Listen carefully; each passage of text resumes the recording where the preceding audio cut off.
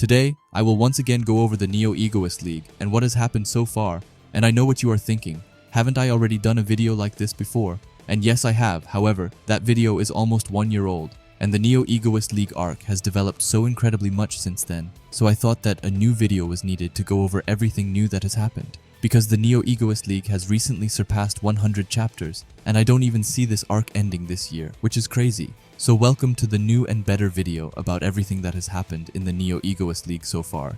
So be sure to subscribe to the channel, as 83% of people who watch my videos haven't subscribed. And with that out of the way, please grab your favorite snacks and let's get right into the video. We start the Neo Egoist League arc off with Rin sitting on the shore that he and Sei used to visit. He looks at his phone and sees how much criticism Sei is getting for his last play in the U20 match. Rin then thinks back to that exact moment and says that he definitely had the upper hand there.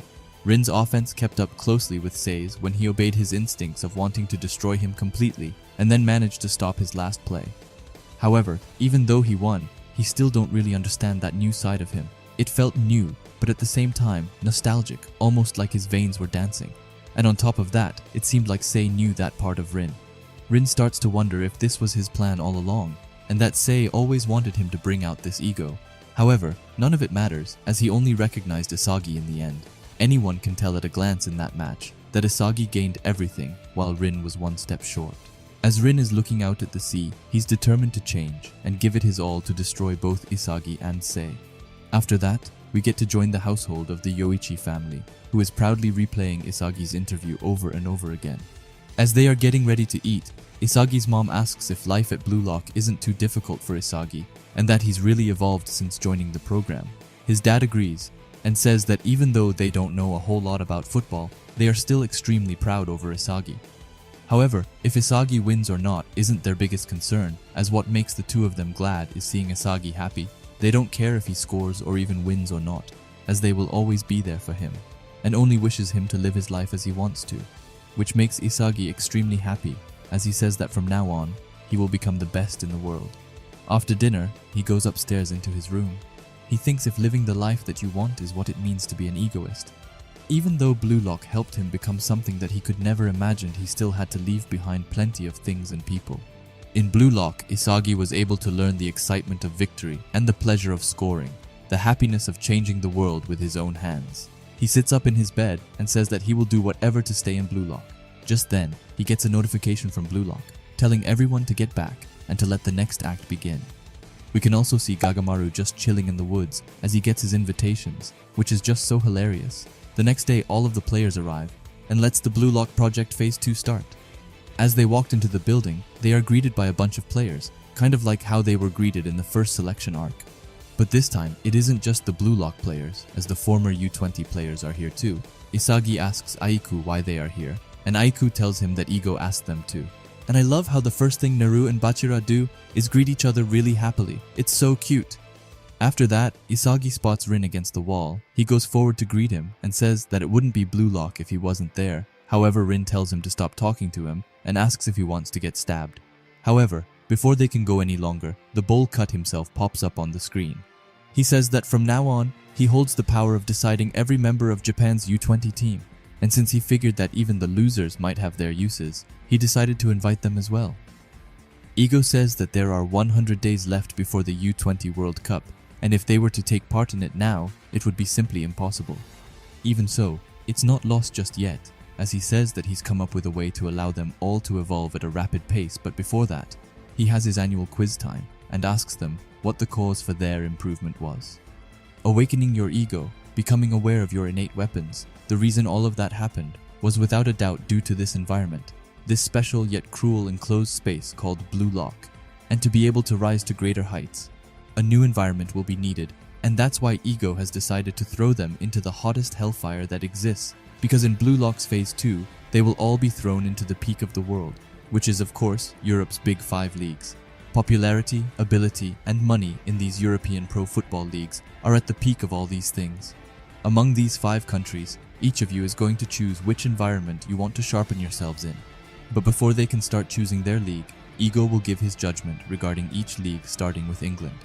A league characterized by speed and physical battles, where goals are stolen by the law of physical prowess. Next up is Spain, a league where technique and creativity are desired, their citizens won't get satisfied by just seeing goals. It's a place that gathers footballers who want to express creativity and playfulness. After Spain, we have Italy, a league that favors slyness and tactics. They hold history in being able to win 1-0 while holding their defense. A playstyle that fuses individual strength with robust team organization was born here. After them comes France, which is a league that acts as a gateway to success for newcomers and young players. In recent years, their market has received a grand lot of investments, so the money flows constantly. They're currently in a great spot in becoming the greatest league in the world. And to end it all, we have Germany, a league that fundamentally understands that football is a sport that you win by scoring the most goals. They favor getting to victory by logical and rational means. And on top of that, the player who currently holds the title of the best striker in the world, and Isagi's idol Noah is here. After that, Ego tells them that the survival battle in the new environment you select will double as the final selection for the U20 World Cup as well. And with such an environment being the highest peak of the world, the one thing that will be the key to winning your place among the best will be demonstrated using your uniqueness. Their talents and weapons may have stood out here in Japan, but they will fall to the average level when compared to the world. So what you felt then and what you believe in will serve as a test, and if even then you're still able to show you have value that no one else does, then the world will be waiting for you. This next step they are about to take is a rite of passage to becoming a professional. Therefore, they must accurately visualize what they want to become and then choose the best environment for themselves. For better or worse, this choice is guaranteed to completely derail your life. And then, with 90 minutes left, it was time for them to make a choice that will completely change their life. Igarashi has decided that he wants to go to Germany, Otoya is going to Spain, Ryu is headed to Italy, and Zantetsu has decided on France, and I really hope that we get to see more from him in this arc because I feel like he's a really underrated character who deserves more love. Chigiri looks over at Isagi and asks if he's decided. Isagi says that this is also for national teams, so they have to choose a pro league that they want to learn from, but even then he isn't quite sure. He says that he's been watching a lot of English leagues recently, but as a kid, he always wanted to go to Germany because of Noah. After that, Isagi asks Chigiri if he has decided on a club, and he has decided on England as he wants his own speed to be tested. Ryo overhears them and says that they will be going together as he also chose England because he's fond of a lot of teams there and it also smells like money. Isagi turns around and asks Nagi if he's decided, and he says that he wants to go to the league which Bergkamp is in. However, Chigiri tells him that he's already retired, but tells Nagi that he played with England, and because of that, he's also ready to choose England. After that, Bachira comes and says that he's chosen Spain not to anyone's surprise. However, he says that it doesn't really matter anyway. Isagi is confused and asks what Bachira means. Bachira tells him that he's set on becoming the best striker in the world, so no matter what environment he experiences, all that matters is that he gets to wherever the top is. It's not a matter of making the right choice and instead making a path for himself, telling Isagi that what he trusts most isn't logic but his instinct. However, as he leaves, he says that even if they go different paths, it's common courtesy to have evolved by the next time they meet, which is quite sweet. Anyway, thanks to Bachira's words, Isagi has chosen to follow his instincts too and chooses the place which will make his blood boil the most, and that's none other than Germany. After that, the Germany players move in with each other and we get a look at who chooses to go the German path. And it's the following: Igarashi, Yukimiya, Hiroi, Raichi, Gagamaru, Neru, Corona, Kiora, and of course Isagi. By the way, a hot take. I would love to see more of Kiora, as he seems like such a cool character. So I really hope that they show him off more and at least something in this arc. Anyway, the players enters a dark room and sees a hologram of Ego. Ego says that the team that's currently the strongest in Germany is Bastard Munchen, and they will get the opportunity to play with the team's U20 players and train with them. Igarashi is hyped that they will be going to Germany, however Ego stops him in his tracks and says that the environment of the Big 5 European leagues will be recreated right here in Blue Lock. And to serve that purpose, he's invited players their age, who currently plays for the strongest teams in 5 big leagues, from England's Manshine City, Italy's Ubers, Spain's FC Barcha, France's Paris X-Gen, and Germany's Bastard Munchen. The Blue Lock players' next goal will be to win in this environment, and the one who will be guiding you all won't be Ego himself, but instead the ace strikers who reign over each of these top teams. The Blue Lock players are able to see silhouettes of the players as Ego introduces the ace of Bastard Munchen and the master striker Noah.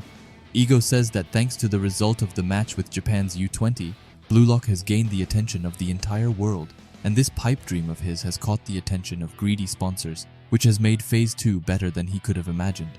But all of this isn't just limited to Germany, as a master striker has been gathered in each stratum. After that, he introduces all of the master strikers, starting with England's Chris Prince, who is considered to be a striker on par with Noah. Spain has got Lavinho, the genius dribbler of Spain's league. From Italy, we have Snuffy, who is said to be Uber's secret to success. And not to mention France's Loki, the #1 supernova who football fans around the world have their eyes on. They'll each guide their players on their own philosophy, and they will all evolve in that environment whether they want that or not.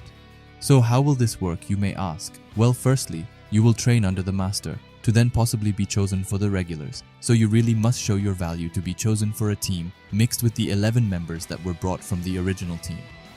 After that, the 11 chosen will play in matches where the opponents will be the other teams, and therefore a league will be formed with those 5 teams, and you will have the chance to fight against new players, but also teammates who chose different leagues. In the matches, there are some rules. For example, it's the first to 3 goals that win, and 2 infinite substitutions exist. And now the most exciting feature of them all is that the masters are allowed to sub in for 3 minutes. Even though this is extremely hype for the players, they can't forget that this is the final selection for the team that's going to the U20 World Cup, and depending on how the matches go, after each one of them, the ranks could completely change. Ego says that this is exactly what he's been dreaming of, a fight to create the best striker in the world, calling it a battle for survival in the new generation and the creation of a football never seen in history before. Isagi is stunned to get the chance to learn from Noah himself, and even playing with him will definitely help him reach new levels. He's now on the path of becoming the best striker in the world. However, before he can calm down, Ego says that he forgot to say something. He says that on Bastard Munchen's team, there's going to be another player who he just had to personally include. All of the Blue Lock players that are already here have taken the proper path. However, Ego also prepared a hidden path for those who were defeated and forced different philosophies upon them. And he's now chosen to bring back the monster born out of that path. The doors open and he calls out the only survivor of the wild card and the final dark horse, which is none other than the man himself, Kunigami Rensuke. And with that, Blue Lock Phase 2 can officially begin. As Ego leaves, he says that he leaves everything to Noah, and just then, some sort of door opens up to what looks like a cybernetic world. Noah tells them in Germany to proceed to the goal and that he will be waiting there as he leaves them. The Blue Lock players quickly understand that they will have to race against the German players to see who arrives faster.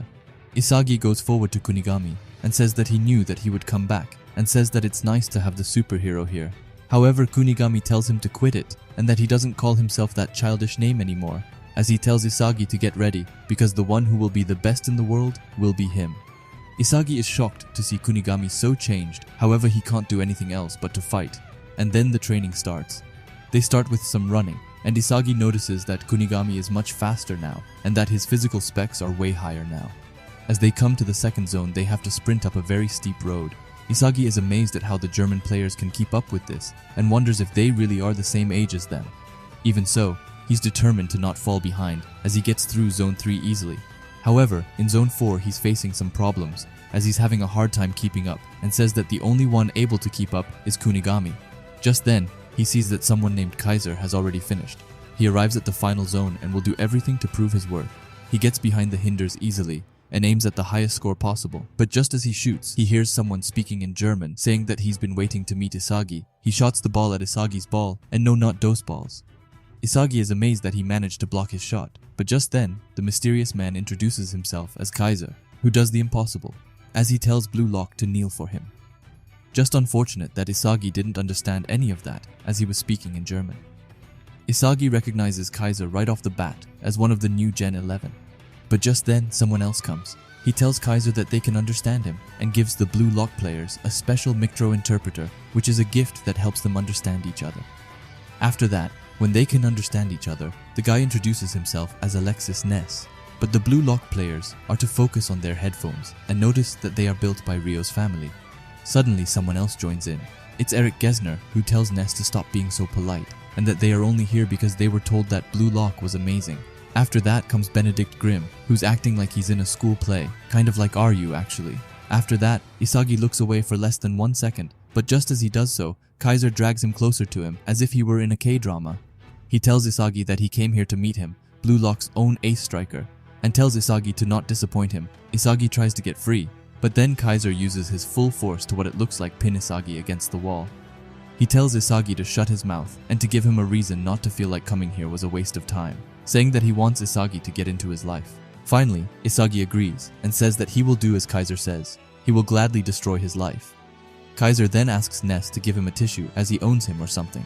Anyway, Ness asks Kaiser what Isagi's title would be. Kaiser says that until he takes his place on the stage as the world's best striker, and now that he's stuck in this jock of an interlude called Blue Lock, the other players are the circus animals that provide some entertainment, but when he takes the stage it makes Isagi into the pathetic clown who thought he was the star. But just then, Noah comes and tells Kaiser to knock it off, calling it childish. Kaiser tries to argue, but Noah tells him to not talk back, and that it's him that makes the rules here. After that, Noah says that their initial training is done. Noah states that this room was designed to measure their physical abilities due to Bastard Munchen's philosophy being that of extreme rationality. Noah doesn't put any stock on the invisible powers known as impression or emotion, but instead only thinks with logic and numbers, saying that the 21 players here will be ranked based on training and gameplay data, which will give the top 11 the chance to play in the next match. Isagi realizes that this is a game of data survival, where numbers are everything. He also says that he's in a pinch due to him being rock bottom on the leaderboard. None of the Blue Lock players managed to snatch a place in the top 12, or except one, the newly founded weapon Kunigami, who got a 3rd place in the rankings, followed by Ness in 2nd place and Kaiser in 1st. Even though Isagi is at rock bottom, he's determined to rise through the ranks to then drag down Kaiser from his throne. After that, Isagi and the players start their training. They only have 10 days left until the first match and have to follow Noah's designated training every day. Not to mention that each time the ranking changes, they swing between hope and fear as they battle to get into the top 11. Isagi knows that he won't get to play unless he can make it into the top 11, so he's got no choice but to keep up with them so that he one day can dethrone Kaiser. After training, they head back to their room, and Yukimiya asks if Kunigami has told them about what happened, but he's still staying quiet. Kurona gets a hold of Kunigami's data, and the difference between him and Isagi is massive, with Kunigami having a total of 89, while Isagi has 76. However, he's clueless as to what he needs to do to increase his scores, so he goes to meet with the man himself, Noah. Isagi goes in and asks Noah what he can do to increase his ranking. Noah asks if Isagi is dissatisfied with the training, but Isagi says that he isn't, and that he just wants to win against Kaiser. Noah then asks Isagi what his weapon is, and Isagi explains that it's his direct shot. Noah then leads up with a question, and asks him what is required for him to use that weapon. Isagi says that he needs to slip past the enemy, so that he can move freely in the goal box. It requires a broad view of the state of play, and the concentration and fortitude to spend 90 minutes searching for openings in the enemy line, and repeatedly challenging them. However, Noah doesn't stop with his follow-up questions, and asks what abilities are required for all that to succeed. Isagi stutters, and right off the bat, Noah asks him what's wrong, and asks if Isagi can't even verbalize his own ideal. However, Isagi promises that he can, and says that what he needs now is the fundamental ability to vary his plays enough that he can respond to any opponent. After that, Noah asks him if hypothetically Isagi had all that, and if he would be able to win against Noah. Isagi looks stunned and says that he doesn't know, and before he can say any more, Noah tells him that he needs to revise his thinking, and that he was easily able to crack his logic. Noah says that he can't allow any uncertain components in his plan, and that he needs to visualize an ideal that he can verbalize and explain fully. And that saying "I don't know" means that idealistic conjecture is creating noise in his thinking, and that's an irrational mental block. Noah then follows that up and says that he would never choose someone like that for his startup. Isagi then once again asks what it is that he's lacking, but Noah tells him that he's already told him what it is that he's lacking, and asks Isagi what the first thing he does in the morning is, saying that the first step is a step towards being the best in the world. Each minute, each second, each day of the year, are you truly spending your time to become the best in the world? Isagi is stunned, and his puzzle parts are flying everywhere. He's finally able to understand Noah's philosophy. After that, Noah tells Isagi that Blue Lock is the place that's going to create the best striker in the world, and asks Isagi to bring him logic that will defeat even Noah himself. After that, we jump right into the first of many thrilling Neo Egoist League matches. And we're starting it off with a bang, as Fc Barcha is facing off against Bastard Munchen. As the Fc Barcha players enter the field, Otoya and Bachira spots Isagi on the bench, and Bachira says that he's going ahead. Isagi thinks back to the 10 days of training leading up to this and says that he wasn't able to reach the top 11 regulars, and out of everyone in Blue Lock, the only one who was chosen was the wildcard himself, Kunigami. Isagi is both angry and pissed at every single second he was to spend on the bench. He wants to be on the pitch and burn his presence into the players' minds. And just then, the match starts. Kaiser and Ness begin their honeymoon phase as they pass each other. Ness spots Grim on the other side and passes him a super clean vertical pass right between Barcha's players.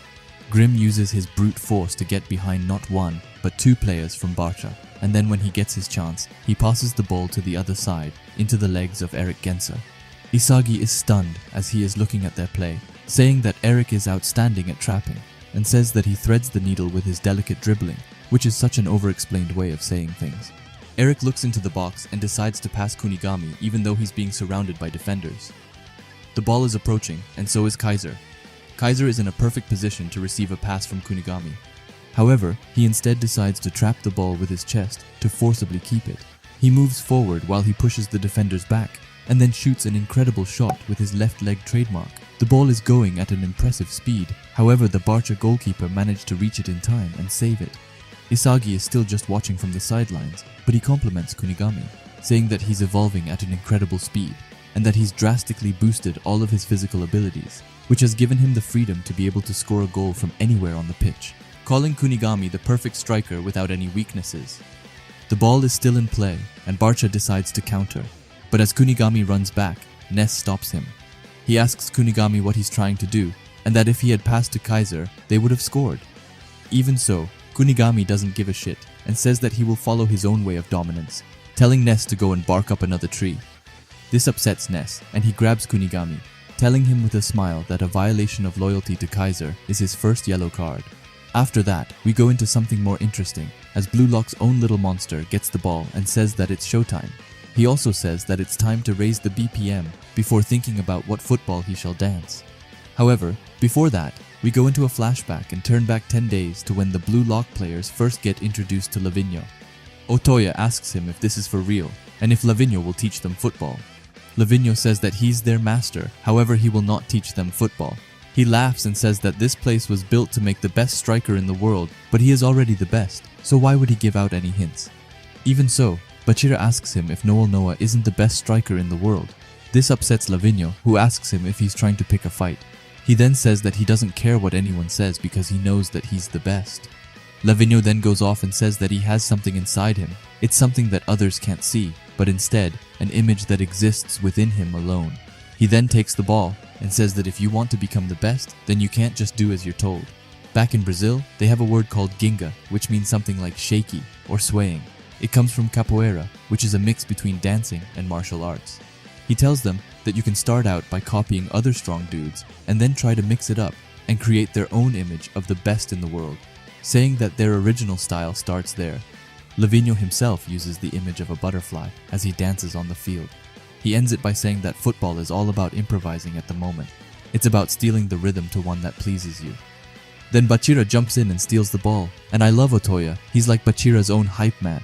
After that, Bachira gets to see how his movements look like. He says that he should try to copy Lavinho's movements and then mix that up with his own image of the world's best. So he begins his training with some hard work and meditation. After that, when Bachira and Lavinho are alone, Bachira tells him that he can also see a thing which he calls his monster.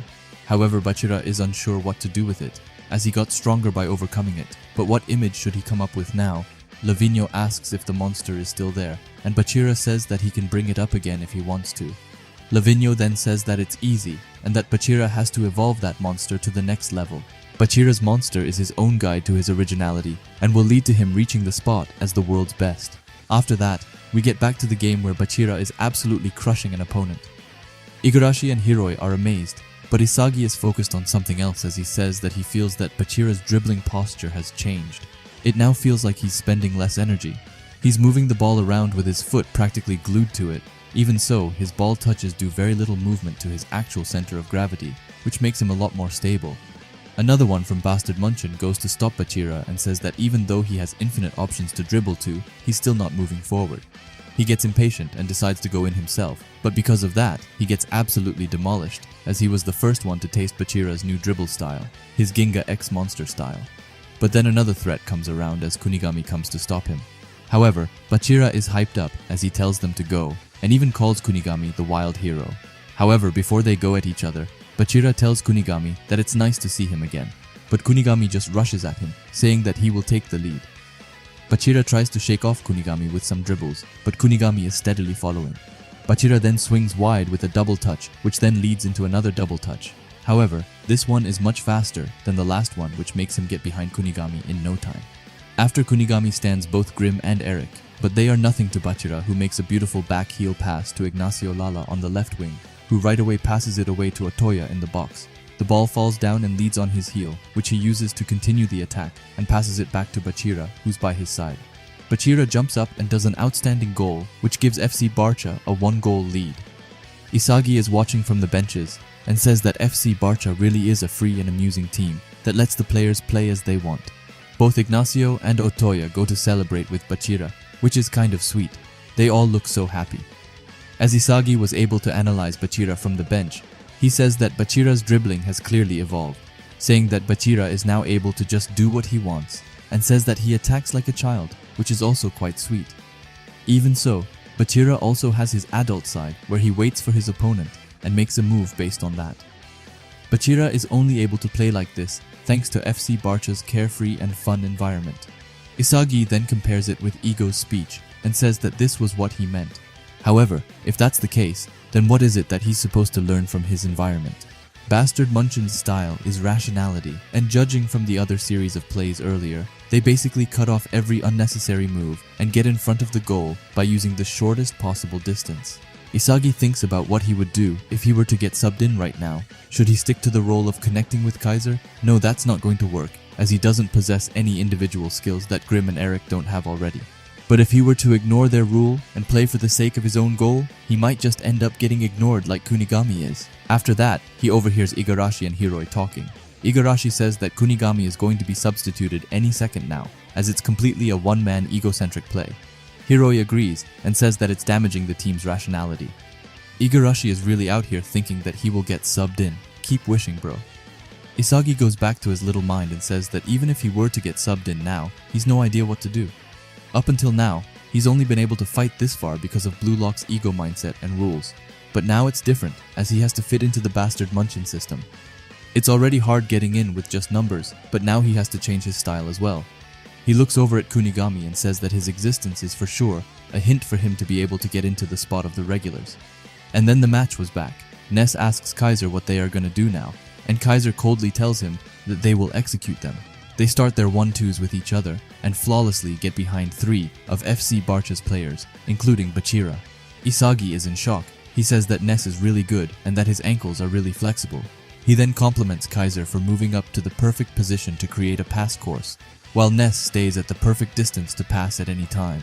And with his ankle technique, he's able to easily switch directions past an opponent, calling Ness the beating heart of Bastard Munchen. Yoichi is pissed at the bench and says that if he also had an impressive midfielder behind him, he would be able to score up to 1,000,000 goals, saying that Kaiser is just blessed by this system. Isagi agrees to an extent and says that the team is moving by doing rational plays. However, ever since this match started, Kaiser's movements haven't had a single second to waste. He's been moving as bait, positioning to receive the ball and breaking out for a shooting course. The way Kaiser moves, it's almost like he's embodying Isagi's ideal movements. They have finally reached the critical point of the field, and just then, all of Bastard Munchen moves up, which gives Ness infinite cross possibilities, which makes it so that the defenders can't even imagine what comes next. And then Ness shoots his cross. The ball goes of course to Kaiser, who's been hiding stealthily in the infinite options within the most efficient spot. However, it's not as easy for Kaiser as it sounds, as the man, the myth and the legend Bachira comes behind him. Kaiser takes his hand and tries to push him back. Even so, Bachira is still holding on. The ball goes down, and Kaiser starts off with a fake out, which disturbs their movements. And then right as he gets his chance, he uses his Kaiser impact to shoot the ball right away. The ball is flying so fast that the goalkeeper has no chance of reacting, and with that, he makes the scores even. Isagi is amazed and calls Kaiser a genius, saying that unlike Bachira, Nagi, or even Rin, on the field, he's a genius of extended plays. Kaiser is able to embody his ideal form, but it's not even that anymore because he's already managed to surpass that. Noah gets up and says that Kaiser's right foot kick that uses all of his body at once to execute calling Kaiser the fastest in the world when it comes to the swing, which is the one thing he beats Noah in. This makes Isagi wonder if he's been thinking about it all wrong. The foundation of Bastard Munchen's hyper-rationality isn't the players around him, but it's Kaiser's ability itself that is the philosophy of the team. If all the goals are scored with Kaiser impact, an absolute rationality without any inefficiency would be created in the team, the method of turning 0 into 1. Isagi then thinks back to Ego, saying that it's just as he mentioned before, that an original striker with an overwhelming 0 to 1 is here. But does this mean that Kaiser is the embodiment of Blue Lock's ideals of having the world's best qualities? Kaiser is walking beside Bachira, and he tells him that it was to be expected that the world was filled with nasty egos. Bachira looks back and says that Kaiser is the best, and that's why he will crush him. However, just then, someone rises himself from the seat. He says that he wasn't planning to come out, but even so, he's ready to use his 3 minutes. And it's of course the man himself, Lavinho, who gets out and goes to join the battle. This shocks everyone who wasn't ready for Lavinho to come out. However, someone quickly goes to the counter, and it's Noah who says that Lavinho is still as immature as always, as he takes off his jacket and goes to join in as well. They go forward to each other and face off, which actually looks so incredibly cool, with both Noah and Lavinho facing off, and not to mention Kitsunezato and Hayate being 2 hype men as they always are. Noah looks furiously into Lavinho's eyes and says that he lost to Noah last year, but Lavinho just calls Noah's football boring and too rational, saying that his heart goes out to his apprentices. Even so, Noah just tells him that his team is filled with children without a proper adult, which funny enough makes Lavinho turn into a child. After that, Noah turns to Kunigami and asks to hear his theory, saying that to fight on this team, one of the options in the attacks is centralized with Kaiser. And if you don't want to do that, then you will have to show that your abilities surpass Kaiser. However, Kunigami managed to fail in both of them, and on top of that, he's got nothing to say in his defense. Noah then turns to the players and says that the opposite of chance is a pinch, and if you miss the chance that's in front of you, you will then fall into a pinch, which is equal to a missed opportunity. But that's only because the risk and return are equal. He goes back to Kunigami and tells him that he's failed and is being put on the bench for a better player who is none other than isagi yoichi. This makes Four Eyes angry, and he goes to argue right away. He asks Noah to give him an explanation, and that when it comes to training numbers, he is better. Even so, the world has to get what they want, and that is Isagi. Isagi's chance has finally come, and he will now make his debut match and dive into the field of superstars. And with that, the two teams get ready and then quickly start the game. Lavinho has the ball, and Noah goes to stop him right off the bat. Lavinho tries to throw him off, but it's the best player in the world we are talking about here. Isagi is looking from the side and says that there is no way for him to keep up, calling it a battle of the gods.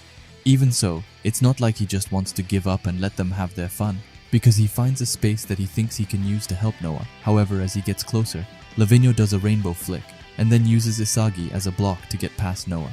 Igarashi is screaming from the bench, but it's not like he could have done any better. Noah quickly asks Isagi if he knows why Lavinho is called the Dance Man. However, Isagi has no idea, so Noah explains that he's the best in the world at taking his opponents by surprise. However, those magnificent steps are not the origin of that name, as the players who are led by his dribbles seem like they're dancing as they topple down. While Noah is giving his explanation, we can see Lavinho absolutely destroying the Bastard Munchen's defense.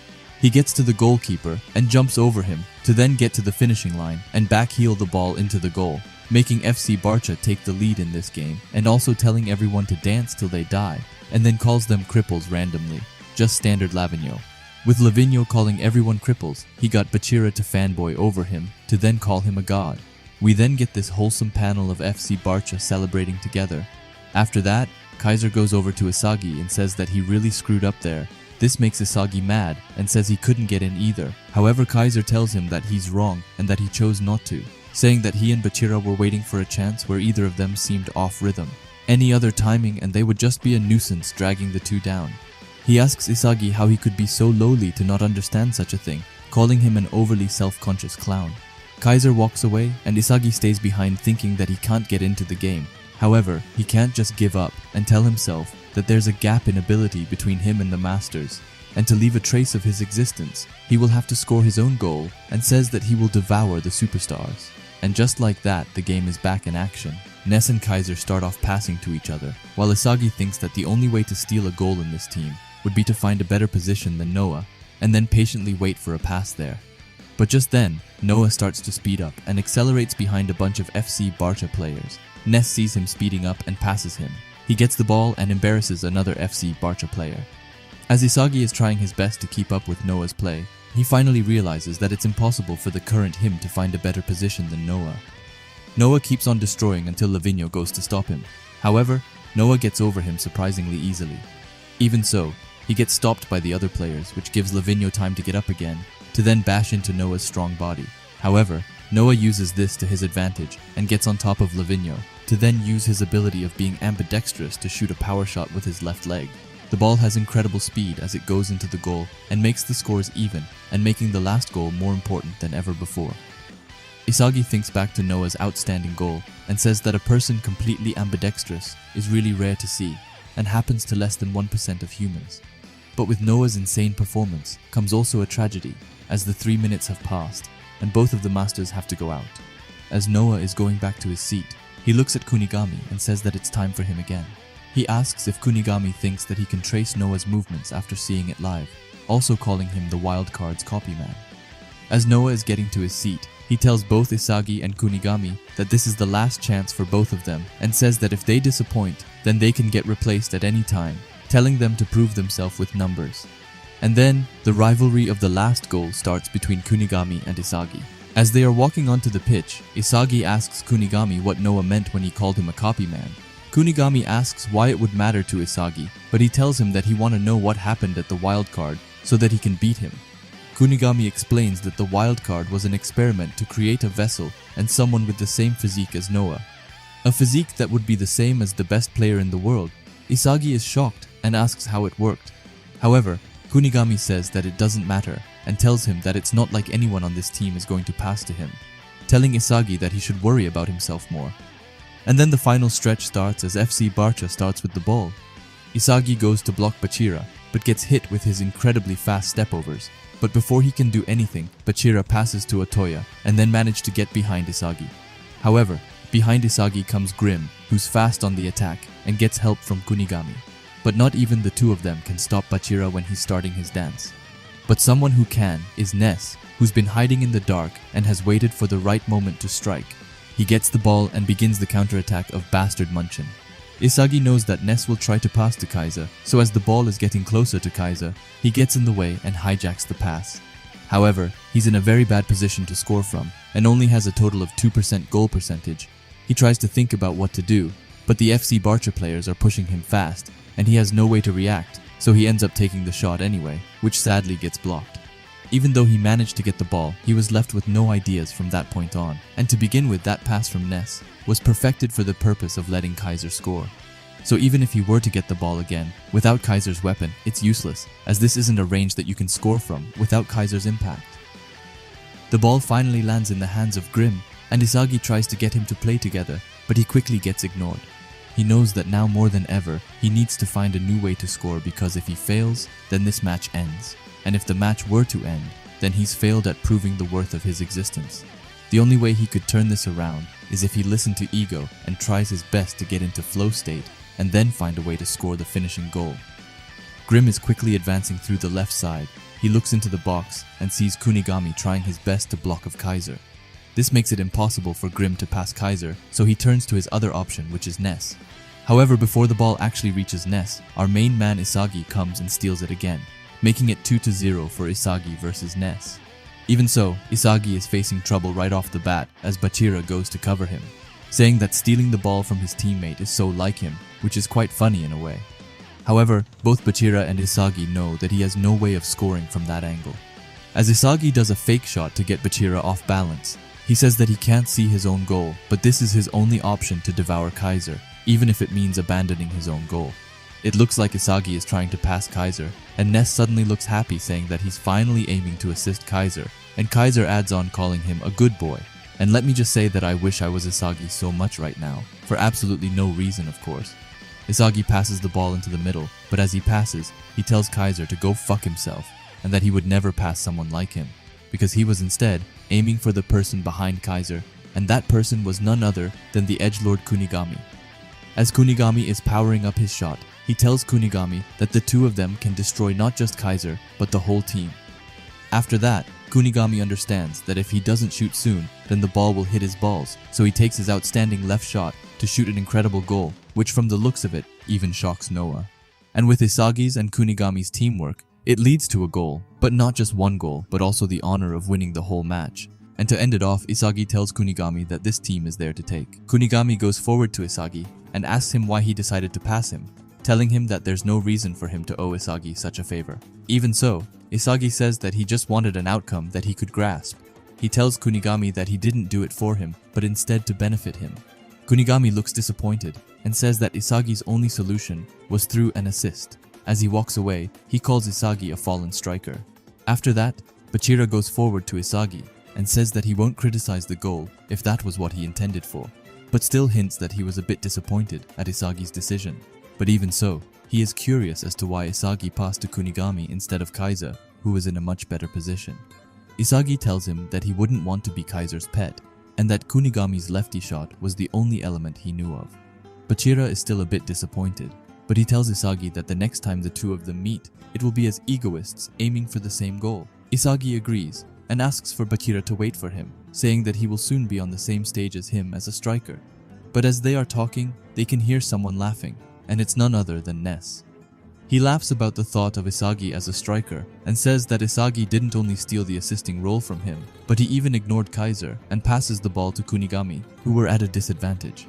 Isagi just tells Ness to shut up and says that at the end of the day, they won with Kunigami's goal and that numbers don't lie. He asks Ness if that isn't the team philosophy. However, Ness is persistent and says that the team just happens to be Kaiser's. And I just love Bachira's little confused face as he's unsure if he should break up the fight or what he's supposed to do. Isagi then coldly tells Ness that the team will soon be his. Before they can start to actually fight, Kaiser comes in between and completely shoves Ness face down. He apologizes and says that he underestimated Isagi. Kaiser says that after the last play, it's time for a revision in their casting, and says that Kunigami is the leader of their Blue Lock squad, while Isagi is the pawn under him. I actually feel sorry for Bachira, who just randomly got dragged into this conversation and has to listen to them. Anyway, Isagi then gives Kaiser his own role. How kind of him. Isagi gives Kaiser the role of the naked king who had everything stolen from him, which definitely deserves a place in Isagi's top 10 coldest moments. But just then, they get interrupted by Ego, who compliments them on their first game.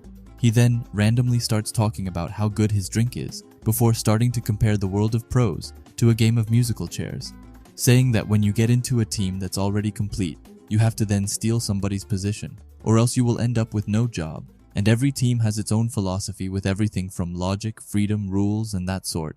After he's talked some more, he goes into the new rankings now that the match is over. We can see all of the numbers just starting to add up more and more. Reichi asks what the numbers mean, and Ego says that they're yearly salaries for the players, revealing the true purpose of the Neo Egoist League, telling them that all of the matches are under the inspection of football club owners in the whole world. All of them will watch the game and then bid on each player after each match, and the highest bid will represent their value.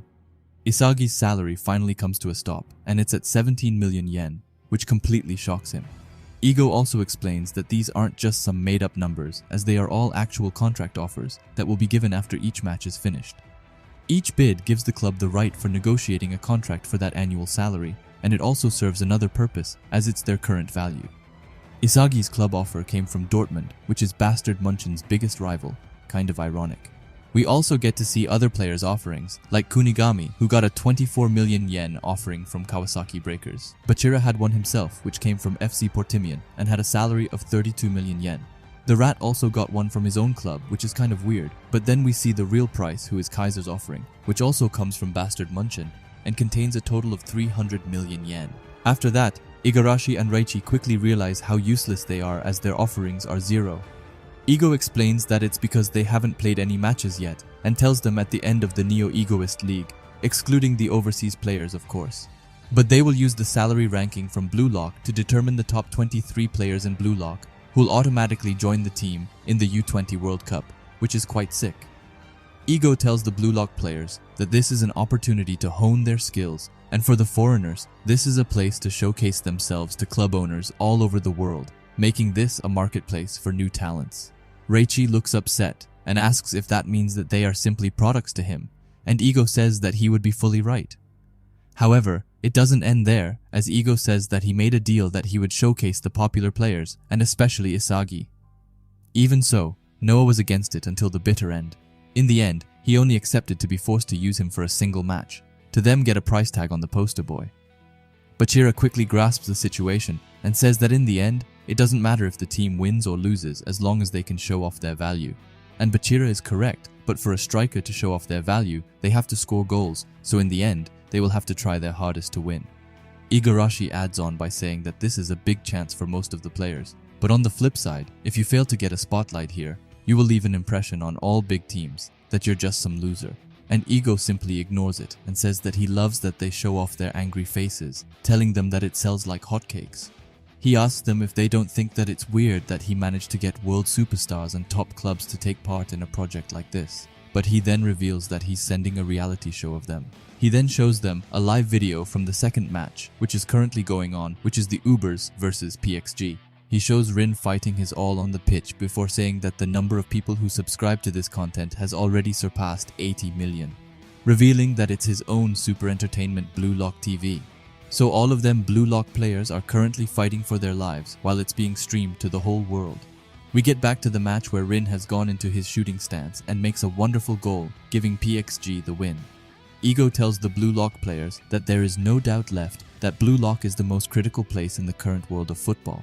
Isagi is thinking to himself how amazing this is and calls Ego a genius. But it doesn't end there, as Ego reveals the sad truth that if you can't get into matches, you won't get to show off and will end up with no offerings. They may continue to aim for the striker position as they have, or they can try escaping to another position to steal the place of another regular. No matter what they do, they have to prove their worth. And then he ends it by telling them that their next match is in 10 days against England's Manshine City. And with that, we jump right into a flashback to 10 days earlier, when the Blue Lock players first meet Chris Prince. Chris explains that the philosophy of his team is speed and rush, which only a healthy body can harbor. Now that's a very good message and all, but it would help if he actually said it to the Blue Lock players and not to the camera. Anyway, Chris goes up to Chigiri and asks him what exactly he was hoping for when he chose Manshine City. Chigiri doesn't really have a straight answer, but says that he wants his speed to be more powerful. After that, Chris takes the matter into his own hands as he starts analyzing Chigiri's body, and I mean his whole body. But it's not just Chigiri who gets the special service, as both Ryo and Nagi also get a taste of it. After Chris is done with his assignment, he says that he understands their talents and that he's able to see how they've managed to get this far. Even so, he tells them that they all rely too much on their talents, and when they don't take care of their talents, it will end up withering. He takes the talent to run fast as an example, and says that it's not something that was taught by someone else, and that they simply acquired that talent naturally thanks to their body's disposition. However, in order to become a better player, that person desired the power to be like a tank. Their own body was previously developed only to be able to run fast, and then the training was like putting on a suit of armor to a body like that. What ended up happening was that they got slower. They managed to lose their balance thanks to the excessive muscles, and became a worse player. If someone lusts for power while not understanding the mechanism of their own talent, they might start training blindly and end up with a body completely unbalanced, which makes your talent useless. Thanks to that, you would end up losing your identity, breaking your mentality, and being completely done as a player, which is quite common in the world. It happens all the time that geniuses vanish completely. And being successful while still not understanding your own mechanism can easily turn into a curse that brings you suffering. Chris reveals that he was just like that in the past. It's extremely important for you to understand what kind of muscles helps you bring out your talent and create plays that you want. But when you figure out how to do it, your body will look as jacked as Chris's does. After Chris's emotional speech, which lasted an eternity, he goes full ad mode and says that that's the reason why water is better than cola and promotes his Prince water. After that quick ad breaks provided by Chris, he reveals what the players will get in joining Manshine City. They will understand all of the mechanisms of their bodies and start to feel their own talents in their body, and only with a perfect body will you be able to use your talents properly. And the reason they are all here is to awaken the unknown talent that still sleeps within them. And that's how the Blue Lock players' crazy journey started. After that, we get back into real time where Manshine City is reacting to the game between Bastard Munchen and Fc Barcha. Nagi is shocked at Isagi's 17 million salaries, and one thing which I think is on all of their minds is the possibility of them debuting in the U20 team, which still blows my mind. However, it's quite hard seeing the whole picture as Chris is like a walking ad everywhere in Manshine City. But after that comes the salaries for the PXG and Uber's match, where we see Ryu, or the style guy as Nagi calls him. Anyway, he got a 5 million offer from Urawa Rubies. After that, we have Karasu, who had to play as a midfield, which is quite unusual for him, I would assume. Anyway, he got a 12 million offer from the real PXG, which is quite sick. After him, it's Aiku, who got a 15 million offer from Bolos. Shidu also managed to get away with a 20 million offer from Ajax, and Rin with the astonishing 36 million offer from PXG as well. And then we can see the whole ranking, and just look at how many people are without any value yet. I'm sure that the rankings will shift a lot, but there will be a bunch of players without any in the end, unfortunately. Chris then tells them that he knew about everything the whole time, but ego made him keep quiet. However, he says that now that everything has been revealed, they can truly get started as their next opponents are bastard Munchen. And then we get 2 panels where we can see all of them putting in their maximum work effort. And Nagi also tells the world to wait for him, which sounds so incredibly cool. After that, we leave Manshine City and head back to bastard Munchen, where they have just gotten back to their changing room. Isagi is sitting on the bench, thinking about Kunigami's goal, and says that he wants it to be his goal next time. Even so, it doesn't take long for his peace and quiet to last, as both Igarashi and Reichi start pimping up against each other. Igarashi walks over to Isagi and says that his new salary is amazing, but even though he's gotten a huge offer, it's more about the club, he says, as he's been a big Dortmund fan. Then Isagi takes a moment to think back, as he says that their efforts in Blue Lock have directly reached the world, saying that all of them are incredible. However, the one who's the most incredible of them all is Rin, who's even got a higher value than Isagi. In the end, it comes down to who's scored the most goals, and on top of that, he knows that he can't be a forward in Japan's U20 team the way he is now. After that, Gagamaru gives everyone a reality check real quick and says that there are only 3 more games, and if you can't play a match, then you're done for. Corona agrees, and adds that they might even have to resort to taking other positions than they aim for. Even so, Reichi says that he refuses and is persistent on being a striker. Then he tries to feel pity for himself and says that if he only were a favorite of theirs as Isagi is. However, Isagi quickly tells him that it's not like he asked for it. The other players say that they think it's great that Isagi got his opportunity, or well, everyone except one, and that's Yukimiya, who says that he will never accept it. He asks Isagi how he can even think about being in the regulars if he's out on the pitch assisting. Isagi tells him that it wasn't like he wanted to, but Yukimiya adds oil to the fire and says that even if that's true, he's still disappointed in Isagi. Even Hiroi and Gagamaru acknowledge that this isn't like Yukimiya to say.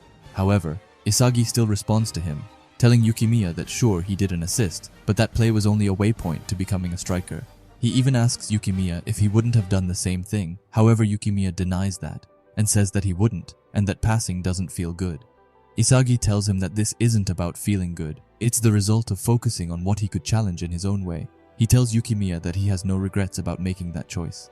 Yukimiya then says that if that were the case, Isagi could have just lost by himself without getting an assist, and this makes Isagi mad as he gets right up and asks if Yukimiya is trying to pick a fight with him. Yukimiya tries to defend himself and says that he was just saying what he thought, but Isagi tells him to speak only after he's realized his own ideals and says that if he can be in the regulars with just lip service, then even an idiot like Igarashi can. Isagi calls Yukimiya blind to reality. Now Isagi has lit Yukimiya's fire, as well as he gets angry, and tells Isagi to not expect that his righteousness to be accepted by everyone, telling Isagi that as long as his ideals are far out of sight, he will fight until he dies. This makes Isagi furious, who's about to probably place Yukimiya in his place with a beating. But before he can do so, Hiroi comes in between and stops him. And then in the midst of it all comes Kaiser, who tells Yukimiya to join him if he hates Isagi that much. Kaiser says that they're all afraid to face the reality of their own weaknesses, so they shift the issue by finding fault in others who have succeeded. However, eventually they run away from their ideals, telling Yukimiya that he can help him tame the jealous demon inside him. Even so, Yukimiya isn't so interested in joining Kaiser either, as he turns him down. However, before he leaves, he tells them to make a good choice and to not end up serving the wrong king. As Kaiser has left, Hiroi says that he's so full of himself and says that they are all still by Isagi's side. However, the room is silent after he said it. He asks everyone what's wrong, and they all say that they have to think about themselves and that they either link with Isagi or become a part of Kaiser's system. Realizing that they have their own way of fighting, and Corona even says that either one of them can turn to a friend or foe. After that, we jump right into a flashback. starting with Yukimiya just going about his day shopping when he was approached by a photographer who asks him if he wants to model. However, Yukimiya tells him that it causes trouble as there's an All-Japan Soccer Championship next month. Yukimiya continues fighting on the soccer path and is determined to become a pro soccer player. However, when he's suddenly out with his friends, his vision starts to get blurry and weird, so he goes to the doctor, who says that it's tunnel vision, and appearance of blind spots when he's fatigued, which is common causes of optic neuropathy. The progression of this eye disease can't be stopped. It's accompanied by headache and nausea, and in the worst case scenario, it could lead to blindness. Even so, with the proper treatment, the progression can be slowed down, so Yukimiya shouldn't be generally concerned, as he can still model and go about his daily life without any problems. However, it comes down crashing when he asks about soccer. The doctor tells him that as long as it's a hobby, it won't be a problem to continue playing, but he finds it difficult to see Yukimiya being able to take the path of becoming a pro. Yukimiya asks the doctor why it was he that had to face this, and if he did anything wrong. He just wanted to become the best player in the world. His words start to shake as he starts to cry, asking for his dream to come back. The doctor feels sorry for him and says that he understands his pain, and that he will from now on support him the best he can on Yukimiya's road to becoming a pro.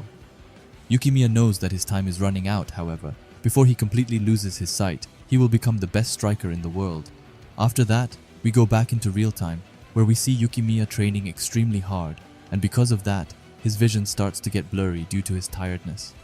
Yukimiya thinks back to Isagi's words and says that he's really annoyed with him, and surely it could be jealousy, as he hasn't done anything since entering the Neo Egoist League, and yet Isagi keeps getting what he wants. He knows that even though it's frustrating, he has to recognize his own weaknesses. It doesn't matter how much passion he puts into it, or how much hard work, as he has to prove his existence in his own way, even if it means dying with his ideals. After that, we get to Isagi also doing some extremely hard training. He, as Yukimiya, also thinks back to their argument before. He admits that what Yukimiya said is true, however it's more than just that, as the real problem is that he couldn't do anything in that game as a striker. He's shown results for the team with his assist, but to be able to score the next time he has to find out what it is that he's lacking.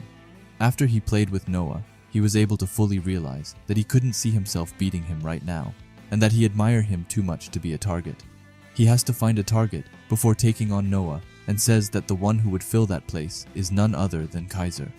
Isagi will now do his best to study Kaiser, make him his weapon, and he will show him who survives in this dog-eat-dog world. After that, we fast forward to 10 days when it is time for Bastard Munchen and Noah to announce the regulars for the next match. Noah says that he has based the result of their training and match appearance. Every player was then selected for bringing the desired numbers, and without further ado, he reveals the starting squad.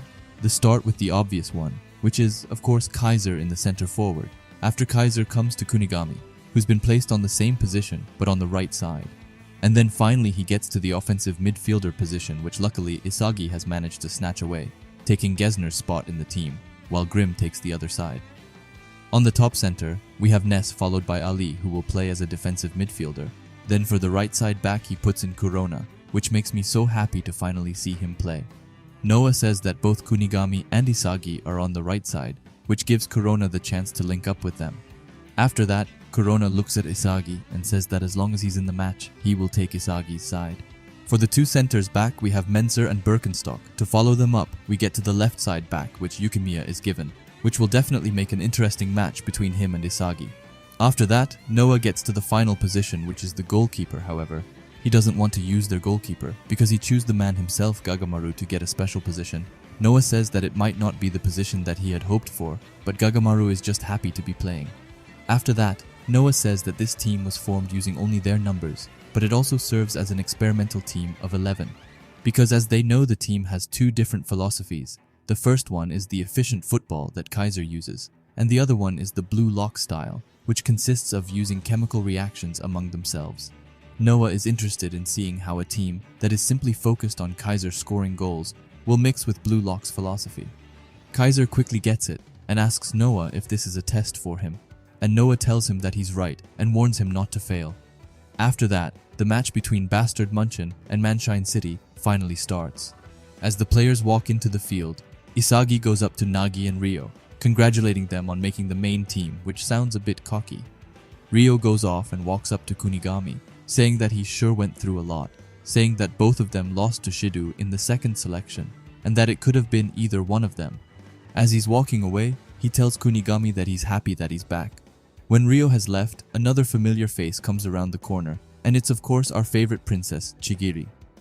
Chigiri doesn't hold back, and says that he knows that Kunigami thinks that he's changed to a total edgelord. However, to Chigiri, he's still fighting the same old Kunigami who he knows. As they leave, Chigiri says that he will be the one to wake Kunigami up, and with that, the third match of the Neo Egoist League starts. Kaiser starts off by passing the ball to Ness. Isagi is following both Ness's and Kaiser's movements clearly, and says that in the 10 days leading to this match, he's been able to run simulations on how to fight. His first condition is Kunigami.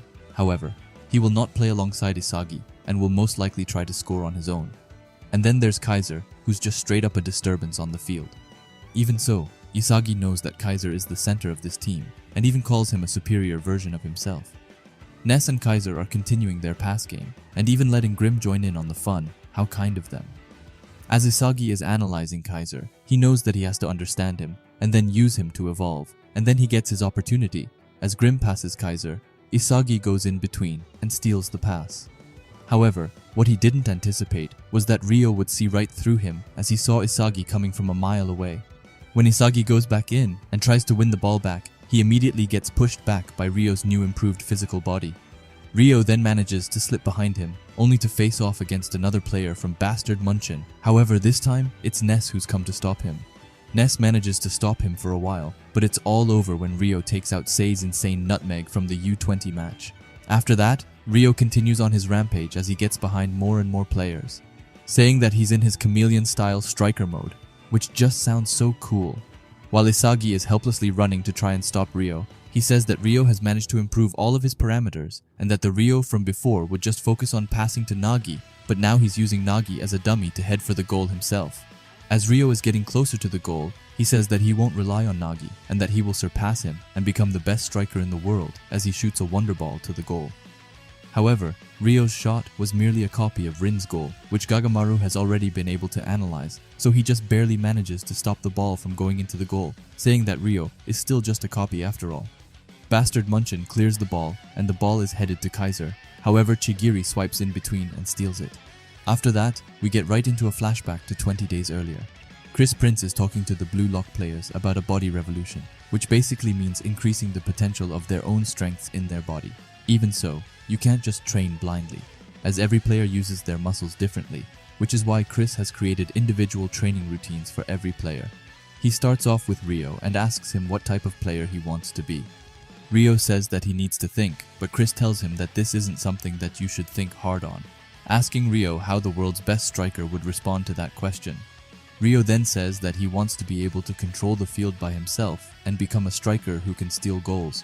Ryo doesn't want to be a player who's in need of other players anymore. He straight up says that he now wants to have the power to be the best striker in the world. Chris then explains that no matter how talented someone is, it's not like they can stay positive every day. They might feel a sense of negativity and have moments when they lose confidence.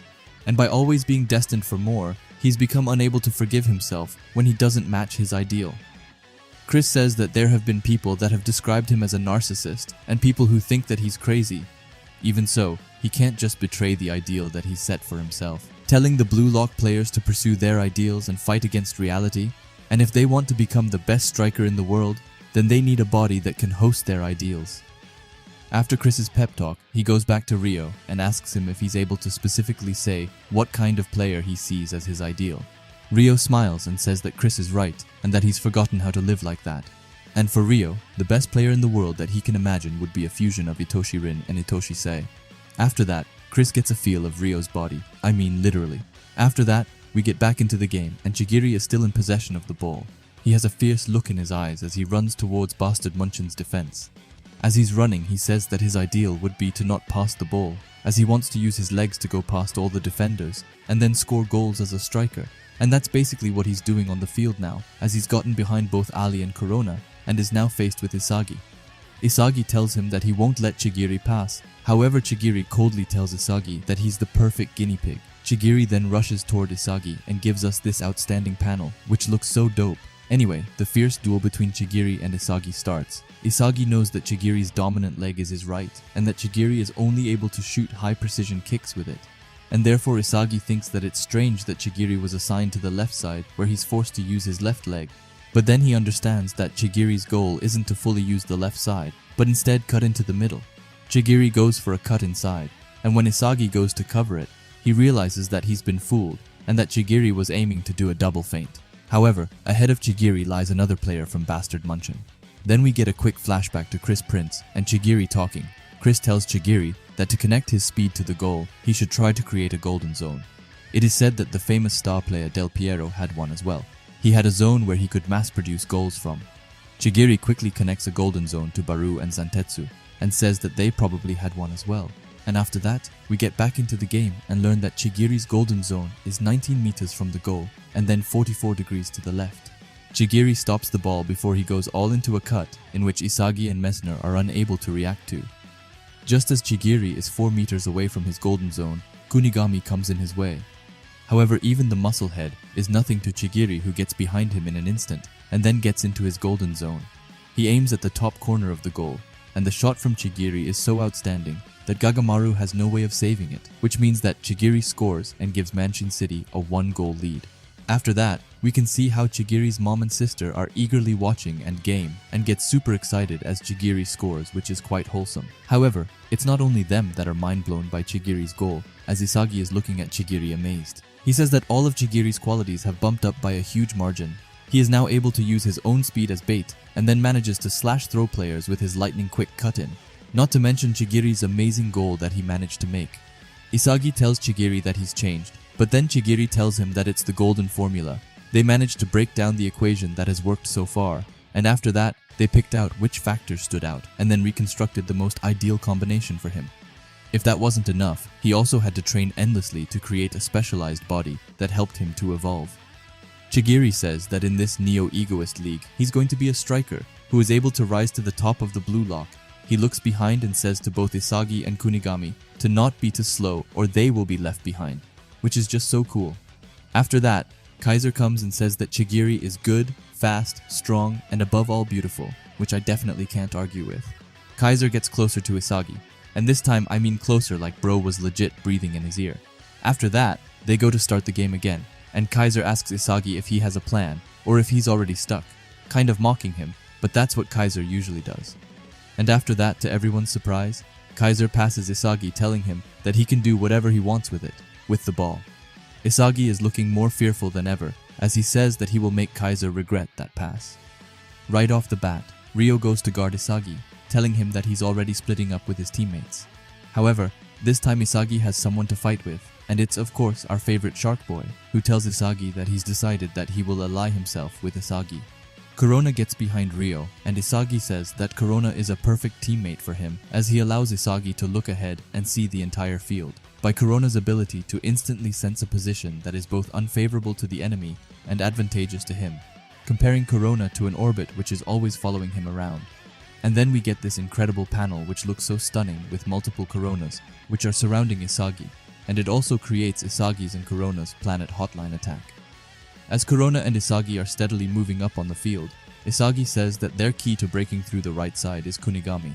Due to his goal in the previous game, the opposing team is wary of the passes directed to him and needs at least one or more players to guard him. Isagi wants to move up to the space where Kunigami wants to move and then catch it from behind. So Isagi passes back the ball to Corona to then receive it at the perfect position to finish it in front of the goal, except he forgot one little small detail, and that's Kaiser, who comes in his way and steals the ball, asking Isagi if this is all he's got. However, the chain follows as Chigiri now comes in Kaiser's way and shoots away the ball. This just makes Kaiser more excited, and I just need to tell him to back off because Chigiri is mine, nothing more to it. Anyway, the ball goes to Ryo and he traps it marvelously, and with that, both Agi and Nagi start to move up on the field. The ball is headed to Nagi, and two players from Bastard Munchen tries to sandwich him. However, Nagi is able to shove them away with his core power, which definitely surprised me. Then he does some kind of backward roulette into some dribbling moves, which gets him away from the Bastard Munchen players. Nagi's play shocks Isagi, as he says that this isn't the Nagi he used to know, and that Nagi never used to create plays on his own. However, we once again get interrupted when it is as exciting as we get a flashback to 20 days earlier, where Chris asks Nagi what kind of football the ideal Nagi desires. Nagi just straight up tells him that he wants to beat Isagi, saying that they are rivals. Chris tries to get into more details and asks Nagi how he plans on defeating Isagi, but Nagi has no idea, saying that he hasn't really thought that it. After that, Chris asks Nagi what he thinks about when he's about to score a goal. However, as we know, Nagi doesn't really think that much, like at all. So they go to gather data instead. Chris says that Nagi's results are quite intriguing and that what's necessary for his greatest strength is to relax his body instantaneously so that Nagi can use his whole body to trap the ball. Chris even says that when it comes to relaxing his body, he's better than Chris.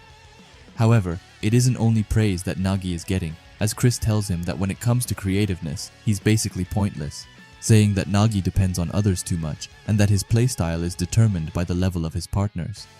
To fix that, Chris suggests that Nagi should try to play an active playstyle, something that starts from Nagi's trapping abilities. However, all of this talking fries Nagi's brain, so Agi comes in to help. Agi suggests that Nagi should learn a trap that brings things back to zero, which works well in any situation and can basically just reset the game. After that, we finally get back into the game. As Nagi is thinking about what to do, he wonders if Isagi and Ryo think this much all the time, calling it tiring. Nagi sees Agi up in the box and passes him. Agi makes a massive jump into the sky and is in the perfect position to score, but that's when he instead passes the ball down to Nagi again. Nagi legit traps the ball with his foot to then juggle to the ball and get it up in the air, and then just shoots an awesome shot to the goal. However, Yukimiya comes in Nagi's way and covers the goal with his face. No wonder that he has trouble seeing. Anyway, Yukimiya's save was a life-saving save for Bastard Munchen, because I don't know if they would be able to recover from 2 goals. Even so, Manshine City still walked away with a corner kick. After that, Agi goes up to Nagi to give him his diagnosis. He gives Nagi's attack an 8 out of 100, which is a really surprising score. However, Agi tells Nagi that it was because his pass was too rough, and that if it were anyone else, they wouldn't have been able to reach it. Even so, Agi compliments Nagi's finishing idea and calls it interesting. While they are talking, Isagi is watching from afar. He's stunned to see the two of them testing stuff out in the middle of such an important match, and even more surprised that Agi is able to teach Nagi football. Then it snaps for Isagi as he thinks back, saying that Nagi has only moved according to his or Ryo's commands, and that he's a newbie when it comes to football. Because of this, Nagi is sitting on a pile of infinite potential. Just then, Ryo comes by. He says that it was first him, then Isagi, that influenced him with football, and now it's Agi and Chris. And if their guidance proves to be successful, he may reach more and more levels, and then it will be the birth of the actual greatest genius in the world. As Ryo is walking away, he tells Isagi to not get left behind, and says that Nagi is the type of guy who can discard anything to chase what he wants. And then it was time for the corner kick. Isagi thinks that Chigiri will probably try to shoot a precise curve into the box, and said that Chigiri's most likely target will be Agi because of his height. Chigiri shoots it, but it isn't a precise curve as Isagi thought, but instead a low trajectory. Isagi tries to get ahead of Agi, but he's no match. Isagi thinks that he can at least limit his shooting course, however Agi isn't there to shot, but instead to do a backheel pass to Nagi, who's been eagerly waiting in the box. He's just about to jump and maybe do the first cycling kick of the series, however that's when Kaiser comes in his way and almost catapults the ball away. As Kaiser falls to the ground, Agi says that it's nice to see him again, and that he finally has a chance to analyze him. Kaiser just coldly tells him to make sure to babysit properly, and calls him the mad footballer.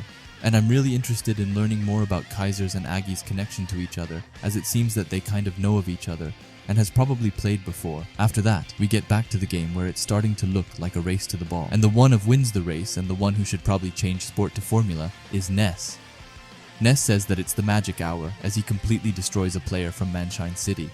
As Isagi is following both Ness and Kaiser, he says that even if he tries to steal Ness's pass from Kaiser, he will just end up getting a bad shot out of it. So this time to score a goal, he has to change his train of thought. He decides to follow Kaiser from behind and study his thought patterns from his viewpoints. He analyzes as Kaiser and Ness exchange passes with each other and says Kaiser will probably try to find a less marked place as they are getting closer to the goal. However, that is the exact opposite of what Kaiser does as he starts to sprint to the Manshine City defenders. As Isagi is able to get a closer look at Kaiser, he notices something. He sees that Kaiser isn't looking at the ball at all. He's twisting his neck to see everything, and instead of the ball, His field of view is what he's doing.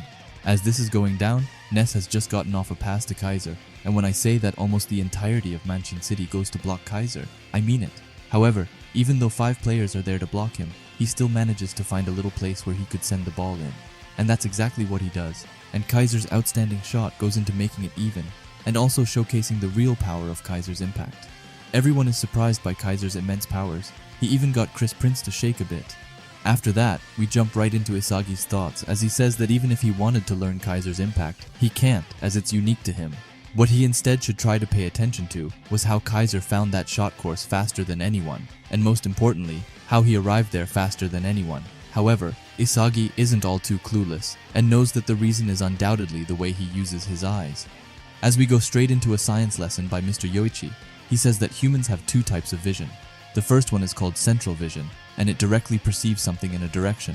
The second one is called peripheral vision, and it's like low-resolution images that are outside the central vision. And when it comes to football, in order to perceive the entire field, every player, and the ball while in motion, it's important to be able to absorb as much information as possible from your peripheral vision. Because if you focus too much on the ball with your central vision, you lose information on the scene around you. So when it comes to your surroundings, your decision-making speed is delayed. Even so, knowing that when one has to dribble and pass while running at full speed, they'll end up focusing too much and narrow on their field of vision. And therefore, it's likely that Kaiser is constantly inputting new information that he gets from his peripheral vision. By constantly renewing information about both friends and foes, he knows who is doing what and where. And by then, having that overwhelming amount of information, he's able to arrive at the best point that no one else could understand. And when you compare it to the world which Isagi sees, it's like Kaiser's world is from a higher dimension. If the state of the field is a 2D image, then the image of a play that one player can visualize would be something 3D. And when each player moves around, using only their own images, it can cause misses and tears at the seams, and having a vision yet above that, which can visualize every image and destroy them. Isagi then states that you could say that Kaiser's brain and eyes are a 4-dimensional vision, a godlike vision that stands above that of everyone else, which we know as metavision. By taking information from a lower dimension like Isagi has been doing, he could never win against Kaiser metavision. Spatial awareness, perception, and football IQ, only by overlapping all of this, is Kaiser able to attain and discern information from his 4D vision. And by then, connecting that to the Kaiser impact at the end, he's able to become an exceptional striker that can create goals. Metavision combined with Kaiser impact is Kaiser's golden rule. Isagi now understands it perfectly, but how can he use it to fight? Since he doesn't have Kaiser impact, the weapon he could use instead is a direct shot. But what about metavision? Isagi has just now come across it, but he's sure that he's probably done it before. The first goal he scored in Blue Lock, and all those situations where he could smell the scent of the goal. One of those moments where he was alone and was able to catch the distortion between Rin and Sei. All of those plays were only possible because of his own eyes and brain transcending everyone else's on the field. But does this mean that Kaiser keeps it up for the whole 90 minutes? No, that can't be right. But if it were, then it would be like becoming a god. Then suddenly, Isagi understands it perfectly, that if he combines metavision and direct shot and creates a new formula, he would still need a bit more than that. But if he was able to actually implement this, then he would realistically be able to beat Kaiser. But why stop at Kaiser? Because with this image, he could possibly defeat all of them. After that, we finally get out of Isagi's mind and back to the field, where Kaiser approaches Isagi and asks if it were fun stalking him. He asks Isagi if he finally understands that his plays have become filled with despair and that they have left him speechless. Isagi stays quiet for a while before he says no, and thanks Kaiser as he's finally able to see hope in crushing him, which is straight up one of the coldest things he could have said. And with that, the game restarts and it's finally time for Isagi to try out his new metavision.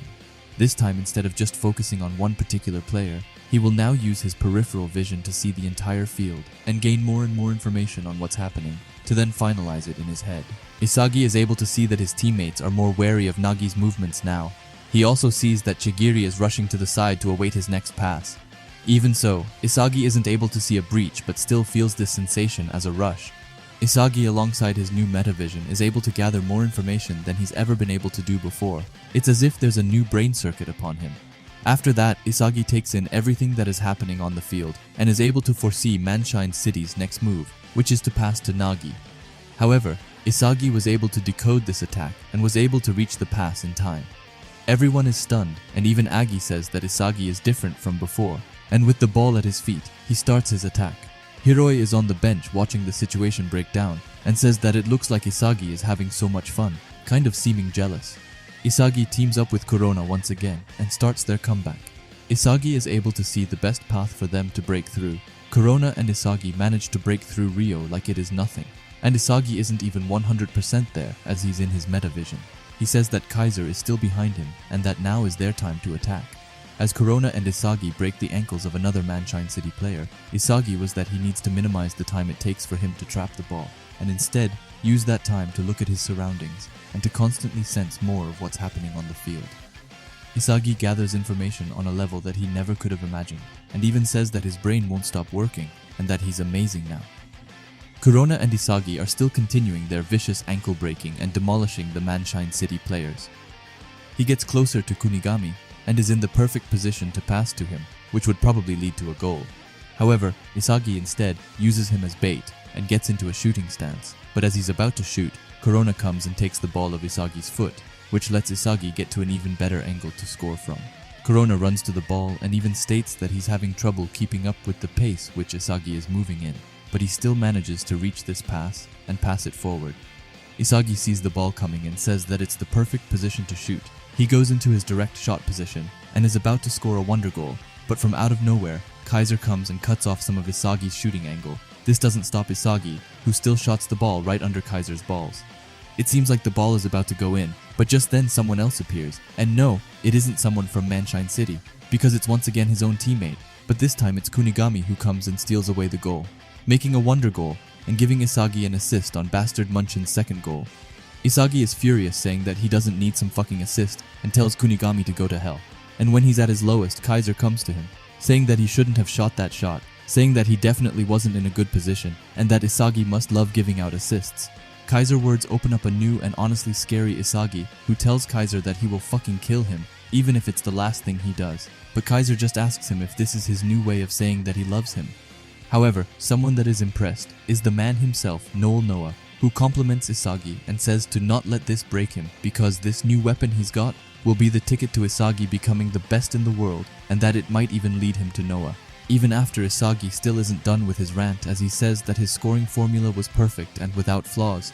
However, Kaiser was able to foresee the same thing and decided to interfere with the plan, which then lead to Kunigami stealing his goal.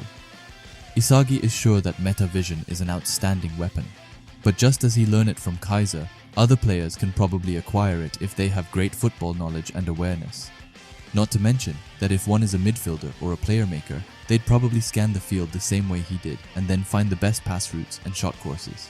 And then he thinks back to the U20 game, where he says that Sei most likely already used metavision against the Blue Lock 11. This is a new height for Isagi, as it might just mean that he's broken into the next level. However, suddenly, his body starts to wear off and he almost falls to the ground, saying that using metavision drains away lots of his physical and mental stamina. Even so, Isagi knows that he's gotta surpass Kaiser, and if he doesn't crush him, then he can't show the world his value as a striker. After that, we see Rio, who takes a look over at Isagi and says that Isagi is more and more becoming like a monster. After that, Rio thinks back to the time Nagi chose to go with Isagi instead of him. Rio says that he never wants to be the guy who doesn't get chosen and wants to avoid experiencing that feeling ever again. Rio says that it wasn't Nagi's fault and that it was him that needed to change. He ends it by saying that he needs to show the world that Rio can fight by himself. But just then, Nagi comes forward telling Rio that he wants to beat Isagi. He tells Rio that right now, he doesn't have a chance of beating Isagi, and asks Rio for advice before telling him that soccer isn't fun anymore. Rio tells Nagi that he doesn't care anymore, and that this is the path that Nagi himself chooses. But after that, Nagi tells Rio that playing alongside each other was fun. And when Rio is just about to walk away, Nagi ends it by asking for Rio's help. Rio stops himself and asks Nagi if he ever thinks about others' feelings. He tells Nagi that he had to crawl up without being chosen many times over, and when Rio finally decided to keep fighting and get stronger on his own. That's when Nagi wants to come back. Rio tells Nagi to stop talking to him, as if he can manipulate his feelings with Nagi's ever-changing feelings. But Nagi tells Rio that he has gotten it all wrong. He tells Rio that ever since the day Rio invited him to play football with him, Nagi has always been by his side, and that Nagi always kept making the best choices to make their dream come true. He tells Rio that the two of them couldn't beat Isagi before, but now it's a different story, as both of them have gotten stronger. Rio asks Nagi what his ego is, and Nagi tells him that it's his dream. After that, Rio tells Nagi that he is a real pain before telling him to play soccer together. And with that, the game is back on. Agi has the ball and looks over at Isagi, before saying that Isagi's movements have clearly leveled up from before, and that in this game, he is slowly becoming the eye of the storm. Agi also says that he wants Nagi to awaken and to take the next step, but he doesn't get to say much more as Kunigami goes to block him. Agi tries to move Kunigami's center point to get behind him, but it doesn't work that easily. Isagi takes a look at the field and says that right now is a bad idea to move as Chigiri, Rio, and Kaiser are all standing by, and that if he included himself, it would go into a 3v3 situation. But just then, Isagi remembers the time between Noah and Lavinio, when Lavinio used Isagi as a tool to get behind Noah. Chigiri screams to Agi to pass him, but Isagi tells him that he moved too soon. As Isagi is going to steal the ball, he meets with Kaiser, who also had the same idea as Isagi. Quick moment of silence for Agi, who just fell to the ground. Anyway, Isagi now knows that he made the correct decision, and that his vision is in the same dimension as Kaiser. The loose ball falls to Rio, and Kaiser orders Ness to go and steal it. With Ness coming up behind Rio, he is forced to pass to Nagi. Rio copies Itoshi Sa's pass to make a 1-2 with Nagi, who uses his back heel to get the ball over to Rio. Agi goes over to Rio and asks what he is doing. He tells Rio that he isn't supposed to use Nagi in Rio's own ideas, because if he does that, then Nagi's creativity won't flourish, but Rio just tells him to shut up. Rio is set on devoting his newly evolved chameleon style to help Nagi score. Rio also thinks it can be his gateway to enter his flow state, and with Nagi and Rio once again teaming up, they are looking more dangerous than ever before.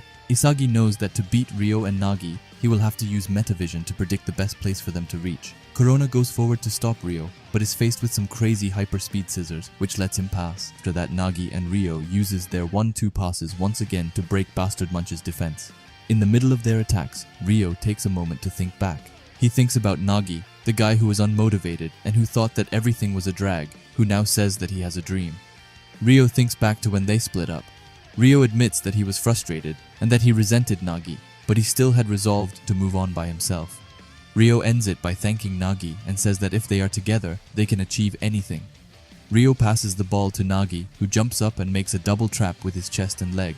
After that, the ball goes to Rio, who right off the bat passed it back to Nagi, who once again shows off his crazy football abilities. But behind Nagi waits for both Kaiser and Isagi, who read both Rio's and Nagi's movements. But Nagi isn't faced as he passes the ball back to Rio. Rio has to decide if he wants to pass it behind Isagi or Kaiser, but in the end, he knows that there is only one way they can go, and that's behind Kaiser.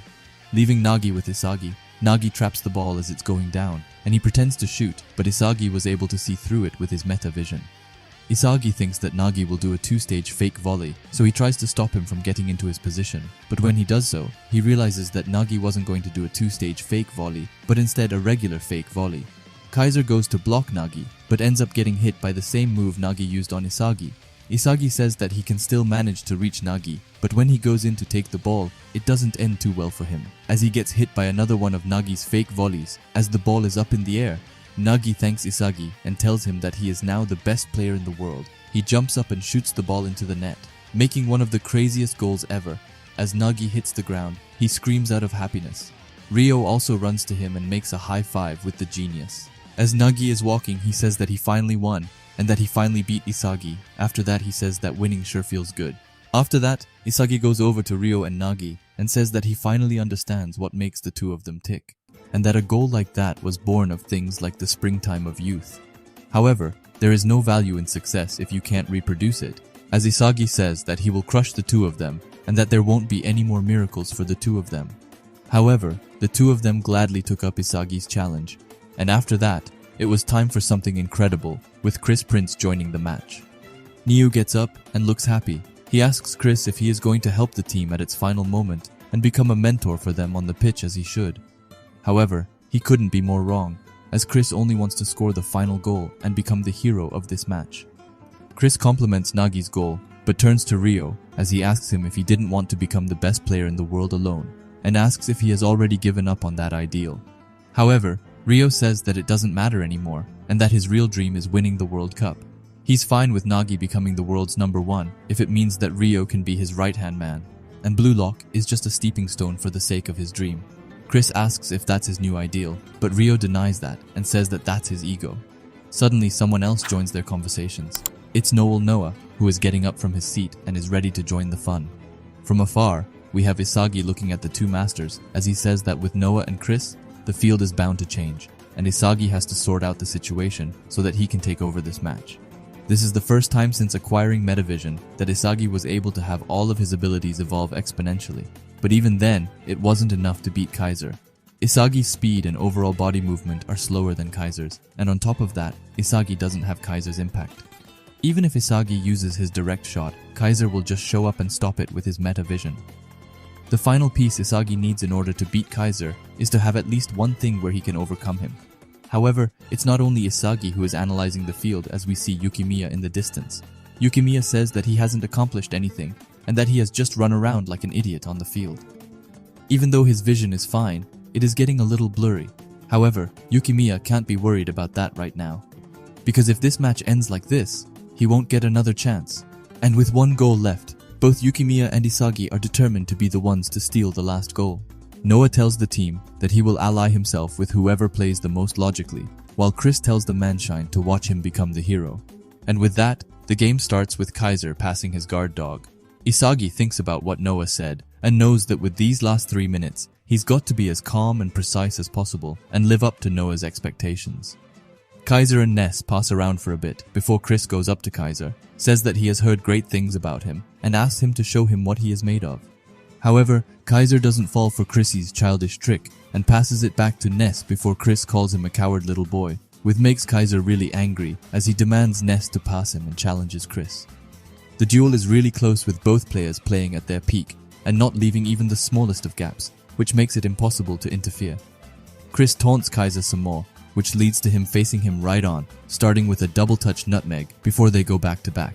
With that, Chris somehow got the upper hand and told Kaiser that he really was just a small fry. However, just then, Noah comes forward, and he will reach the ball first if it weren't for our favorite Ryo Mikage, who comes in and tackles the ball away. Isagi is stunned at how Ryo managed to react to all that, and says that Ryo is starting to attain his metavision. Anyway, the second ball falls to Chigiri, who easily gets behind most of Bastard Munchen's defense. As he sees his zone, he says that it's game over, but unfortunately for him, Yukimiya comes and runs his fun. As he says that it's time to defang and declaw him, and with that, all of the strikers assemble in Bastard Munchen's goal area. Chigiri makes a fake shot to get behind Yukimiya, who couldn't keep up with Chigiri's tricks. But just as Chigiri is about to shoot, Kaiser comes from behind, ruins his balance and says that he was too slow. However, before Chigiri loses the ball, he makes sure not to waste it as he passes to Chris. Chris is in his zone, and he is going to need that if he wants to defeat Noah. Noah tells Chris that there is nowhere for him to shoot, but Chris just smiles. As he tells Noah that he has designed a weapon specifically made to break Noah, Chris chips the ball over both Noah and Kunigami. But that's not all, because they quickly realize that the ball is a knuckleball. Chris screams at his shot to go and says that he doesn't even know where it's going. Gagamaru is stunned. He has no idea where his shot will land, and says that there's no way that he can stop this incredible shot. However, just then, the goat himself, Isagi Yoichi, comes closer to Gagamaru.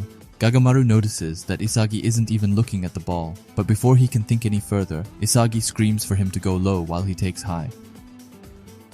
And with their teamwork, they were able to block Chris's shot. Isagi's save shocks Chris to his core, but Isagi thinks that it was easy to read. Even though it's impossible to read the shot's trajectory, Isagi could still read which point was the most vulnerable, and if he could just defend that spot, they would be fine. It was a huge gamble, but it paid off in the end, and Isagi has now devoured the world's number 2 as he says that it's his turn. The ball goes up in the sky and Isagi screams for someone to take it, and who else would it be if it weren't our favorite shark boy, Corona? Isagi thinks that he can finally see it. Ever since Chris and Noah entered the game, the field has been a lot more chaotic, and even Kaiser wouldn't be able to fully understand the current situation yet. If Isagi can hit them with an all-out counter right now, with Corona's help, there's a big chance that he will be able to score. This is Isagi's golden opportunity, but just then someone comes and steals the ball. However, it's not anyone from Manshine City, but instead Yukimiya, who comes in and sweeps the ball away from Isagi. Isagi asks Yukimiya what he is thinking, but Yukimiya tells him to shut up, as he runs, saying that this game is his and that he is running out of time. Yukimiya gets behind both Chigiri and Ryo with ease. But before we can continue with Yukimiya's carnage, we get a flashback. Yukimiya has finally gotten his glasses and asks the doctor how they look on him. The doctor assures him that they look great and that the treatment is going smoothly as well. He tells Yukimiya that his eyes haven't gotten better or worse and asks him to be patient. Yukimiya smiles and says that he has finally come to terms with his diagnosis, as he says the phrase, "God will never give us more than we can handle." And that's why Yukimiya believes that God wouldn't have given him this condition if he didn't believe that he would be able to overcome it. As he breaks through all of the no-names of Manshine City, he says that the golden opportunity finally came. When he has gotten through 6 of their players, he gets his chance to shoot, and he doesn't hesitate as he shoots an amazing gyro shot. The goalkeeper says that the spin is abnormal as it drops and fades away, and that he won't be able to reach it after that. But just then, someone else comes into the picture, and it's no small fry, as Chris comes and kicks the ball away and ends it by calling it pathetic. After Chris's incendiary display, we see Henri and Ego talking, with Henri calling Yukimiya's shot close and saying that if it had gone in, Yukimiya would have scored a super goal. However, Chris Prince isn't someone to underestimate. After that, Ego says that for Yukimiya to definitely score, he would have needed to juke the last 2 defenders and also win in a 1v1 duel against Chris himself. And by that time, the rest of the defense would have caught up, meaning that the chance of Yukimiya scoring was 0%. And if that wasn't enough, Ego says that he's glad that Chris blocked it, because if the shot had gone in, the after effects would have been disastrous in the long run, just like the last goal. Henri asks Ego if he's talking about Nagi's goal, and Ego says that it was a shitty fluke goal. Henri is stunned and says that Nagi's goal was amazing and that it's already blowing up on social media, with headlines like "Nagi Seishiro is the best player in the world," and that goal is already the best goal of the century. Ego is surprised and says that all he felt from it was a sense of foreboding, and says that it's impossible for Nagi to ever replicate that goal again. Nagi's talent is off the charts, but even for someone like him, it went a little bit too well, and with attaining success above your talent level can have a dangerous after effect. He says that Yukimiya's result was to be expected, and the reason he failed was that he thinks too highly of himself. Henri asks him if that isn't a part of being a striker. However, confidence and delusion are 2 completely different things, and success won't come to people who blind themselves with deluded fantasies. After that, we are back in the game, and Isagi goes forward to Yukimiya and tells him to stop fucking around. If Yukimiya hadn't gotten in his way, he would have had a good chance of scoring. After that, Isagi sees Yukimiya's face and calls down. He even compliments Yukimiya's shot. And after that, he asks Yukimiya to team up with him. Isagi says that since they know about the gyro shot, they'll be on alert for it, and that's why, for this game, they will use the gyro shot as a decoy. While Yukimiya sends Isagi an assist, since the Manshine City hasn't seen them link up, it'll catch them off guard.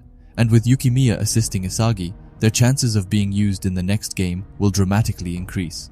However, Yukimiya tells Isagi to fuck off, and says that he made it very clear that he will be the hero of this match and that he will overcome this challenge all by himself. However, this really upsets Isagi, who starts screaming at him, and she tells Yukimiya to get over his own pride and that this is the most beneficial for both of them.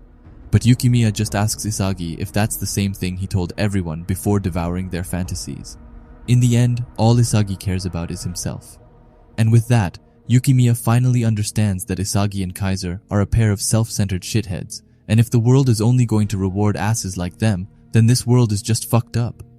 After that, Isagi says that even in this situation, Yukimiya is filled with nothing but childish thoughts. And if that's the case, then Isagi wouldn't want to live in a world with a deluded narcissist asshole like yourself. As he ends it by telling Yukimiya to watch his precious fantasy sink straight to hell. The game restarts with a throw-in from Bastard Munchen. However, Isagi still can't get Yukimiya out of his mind, as he wonders why he and Yukimiya can't just understand each other. Isagi is pissed that Yukimiya outright rejected his offer, even though it benefited the 2 of them.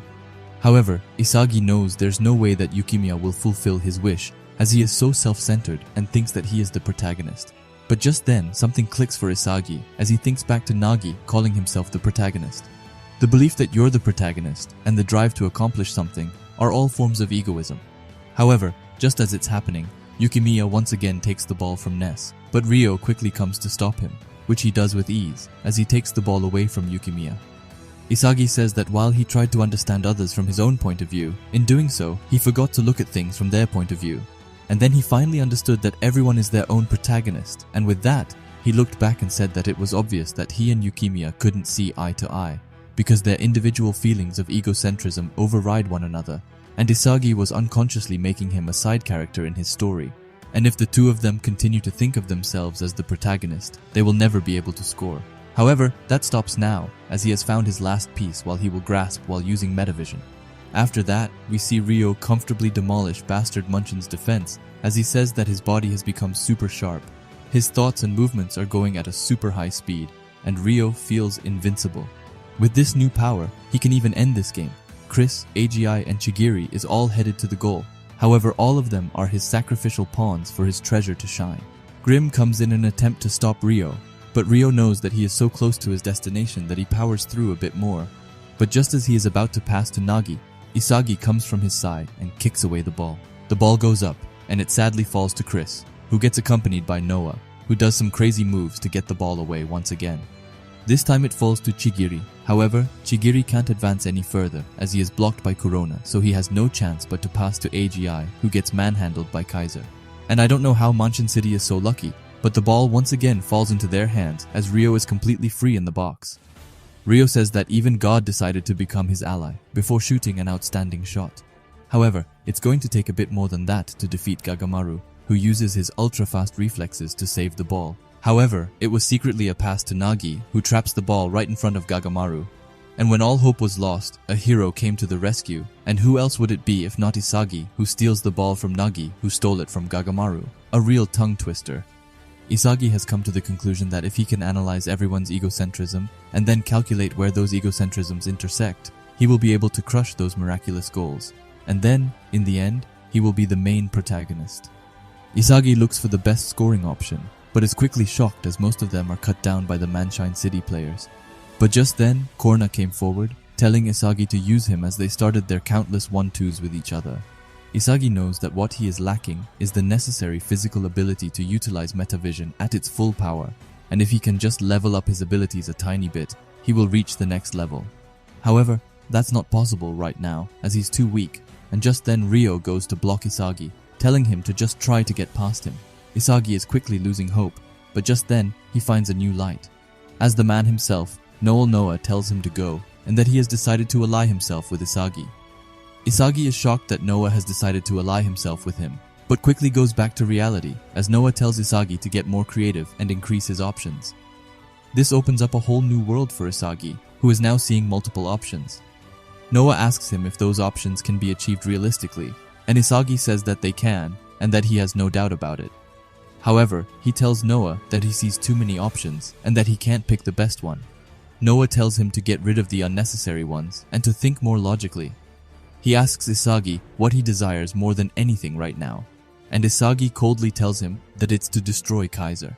However, it's not only Noah who is here to help Isagi, as Corona also comes to join in on the fun. The three of them play with the Manshine City team as if they were a bunch of kindergartners, even handling Chris and Kaiser with no problem at all.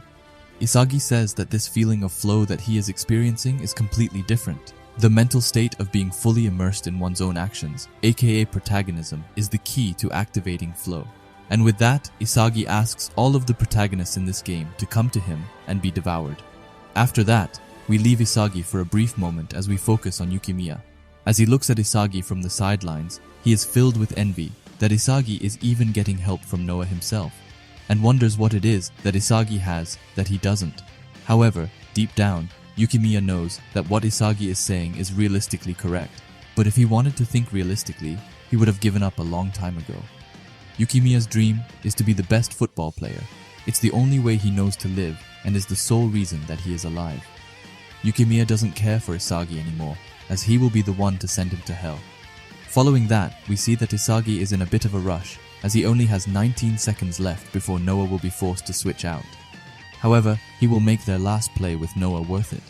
As Isagi gets closer to his goal, we see Ego with his pretty little toes out, telling Isagi to show them how it ends. Back on the field, Isagi and Kaiser are going head to head, and just as Kaiser is about to steal the pass from Corona, Noah comes in his way. This makes Kaiser freeze for a second, and Isagi doesn't let it go to waste, as he slips behind Kaiser. However, the foe just keeps on coming, as Chigiri uses his incredible speed to catch up to Isagi. but ultimately, he catches the biggest L I have seen in a while, as Isagi takes him down with ease. After Chigiri lies Nagi, who gets hit with a fake shot from Isagi, who instead passes to Corona. Isagi is so close to scoring now, but just then, Yukimiya comes beside him with a really menacing look to him.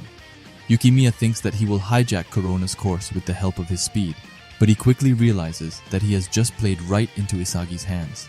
As Isagi gets behind him and tells him that he is the final piece to the puzzle, Corona gets ready to pass Isagi, and at that time, Yukimiya finally understands that there is no way for him to catch up to Isagi, as he says that Isagi will definitely become a player that will change the world, while his fantasy will fade into complete obscurity, forgotten forever. After that, we see that Chris has finally come to join the fight, as he tells Isagi that he wasn't good enough. However, Isagi is confident, as he says that Chris's opponent isn't him, but instead Noah. Noah manages to get the pass forward to Isagi, as he asks him if even the world's #1 is a pawn in his game. And here we have it. Isagi will finally score, is what I would like to say. But unfortunately, Kaiser comes in the way, and runs off Isagi's center point, making him unable to use a direct shot. However, Isagi tells him that it's perfect, and if Kaiser hadn't come, Isagi would have been the protagonist. But since he came, the one Isagi plunged into darkness will resurrect from the verge of death, as he passes the ball to Yukimiya. Before we can see what happens with Yukimiya, we see Isagi asking Kaiser if he was able to predict his last play, as he grabs onto Kaiser and asks him how it feels to be the clown in Isagi's story.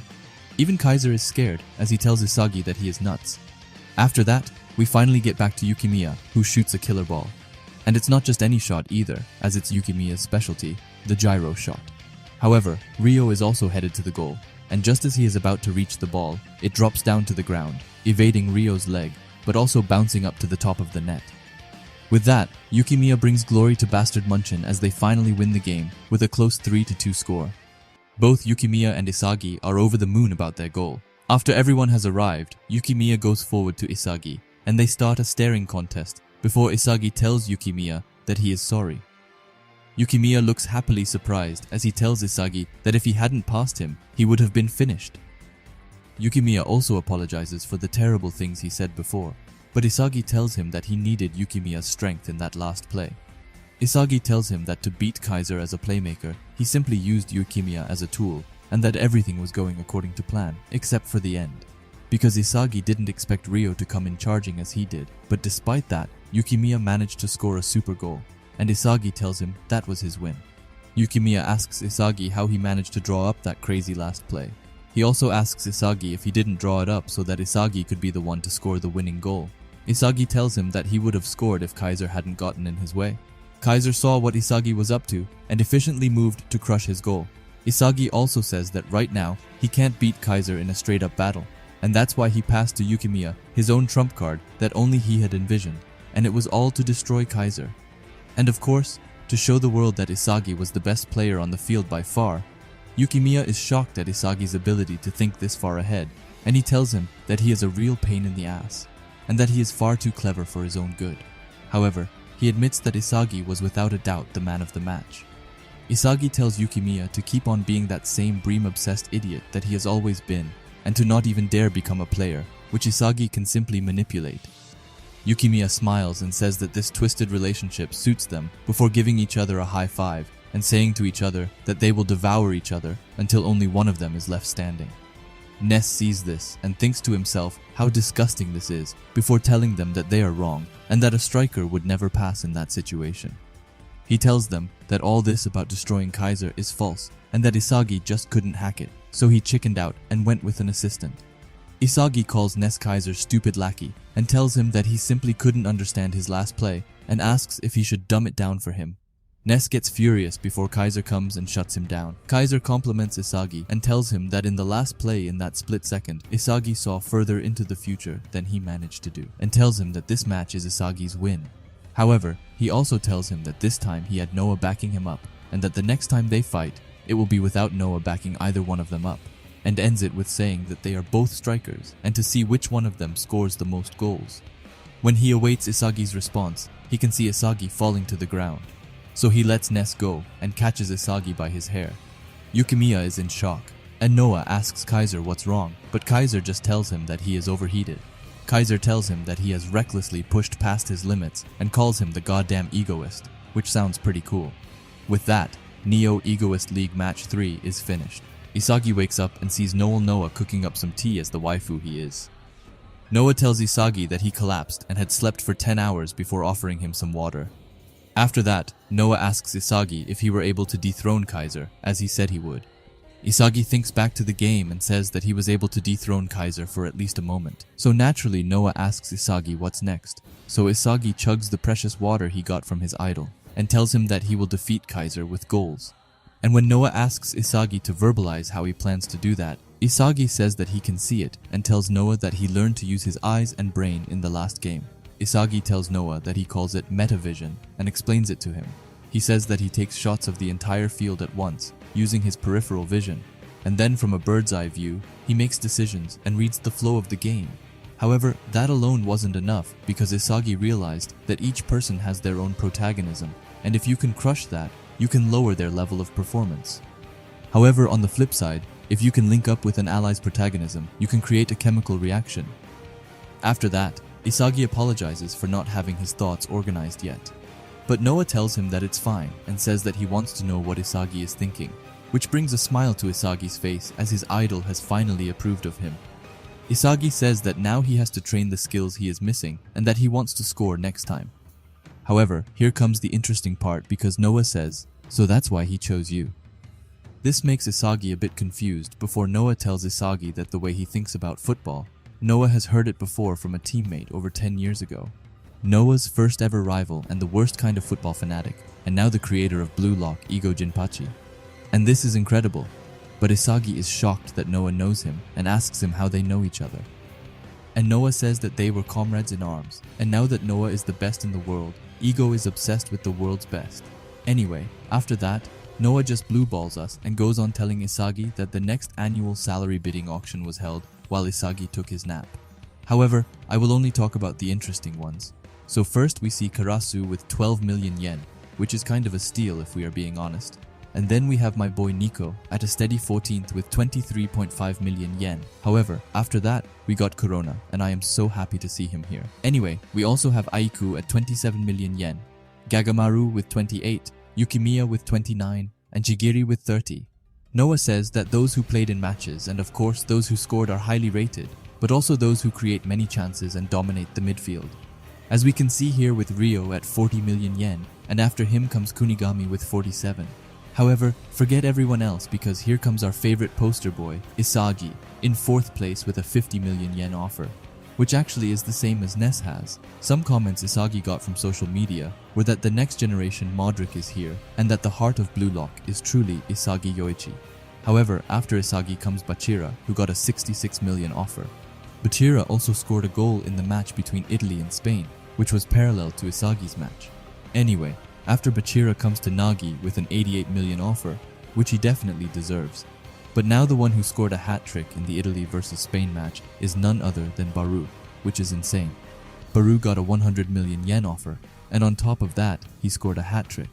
After that, Noah casually tells Isagi that their next match is against the Ubers, and that match is gonna be insane. After that, we get to see that an interviewer has come to the Blue Lock. The interviewer's name is Nihei Shusaku, and if you think back to some of the first chapters of the series, you will remember that this is actually the guy who interviewed Itoshi-sai in the beginning. Anyway, Nihei asks this mysterious player, who really isn't that mysterious, how it feels to have garnered such praise and attention, after being awarded the Man of the Match award in the Bastard Munchen vs Manshine City match, and also receiving an offer of 50 million yen from Bastard Munchen. This player is also considered by many to be the eye of the storm in the new generation of footballers. And after that, we see the mysterious player. And would you look at that? It's Isagi Yoichi. Anyway, Isagi tells Nihei that he is very thrilled to think that an average high schooler like him would be given this golden opportunity to have his skills shown to the world. Isagi says that thanks to Blue Lock, his life has changed so much. Nihei thanks Isagi for his great answers, and then thinks that Isagi is a really nice kid, easy to work with, and totally different from Sei. Anyway, Nihei continues with the questions and asks Isagi about the offer from Bastard Munchen. He reads up on some comments that one of Bastard's scouts gave after the match. The scout said that he would like to pair up Isagi with Noah, and also says that Isagi is a new type of versatile midfielder who's skilled in both offense and defense. After that, Niehi asks Isagi how he feels about these comments. Isagi thinks for a bit and says that he is glad that a club like Bastard Munchen thinks so highly of him as a midfielder, but Isagi wants to survive in this world as a striker, denying the speculations of Isagi becoming a midfielder. However, Isagi doesn't stop there, as he says that even if he can act as a creative outlet in the midfield, he wants to do so as a striker, because Isagi wants to win by scoring goals. Call it egotistical, but this is something that Isagi will not yield to anyone. Niehi thanks Isagi for his straightforward answer, and thinks that an egotistical mindset that aims to devour everything that he desires, and says that this is really the football philosophy of a Blue Lock player. Anyway, after that, Niehi thanks Isagi for their interview and tells him that he can't wait to see what kind of player he becomes. Right as Isagi leaves the room, he is greeted by both Corona and Igarashi, who have both been eavesdropping on him. Anyway, both of them tell Isagi that his interview was super lit, and that he and Nagi are trending like crazy on social media. While they are standing and talking, Reichi comes out of the shower, kind of making fun of Isagi, and also making fun of Igarashi and Corona. But let me just say this, I am fine with people slandering Igarashi and even Isagi, but when it comes to Corona, it's strictly forbidden. Because just look at him, he is even doing his infamous shark pose. So yeah, I have big problems with Reichi from this point on. Anyway, after that, Reichi is about to just casually walk, so Igarashi stops him, asks him what's wrong with praising someone who did something incredible, and tells Reichi to stop being so goddamn stubborn.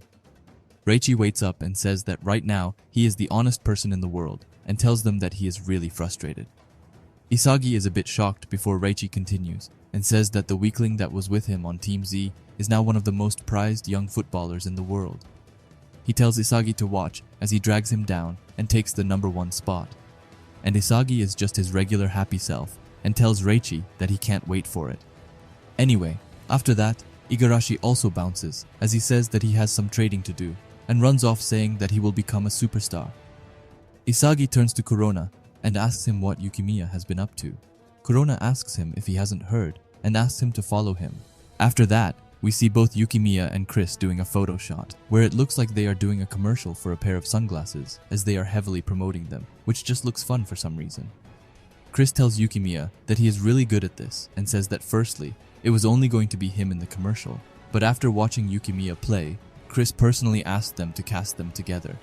Yukimiya thanks him, and says that it's an honor working with him. However, Chris tells him that it's fine, and starts complimenting Yukimiya's insane goal against Manshine City. Chris also says that in addition to being a good player, you need to be popular too, and says that not to brag, but that he can work with anyone when it comes to this, which is essentially just bragging, but whatever. However, Yukimiya asks Chris if he was the right choice, and asks if it wouldn't have been better with Isagi. He did become the man of the match after all, but that awakes Chris's inner demon as he says that he will never forgive him for ruining his moment to show the world that he is the #1 player in the world and not Noah. Anyway, it's fine, because after Chris is done, he says that he isn't mad or anything, so we have to trust his words, right? After that, Chris tells Yukimiya to see each other at the next World Cup, and asks Yukimiya to tell Isagi to be there as well. When they are done, Henri comes and tells Yukimiya that Ego wants to see him alone. Yukimiya enters Ego's room, and Ego starts telling him that when you overwork yourself, black spots appear, and once your vision becomes blurry, sadly, there's no current way to cure that, only one way to slow down its progression, and the sickness is called optic neuropathy. Ego turns around to Yukimiya and asks him how long he was planning to hide it from him. Yukimiya is shocked and right away apologizes. He tells Ego that he didn't tell him because he doesn't want anyone to feel sorry for him. The Ego understands and tells Yukimiya to speak freely as he isn't recording his conversation. Ego also says that he isn't some vulgar trash who would release people's private information to others. Yukimiya once again apologizes for not telling Ego, however Ego says that he already knew about Yukimiya's condition, and that he always runs a background check before you enter Blue Lock. Ego just didn't see any point in bringing it up until now, and with that, Ego goes into the real matter at hand. He tells Yukimiya that he has already sent all of his medical data to the club that sent him the offer, and says that it's only natural for him to have a pro contract, and that's to be expected when clubs offer this huge sum of money. It's only right that we report any injuries or illnesses. Yukimiya is quiet, but Ego continues. He reads up what the club responded with. The club said this: "We would like to help Yukimiya with his treatment. We will pay for the entire treatment. That's how much they value his talents. So please play for us." This heavily shocks Yukimiya, but he still stays quiet, so Ego talks some more. Ego says that it's still uncertain whether Yukimiya's eyes will fully heal, but that the club is willing to do anything it can to support him. Ego even says that offers like this don't come very often, and asks Yukimiya if he is going to accept their offer. Yukimiya tells Ego that he can tell them to wait while he makes his final decision, even though he is very thankful to Ajax for making such an offer, and that he normally would have accepted it without any hesitation. However, Yukimiya doesn't feel like he deserves this offer, because he was only able to shine with Isagi's help. And if Yukimiya decides to accept this offer now, then he feels that this is as far as his ego is going to grow. And that's why he would like them to wait until the Neo Egoist League is over before deciding how valuable Yukimiya is to them. Ego says that he understands. However, he tells Yukimiya that there's no guarantee that this offer will still be standing here waiting for him. And Yukimiya says that he understands, that he will no longer ask God for miracles, and that he will now change his destiny with his own hands. After that, we get a single panel of Hiyori, who sits on the ground and says that football is tiring. After that, we get to see a big picture of baby Hiroi and his two parents. His dad was a silver medalist at the All Japan Judo Championships, while his mother was ranked second in Japan in the high jump. With their parents having tasted the bitter feeling of always finishing second, they made it their mission to make their child a champion, and that became his destiny as soon as he was born. From a young age, Hiroi's parents pushed for him to become the best, with his mother taking care of his health and making sure that he ate right.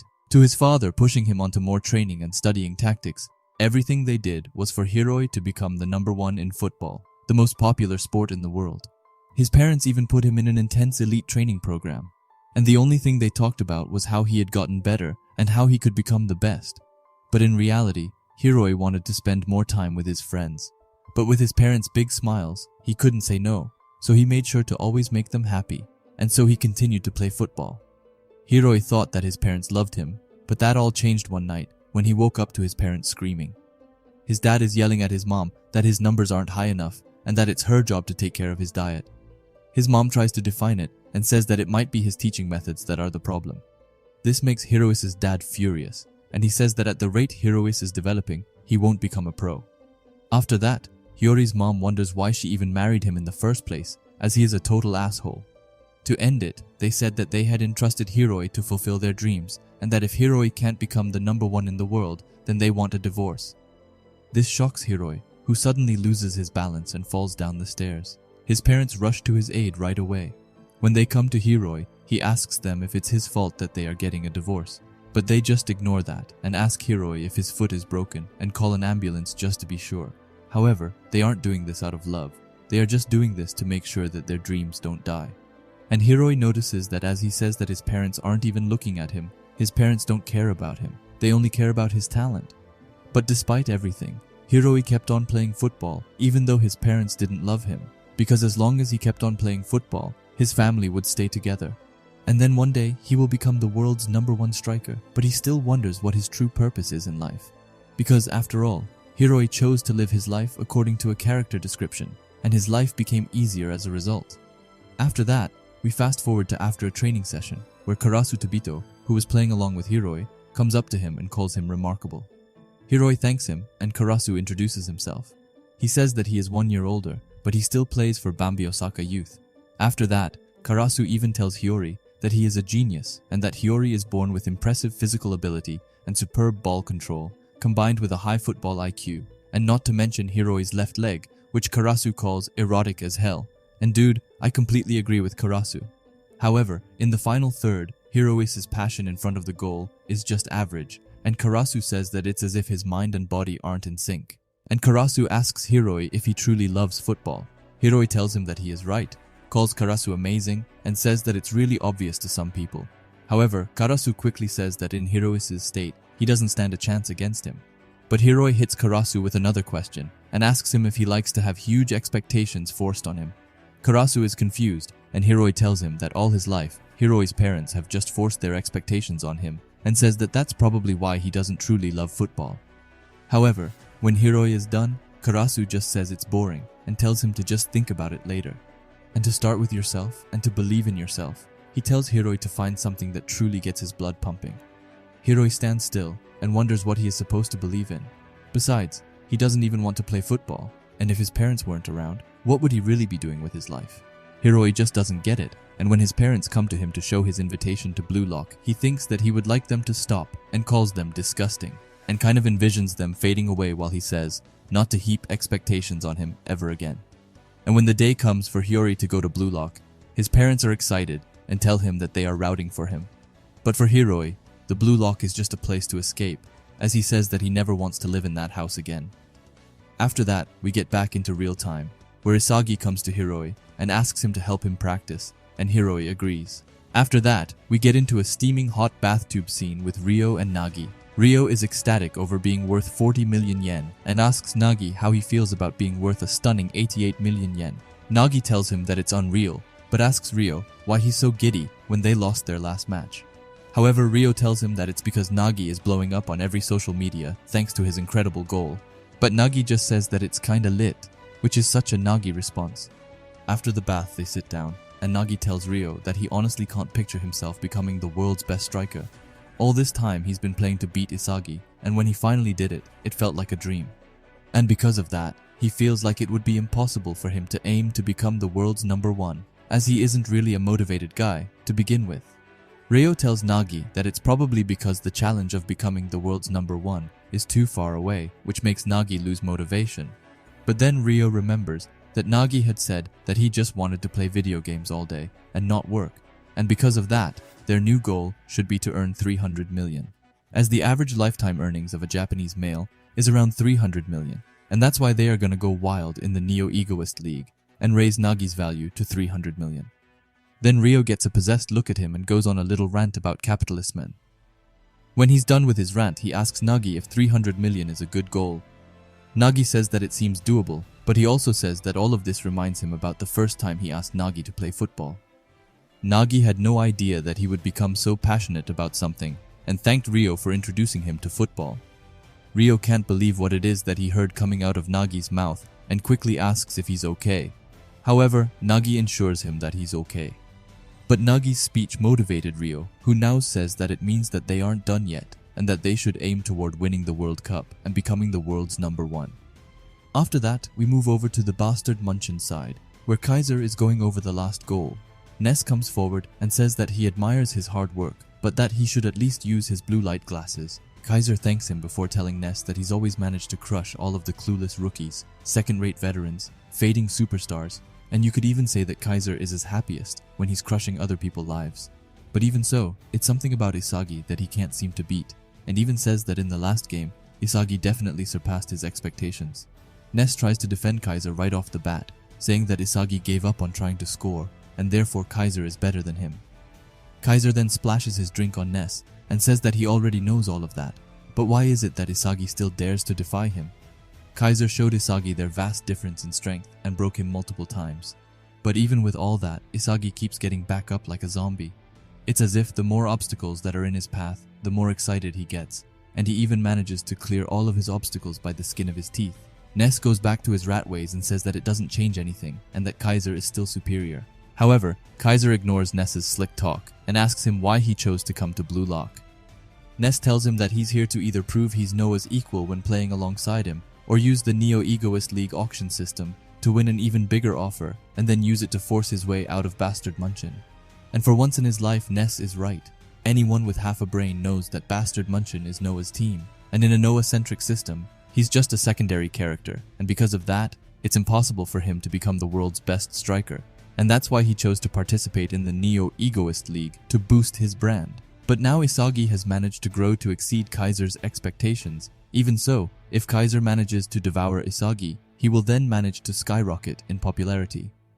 Kaiser has a fearful look as he tells Isagi that he's finally big enough to eat and starts shouting at his screen like a 14-year-old Fortnite player. Ness then leaves, and when he's just gotten out of the room, he slams himself against the wall, furious while biting his lips, saying that Kaiser is now more interested in someone other than him, and curses out Isagi.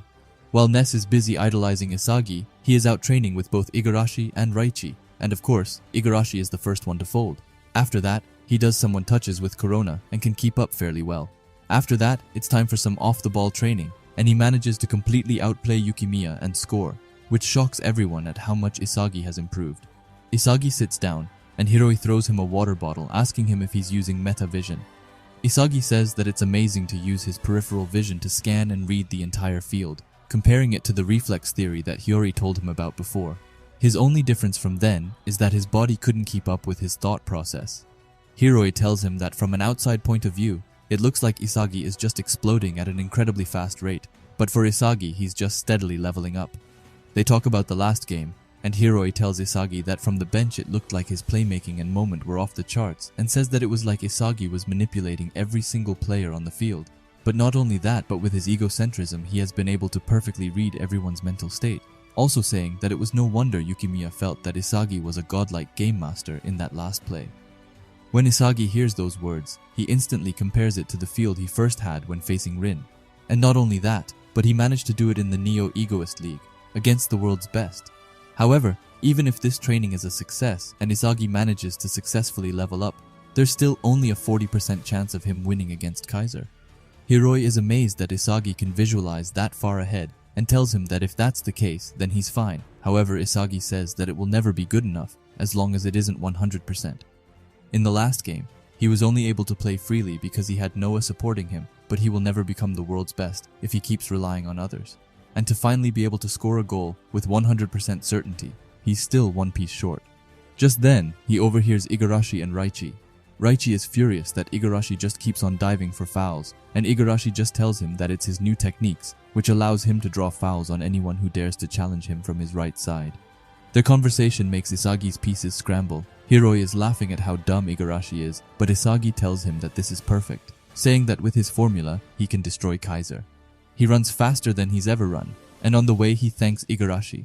And Igarashi is right off the bat, scared that Isagi will take his foul technique, which is just so funny. Yukimiya goes towards Hiyori and says that Isagi just keeps on evolving and evolving. And Hiyori is even saying that he's a bit envious, saying that he also wants to be able to love football the way Isagi does. As Isagi is running, he says that he can definitely win with this, however for him to master it until the next game will be hard. Even so, there's one player who can help him. He goes into the training room and goes to Kunigami, saying that he needs his help. After that, we fast forward 5 days into the future, to when it's time for Noah to announce the starting 11 for their game against the Ubers. Noah starts with the goalkeeper, who is going to be played by Gagamaru. After that, we have the two center backs, which will be Mensah and Birkenstock. On the right back, we have our favorite shark boy Corona, and on the left, we have Yukimiya.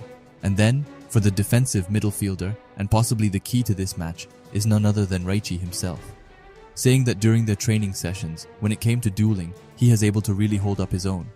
This makes Raichi ecstatic as he turns into some beast-like creature. After we move on from Monster Raichi, we have Ness, Grim, and Isagi taking up the midfield, which leaves Kunigami and Kaiser as the final strikers. Noah explains that the Ubers are an Italian team and that traditionally they've been a strong defensive team. Their master Snuffy is a strategist with the goal to make an intelligent and crafty team. Noah tells the players to expect them to deploy various countermeasures that will aim to destroy. The two key players on the offense will be Kaiser and Isagi, and the key to destroy them will be to destroy their defensive game plan. After that, Raichi starts pipping up and says that he will do his job to crush everyone in the midfield, while Isagi and Kaiser focus on scoring. Noah then says that to win this match, they have to win important 1v1s, making this match a test to see how they do in 1v1 duels. Noah then tells Kaiser not to get too fixated on Isagi, as Noah won't tolerate Kaiser's irrational and illogical plays anymore, ending it by telling them that if they are a striker, then they will have to prove it by scoring goals. The bastard Munchen players start to walk out, but in the hall, Kaiser reminds Isagi that it's whoever scores the most goals that win, and tells him not to run away. After that, they get out on the field and meet up with the Ubers. The Ubers greet Isagi, and all of them are ready for payback, but the one who's the most fired up of them all is Baru, who goes to Isagi and straight up headbutts him. Isagi notices Baru's red highlights right off the bat and calls him out for it, calling him a narcissist. Even so, Baru says that he's proud over them and that he put them in to celebrate 100 million, while calling out Isagi for only being worth a pity of 50 million. But the Ubers players quickly come to ruin Baru's pride, as Aiku says that Baru suddenly wanted to pump himself up before facing Isagi. Baru quickly denies those claims and says that he suddenly wanted to go for a different look. However, Aryu and Nico add on, with Aryu saying that he's like a girl before a date, and Nico calling him Princess Baru. And because of that, they end up in a headlock by Baru, just the typical Baru. Aiku then tells Isagi that the ones who'll be sitting on the Blue Lock's throne will be the Ubers, and that just sounds so cold. After that, we get into the Blue Lock Central Monitor Room, where the chairman of the Japan Football Union comes in and tells Ego that Blue Lock Television is amazing and that they are making tons of money. He shows Ego a bunch of mascots he made, but Ego just smashes them into his face. Ego asks if that was all he came for, and the chairman says that it was. However, he also reminds Ego about the promise he made when he approved Blue Lock Television, and I'm so curious to know what the promise was, and if you have any guesses, then please leave it down in the comments. Back on the pitch, Isagi is thinking to himself, saying that he knows what he needs to do, and that he put in the necessary work during training. All that's left is for him to prove that his theory works in the actual game. And with that, the kickstart of the match starts. Kaiser and Ness trades passes to start it off like always, and as they are doing so, Isagi is looking at them from the side, saying that Uber's formation is an ultra-defensive formation that's tightly packed in the center, and even if they manage to shake their marks in the 1v1, the other Uber's players will immediately press them with 2 or even 3 players. Kaiser comes to Nico, and Nico thanks Kaiser for making Isagi stronger. After that, Kaiser passes to Ness. However, Ness jumps over it and lets it roll over to Grim. After Grim has gotten the ball, that's when Ness starts to run all that he can, moving all the way to the front. It looks like the ball is going to Ness, but in reality, he's just the bait for a much bigger fish, which of course is Kaiser, who's currently battling Nico. Isagi is amazed that they were able to break Uber's formation by making Ness make a run from the midfield. However, as the ball falls to Kaiser, another one appears. He cuts off the pass with pinpoint accuracy, and that's when we get to know that it's the heartbeat of Uber's defense, and also a next-generation World 11 by the name of Don Lorenzo the Ace Eater. Isagi says that Lorenzo managed to instantly catch on to Kaiser's unpredictable attack, and then positioned himself perfectly so that he could shut it down in one move, calling Lorenzo's vision, positioning, and physical ability all top-notch. Kaiser tells Lorenzo to stop laughing, and that every time he shows off those golden teeth of his, it pisses Kaiser off. Lorenzo ignores that, and asks Kaiser if he's worth more than 300 million yen if he managed to shut Kaiser down. Kaiser just calls him a creepy, gold-toothed loan shark who only seeks people as money, which Lorenzo responds with a quote saying that there's nothing in this world that money can't buy, showing us his obsession with money. Then Lorenzo starts to brutally just point at everyone saying how much they are worth. Kind of rude. However, after that, he asks them if they are ready for their counterattack. Lorenzo is about to pass a long cross-up on the field, however Kunigami comes to stop him, but ends up with broken ankles by Lorenzo, who beautifully gets away from him, only to find Raichi behind. Raichi tells him to just try and get past him, however Lorenzo kind of owns him by calling him worthless, as he's worth absolutely 0 before doing some crazy ninja moves to get behind Raichi. Lorenzo makes a one-touch with Sendo to get behind Yukimiya. Igarashi gets up from his seat and tells them to do something to stop Lorenzo. Beside him, we have Hiroi, who's carefully watching the field saying that this is really bad. On defense, the Ubers string together consecutive presses and funnel their opponent towards Lorenzo, who lies in wait on the back line, and as soon as Lorenzo steals the ball, they make a switch. This makes it into a flexible system where Nico drops back to play centre-back while Lorenzo participates in the attack. They use their large number of players to their advantage to attack all at once and create a long-range zombie counter-attack. Lorenzo goes into a shooting stance and baits that guy that I forgot the name of. Corona goes to stop him, but Hiroi thinks that it's a mistake, and that the second they focus too much on stopping Lorenzo, they lose track of the one player who absolutely thrives in these situations, which of course is the king himself, Baru Shuei. Hiroi says Baru and Lorenzo together make a system where the two kings of offense and defense combine forces, saying that this is Uber's goal-scoring formula. However, before the ball can even get to Baru, someone stops it, and who else would it be if not Isagi Yoichi? Isagi takes the ball and makes some really cool slide on the ground, but he says that it's nice to finally see the trick behind his hat trick, before saying that he will be taking the ball. Even Lorenzo is shocked that he's only worth 50 million. Isagi now has the ball. While running away from Baru, Isagi says that his body is now able to keep up a lot better with his thought. We can assume that Isagi went through some intense training with Kunigami before this match, as Isagi went to Kunigami for help some chapters ago. After that, we get these incredible panels with pieces flying everywhere, and Isagi saying that it's time to score of the counterattack. And who else would assist Isagi if it weren't for our favorite shark boy Corona, who alongside Isagi trades passes. Yukimiya is looking at the duo from afar as he says that attack with a counterattack of their own. With Lorenzo so high up the field, the Ubers still haven't organized their defense, and right now, Isagi and Corona is able to steamroll through the field. It seems like Isagi has really worked hard to improve for this match because his passing drills with Corona have really paid off. However, Isagi will get into some trouble as Yukimiya says that he will change his target to him and tells him to not take any hard feelings as this is their team's philosophy, devouring each other to create chemical reactions. However, Yukimiya is once again catching another L as Isagi uses Yukimiya to get behind one of the Uber's defender. Yukimiya compliments Isagi and says that his dribblings have drastically improved. However, it's more than that, because to get past the incoming defender, Isagi deliberately used Yukimiya as bait.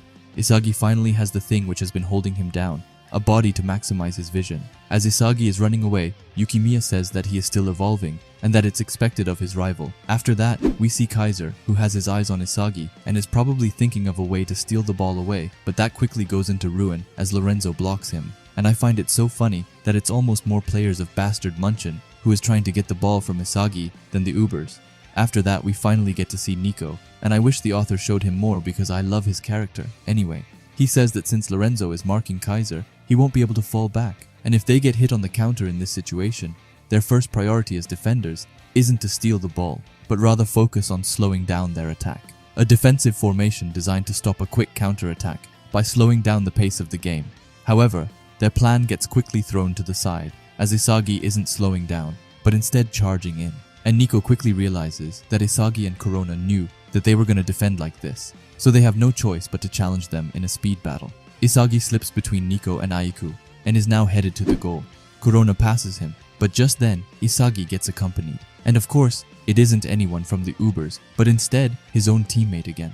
But this time, it's Ness who tells Isagi that in the event of Lorenzo getting hold of Kaiser, it's then his job to crush Isagi by any means necessary. He says that after studying Isagi's direct shot, he realized that it's trash, a defective shot that he can only shoot with his right foot.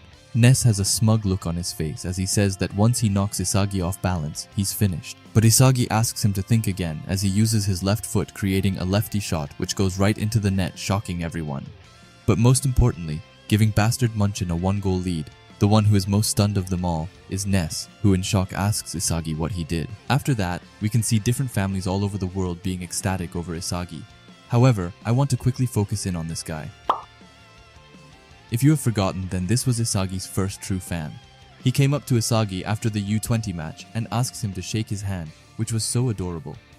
I really like how the Blue Lock authors keep on showing him in different places. It makes it feel much more special and reminiscing in some kind of way. Anyway, back to the game. Ness is almost too stunned to speak. His voice is shaky when he confronts Isagi. He tells Isagi that it's impossible, an unknown attacking pattern, and shot a direct shot with his left foot while there was no data on it. Ness is furious as he screams at Isagi, asking him what he's done in the last few days. After that, we go back 5 days in time, when Isagi went to Kunigami for help. Thanks to Igarashi, Isagi realized that his direct shot's weakness is that he can only shoot it accurately with his right foot. However, Kunigami became two-footed after he copied Noel Noah's physical abilities, and then Isagi asks him to teach him. Kunigami is a bit freaked out, calling Isagi clingy and disgusting. Isagi is still determined, so he follows him and asks Kunigami to let him train together so that Isagi can study his body. Kunigami stops and says absolutely not, and that Isagi will just end up destroying his specs. Kunigami tells him that he became two-footed to survive the wild card. Even so, it only worked because he had the necessary physical attributes to pull it off. If Isagi were to try copying Kunigami, he would end up bulking up in the wrong place and then lose his body's balance, meaning that there's only a greater chance that his performance will deteriorate. As Kunigami walks out, he tells Isagi to forget about shortcuts to become stronger, telling him that if he goes for that route, he's finished as a football player.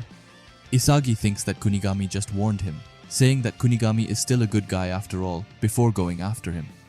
As they are going around the corner, they meet up with Chigiri, who tells Kunigami that he finally found him. Isagi asks Chigiri what he's doing inside the German stratum, and Chigiri says that he came to see Kunigami, saying that he basically ghosted Chigiri during and after the game.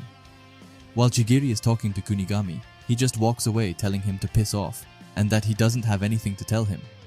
However, Chigiri doesn't give up and speaks his mind. He says that he understands that Kunigami has changed. His playstyle and aura are totally different from before. However, it isn't only Kunigami who's changed. Chigiri tells him that from now on, he will be keeping an eye on Kunigami, and asks him to do the same. But just then, another one sneaks his head around the door opening. It's Bachira who asks if this is some kind of class reunion. Before rushing over and saying that he will join in, he throws the football in Isagi's face. Bachira says that he saw the Bastard vs Manshine match on the monitor, saying that it was awesome and that they were all dripping ego juice from their body. Now I'm not even going to try speculating what ego juice is, so let's just leave that to Bachira. He continues telling them that Kunigami's goal and Isagi's movements were totally insane, not to mention how crazy Chigiri's goal was. Anyway, he originally came over to ask Kunigami if they could train together. While this is happening, we can see Isagi cooking up some nasty piece for him to evolve, as he looks at Bachira and Chigiri and says that it's not like they totally changed their playstyle. Rather, they made minor adjustments that further maximized and enhanced their strongest weapons. So maybe there's no need to change everything. Isagi was too hung up on being two-footed, while what he really wanted was to customize his weapon for his left foot. While Isagi continues to level up his primary weapon, the direct shot, and if he can manage to just acquire a secondary weapon, then it will complete everything. And after that, the four of them start a 2 vs 2 match against each other, which makes me so nostalgic back to the start of the series, when they really were acting like this. After that, we are right off the bat greeted by Aiku, who looks at Isagi amazed. He says that a lefty direct shot is amazing, calling it a cheat code. However, it's impossible to become two-footed in just a couple of days, meaning that Isagi's lefty shot has to have some kind of weakness to it. Lorenzo goes forward toward Isagi, pointing his finger at him. He says that he's taken a liking to Isagi and that he definitely isn't worth 50 million. He tells Isagi that he's now considered an ace like Kaiser, and the man himself, Isagi, coldly tells him to be sure not to pick the wrong guy to mark, ending it by calling Lorenzo a zombie bastard. After that, Lorenzo walks past him with a menacing aura, telling him to not get cocky after scoring one lucky goal, also making some kitty noises, and I'm all for it. He smiles and tells the Ubers that it's time to get to work, and with that, the game restarts. Isagi thinks that it's time to focus, try to steal the ball again, and go and score his second goal. But he quickly realizes that Lorenzo isn't moving up. As Nico and Sendo are trading passes, Isagi notices that the speed of their offense is slower, saying that they're prioritizing possession and slowly inching their way up the field. It's like they are waiting for the right time to flip their switch. However, Isagi says that as long as he can manage to keep track of Baru's heavy offensive, he can manage to devour them. Just then, we get a flashback to the first time the players met Snuffy. Both Nico and Sendo say that he's a very carefree and laid-back master. Before they start, Snuffy has a question prepared. He asks the players what football means to them. Sendo is first up and says that it's his dream. Ryu quickly comes after, saying that it's everything, and Aiku says that it's something he could bet his entire life on. But when Snuffy then asks what they would do if they couldn't turn pro, the players get silent.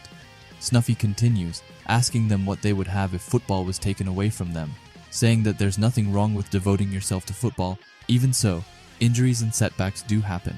So what would they do if one day, for some reason, they were no longer able to play football? They still stay silent, and Snuffy tells them that those who can't answer this question will forever be dreamers and amateurists. However, for a professional, winning is both a duty and an obligation. Through winning, they are able to earn money and put food on the table.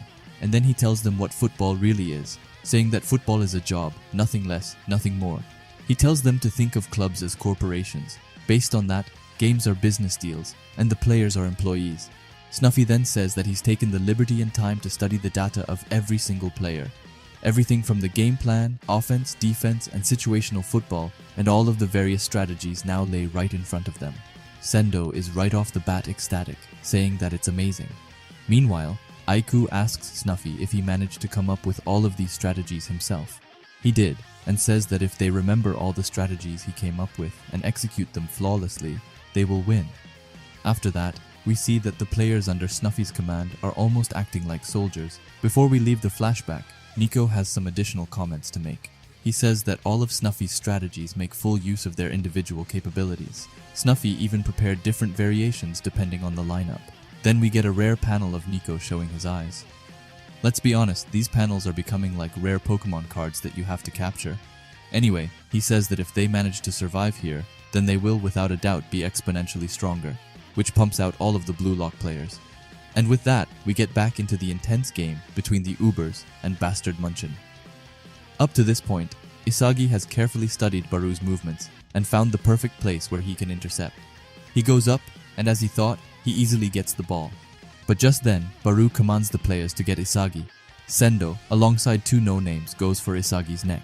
Isagi is caught off guard, saying that a high press happened the second he managed to steal the ball. However, it doesn't stop there, as it's a multi-coordinate press as well. Shark Boy tries to help, but is of no use, as Isagi has no time to use metavision. And just then, Nico comes in and sweeps the ball away, telling Isagi that he fell for their trap. As Nico is running away, Isagi is left behind, thinking about what just happened. Was the whole sequence just a part of their plan? Attack slowly through low-risk strategies, and if the opponent manages to steal the ball away, steal it back right away with a fast, coordinated high press. And after regaining possession, take full advantage of the short counter. Finally, he says that it's like all of those 11 players are one huge organism. And to end it off, we see Snuffy with his big-ass nose, telling Ubers to advance. And they do just that as they are coming in full force against Bastard Munchen's defense. The Ubers are passing the ball between each other so much that Gagamaru has no idea who it will be that takes the final shot. But in the end, the ball falls to Baru. Gagamaru is sure that he will shoot, and Yukimiya even comes to back him up. But to their surprise, Baru actually passes to Nico, who then makes a switch with Sendao. But suddenly, the ball falls into the midst of it all, and Gagamaru can't see anything that is going on, making him clueless as to who has the ball. But then suddenly he sees the ball going at the goal. But you know how Blue Lock likes to do it, so we jump straight into a flashback before we are able to see what actually happens. As Snuffy was having his speech about football being a job, Baru suddenly walks away and calls it a weak philosophy, saying that he didn't come here to play a weak-willed brand of football. Even as Baru is leaving, Snuffy just says that he's interesting. After that, we get into the training field where Baru is training his shooting skills. As he's training, Snuffy comes by and tells Baru that his physical specs are top-notch, saying that Baru is the most suited striker in the Ubers. And therefore Snuffy asks him to, even if he's faking it, just try his football philosophy. However, Baru is getting second-hand embarrassment from Snuffy.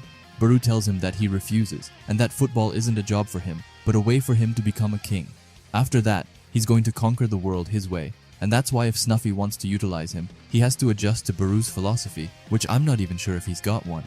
Snuffy just starts to laugh before quickly taking the ball from Baru, which shocks him. As Baru is trying to take the ball back, Snuffy tells him that before he was a footballer, he was just a person, and if you can't understand the difference, then he's just an amateur after all. Snuffy just keeps on embarrassing Baru as he shouts about becoming the world's #1 striker. Then Snuffy throws in a curveball and says that there was a time when he was just like Baru, getting by life solely off his talent, and alongside him, he had his best friend. Together, they took full advantage of the wealth and luxuries that come with becoming a superstar player. They fully believed that they were going to be kings of the football world, but they fucked up. They skipped training and their skills diminished, suffered injuries due to overwork, and then lost their place in the starting 11 followed by several scandals. However, when a man falls, it only takes an instant. Baru screams and asks what some loser's story has to do with him. Snuffy tells Baru that finally his spirit shattered and his best friend killed himself. This finally makes Baru shut up, as Snuffy asks him if he will be able to love himself when he's no longer viewed as a genius. Snuffy tells Baru to value his life, and once again asks him to work together to succeed as Uber's next king. However, even then Baru refuses, saying that he isn't like Snuffy's friend who killed himself, and that he doesn't want a crown that's been handed down to him. As he leaves, he sees the whole Uber squad listening in from outside. Aiku is shocked at Baru refusing Snuffy's golden opportunity, while Baru is shocked at how they can believe Snuffy's crap. Baru then goes into his meditation room, where he puts on a relaxing forest. However, it quickly gets changed to a movie by Lorenzo, who comes in with a bag of popcorn. Lorenzo tells Baru that Snuffy has taken an interest in him. Even so, Baru isn't concerned by it, and is more concerned by Lorenzo spilling popcorn on the floor. Lorenzo says that Snuffy wins trophies for every team he plays for, and that's how he gained the name as the Crown Messenger. However, that's not the real reason why he plays football. The reason why is that he aims to win in all the Big 5 leagues to then achieve the dream he once shared with his best friend. And the series he's left is the Italy League with the Ubers. When he's managed to win a trophy with the Ubers, he will move on to becoming a coach, and that's why he's looking for a striker to succeed him. Baru is still not interested in their offer, so Lorenzo tries a different approach, which is to show off his golden teeth while having a proud look on his face. Lorenzo tells Baru that he used to live in a shithole when he was little, and after his parents abandoned him, he survived on the streets by swindling people out of their money. He was on the verge of dying, but that's when Snuffy came forward to him and asked him to play football with him. Lorenzo didn't believe him, so he challenged Snuffy to give him golden teeth, which Snuffy did immediately. Baru is quickly getting bored and asks Lorenzo what his point with all of this is. and Lorenzo tells Baru that his point is that Snuffy isn't the type of guy who would abandon the less fortunate, and that he's crazy enough to give them a future. After that, Snuffy enters the room and tells them that it's time for training, and Lorenzo for some reason quickly turns into a dog. As they are leaving, Baru tells them to wait, and that he will work with Snuffy, not as his successor, but that he will become a striker that surpasses him, telling Snuffy that his job is to help Baru become the king of the football world, which was a deal Snuffy couldn't refuse. He tells Baru that from now on, the Ubers will act as his arms and legs, and that their strategies will only be centered around him. That's why Baru's job will be to refine and evolve his ability as a goal hunter, especially his 1v1s against the goalkeeper, starting with his mid-range curve shot from 28 meters, which are already top-notch. However, that shot is easy to stop if one can figure out its timing and motion, and that it definitely won't work against a world-class goalkeeper. After that, we get back into the game, where Baru is moving swiftly around on the field. The players have now managed to block Gagamaru's view, which gets them a spilled second blind spot. However, by the time he realizes it, it will already be too late, as Baru has already managed to get away a shot against him, which flawlessly goes in and makes the scores 1-1.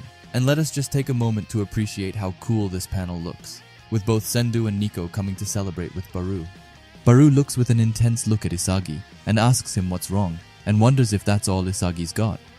On the other hand, we have Isagi over here who's totally mind-blown by Baru's goal, saying that the Ubers came up with a game plan designed to crush him, and as soon as they got the ball, they went on a furious counter. They didn't even leave a chance for Isagi to stop them, as they managed to execute their plan perfectly. However, it's more than that, as they were in perfect sync, which isn't something that can be taught easily, and on top of that, the timing to know when to execute their plan, saying that it's impossible to pull this off without some hardcore training, as he finally understands that this is the backbone of the Uber's strength.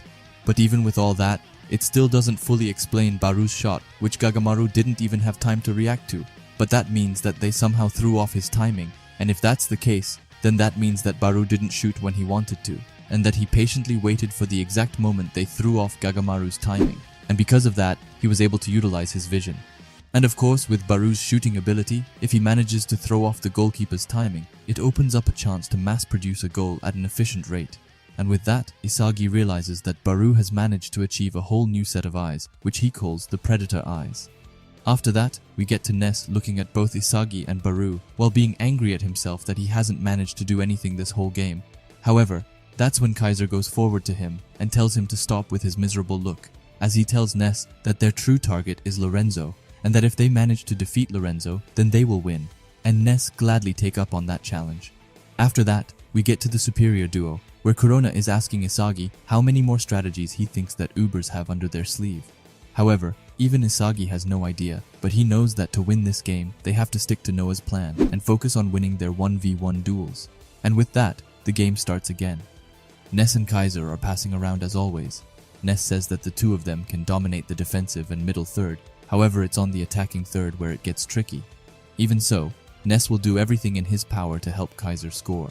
But just then, Lorenzo goes to cover them. Even so, Kaiser says that they are fine, as it's a 2v1. So Kaiser passes Ness and sprints behind Lorenzo, awaiting a pass from Ness, which he gets. However, someone else reaches it first, and that one is the stylish master himself, Ryu, who jumps up and heads away the ball. The ball is heading back to Ness and Lorenzo, but someone else interferes. It's Isagi who tells Lorenzo that he wasn't good enough. Isagi was able to see everything that played out perfectly. He says that in the full of this game's chaotic flow, he's able to take control of the 1v1 situations, and ends it by saying that his metavision has gotten better. Even so, his happiness quickly comes to a stop as Nico comes out of nowhere and kicks away the ball from Isagi. Isagi falls to the ground and says that he's amazed that Nico was able to stop him. After that, Nico tells him that it's to be expected that as his vision and football IQ are all top-notch. However, the same goes for Nico, as he calls them two birds of a feather, which I can't figure out if it sounds cool or just corny. Anyway, that's where it clicks for Isagi, as he thinks that Nico also has acquired metavision. However, when Isagi confronts Nico about it and asks him if he uses metavision, Nico is suddenly confused and asks what metavision is. Isagi explains that metavision is a specific way to use their vision, which lets them capture everything that's happening around them with their peripheral vision, which then lets you simultaneously process and analyze everyone's movements on the field. Nico gets the hang of it, but tells Isagi that all he did was track the ball while keeping an eye on his movements, and since he saw Isagi and the ball in a dangerous spot, he dashed forward even though it meant going against their game plan. Isagi is shocked, thinking that Nico subconsciously used metavision, and that his brain and vision are gonna evolve to a whole new level. After that, Aiku comes by complimenting Nico's play. However, Isagi's teammate isn't as happy with him as Aiku is with Nico, as Reichi comes and shouts at Isagi for losing the ball. After that, Isagi tries to figure out how many of the players here can use metavision. He concludes that Kaiser, Nico, himself, and maybe Lorenzo are the only ones able to use it, as Baru has a different kind of vision. Isagi then quickly becomes Professor Isagi, as he tries to explain the different visions, starting with metavision. Metavision grasps the overall flow of the game, and all the information that's circling within it. Since he can use it everywhere on the field, he pretty much has the ability to predict the future. On the other hand, Baru's Predator Eye is focused on the 1v1 duel with the goalkeeper for the sole purpose of scoring a goal. Even though they're both strikers, depending on how they use their eyes and vision, the information that they pick up, analyze, and act on is completely different. And with that, he begins inputting all of his new information to probably use it in the future. But before he's done, Reichi and Yukimiya scream at him to stop spacing out, and that the game is about to restart. However, Isagi is like fuck that, and thinks some more before starting, as he says that on top of all that he went through before, both of their teams have two totally different philosophies and playstyles. Ubers plays like one huge organism, with their unity, discipline, and coordination, while Bastard Munchen plays like a chaotic fluid, multi-faced organisms, which is being spearheaded by him and Kaiser. Everyone on the field understands this, and that's why they are probably thinking about their next move, and what's risky, and how they can make an impact. Finally realizing that this is how it feels to be playing in a world-class football game. However, that also means that the next play and the next goal will definitely be the turning point, and that the player who manages to tilt this situation in their favor will undoubtedly dominate this game as its game changer. While Kaiser is waiting for the game to start, he's thinking that Lorenzo is too much in the way, even saying that he's gotten stronger since the last time he faced him. Because of Lorenzo, Kaiser can't move freely the way he wants to, and right now, it's obvious that Isagi has a much easier time moving around. While he's thinking, Ness quickly comes running, asking Kaiser what they are supposed to do, but Kaiser just tells him to shut up, telling him to move as they have practiced, and to believe in Kaiser, because for him, nothing is impossible. And with that, Grim finally throws in the free throw, and the ball is going to Ness's legs. However, right then, Kunigami comes in his way, and pushes him aside, telling them to not forget about the dark horse. Kunigami is running at full speed against the Ubers players, even styling on someone which honestly looks so clean. Isagi is looking from the side, and says that Kunigami is planning on going solo. However, that's impossible with Kunigami's specs, and even if Isagi went in to help, he wouldn't pass him. Isagi has no choice but to try and steal the ball in the penalty area, and says that he can see clearly what he needs to do, but Nico is able to do the same thing, which makes it troublesome. Nico is focused on always having his eyes on Isagi, and says that this new metavision is amazing. Instead of solely focusing on the ball, and instead seeing over the entire field and catching every piece of information circulating within it, Nico notices that Isagi is aiming for the same spot as he is, and it ends up with the three of them going for the same spot. As they are going to the ball, Nico says that it's a 50-50 chance for him.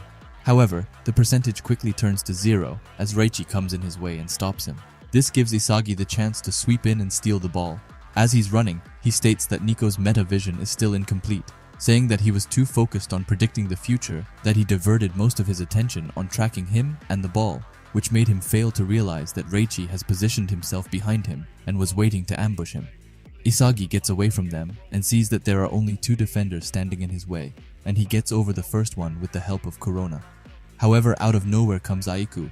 Isagi goes into his lefty shot position and is ready to fire off an outstanding shot when Aiku sees through his bluff and tells Isagi that his lefty shot isn't 100% complete yet and destroys his chance. Isagi says that he failed and that he couldn't score after all. Right when he is at the brink of defeat, Yukimiya comes screaming his name and tells him to pass him, kind of giving us a flashback to the Manshine City match. Both Aiku and Isagi are stunned. Isagi says that Yukimiya managed to fill in the space on the right which Kunigami left, complimenting his position and calling him a godsend. However, Isagi is still stubborn and says that he can still shoot, but he quickly starts to think more thoroughly. He thinks that if he were to lose the ball here, then they would get hit by a counter by the Ubers. And with that in mind, he has no other choice than to pass, as it's the more rational option. Isagi sends an amazing pass, but as the ball is flying to Yukimiya, someone comes before him. It's the legendary defender Lorenzo, who says that he will be taking this pass. This really shows just how amazing Lorenzo really is. He was able to foresee what Isagi would do and then went to stop him. Even so, his greed made him oblivious, as Kaiser comes before him and says that he finally took his eyes off his price. Kaiser also says that he's been waiting for this moment. Isagi is amazed, and all of his thoughts start to lose grip as they fall out. Isagi says that Kaiser got him, saying that Kaiser managed to outread his entire thought process to then use him to get Lorenzo off him. Kaiser was able to see everything, and if that wasn't enough, then everybody out on the field got metadated. And can we just take 1 second to appreciate how cool that sounds? I can't wait till someone says that expression to Isagi. However, it still isn't just a free road for Kaiser, as Sendo comes to stop him, saying that in these situations, it's his job to press. Even so, Kaiser turns into a cat and jumps over Sendo's leg. But Sendo's attack wasn't in vain, as he bought Aiku and Ryu some time to come and cut off his shooting angle.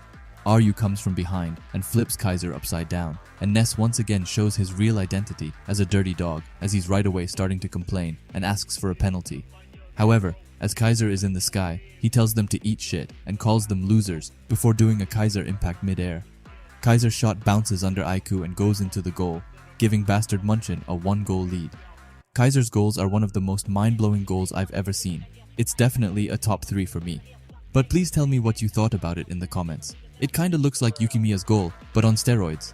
Isagi is almost too stunned to speak after Kaiser's goal, saying that Kaiser managed to do a Kaiser impact in that position, and not to mention that he nutmegged Aiku off a kind of bicycle kick. With this high-level chess match and a player's rapid evolution, Kaiser by himself managed to destroy all that. After that, Kaiser's lackey, or excuse me, Ness is of course rushing over to congratulate Kaiser on his wonderful goal. Ness tells Kaiser that his goal was mind-blowing. He continues hyping up Kaiser and throws some shots at Isagi for no particular reason. However, when Ness is done, Kaiser just tells him to shut up.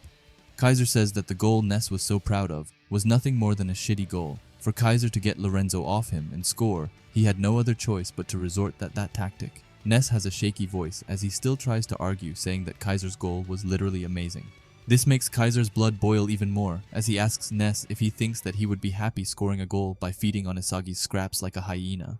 Explain to Ness that his last goal was entirely started by Isagi. Once he got his hands on the ball, Uber's defense moved to stop him.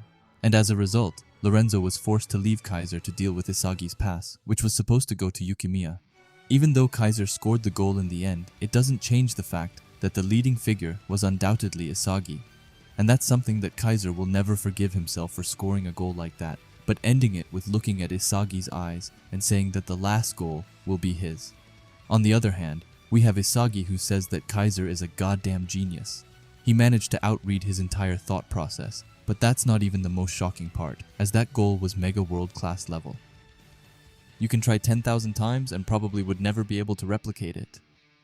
Everyone on his field, or even the entire world, won't be able to pull off that level of shot. Kaiser really is the genius that he needs to emulate, and the rival that he needs to take down if he wants to become the best player in the world. Even so, in that last moment, Isagi says that Kaiser was definitely keeping track of him, and that if he hadn't, then that goal would be impossible. It's starting to come to a point where Kaiser needs to constantly keep track on Isagi to score. This means that slowly but surely Isagi is getting inside Kaiser's head. He ends it by saying that this will be fun as he has a psychopathic face on him.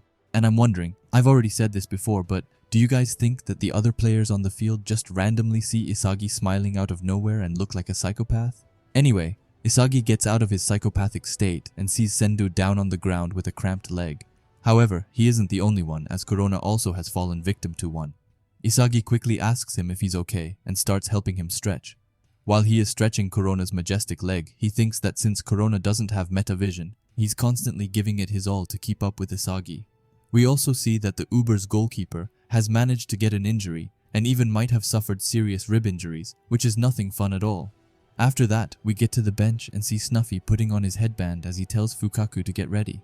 And with that, Snuffy and Fukaku get up from their seats and subs, in which forces Noah to sub in as well, as he tells Snuffy not to make his job any harder than it has to be. And just like that, both of the masters have come onto the field and are ready to give it their all. Pray for my boy Corona. May him rest in peace. Isagi thinks that since they subbed in players due to injuries, the situation on the field will definitely change, and says that he needs to capture the future faster than anyone else, as his biggest desire is to score another goal. After that, we get back to the bench and see Hiroi looking at Isagi with big eyes, as he asks him to take him with him.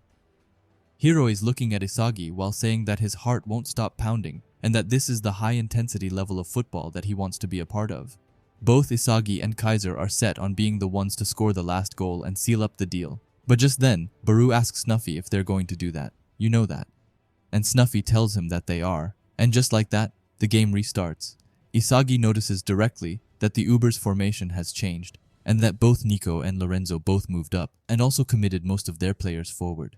Now that the Ubers have incorporated Nico's vision and playmaking with Lorenzo's outstanding dribbling in the middle, the ball doesn't stick as much, and the tempo has gotten noticeably faster. Even so, Isagi can't allow himself to be swept away by their fast tempo, and has to find the perfect spot where he can intercept, and he finally finds it. He goes to take the ball as it's headed to Lorenzo, however Snuffy reaches it before him, telling him that it is close, even borderline too close. He looks with the metavision eyes, and says that the rumors are true after all, and that Isagi reads the game well. However, Isagi is in a shocked state, saying that Snuffy positioned himself to prevent any turnovers from happening. But not just that. Isagi also says that he got metadated by Snuffy, and I can't get enough of that expression. Even though he couldn't get the ball, Noah comes and tells him that he's going well, and tells Isagi that they will trap him, and Isagi is extremely happy that Noah linked up with his movements. However, even with Noah and Isagi, they don't stand a chance against Snuffy, who's keeping the ball as safe as a fortress. And before they know it, he's already passed away the ball to Lorenzo, who passes it along to Nico, who gets some competition as Ness comes in his way. Before Ness can do anything useful for once, Nico has already passed away the ball to Snuffy, who's still battling Noah.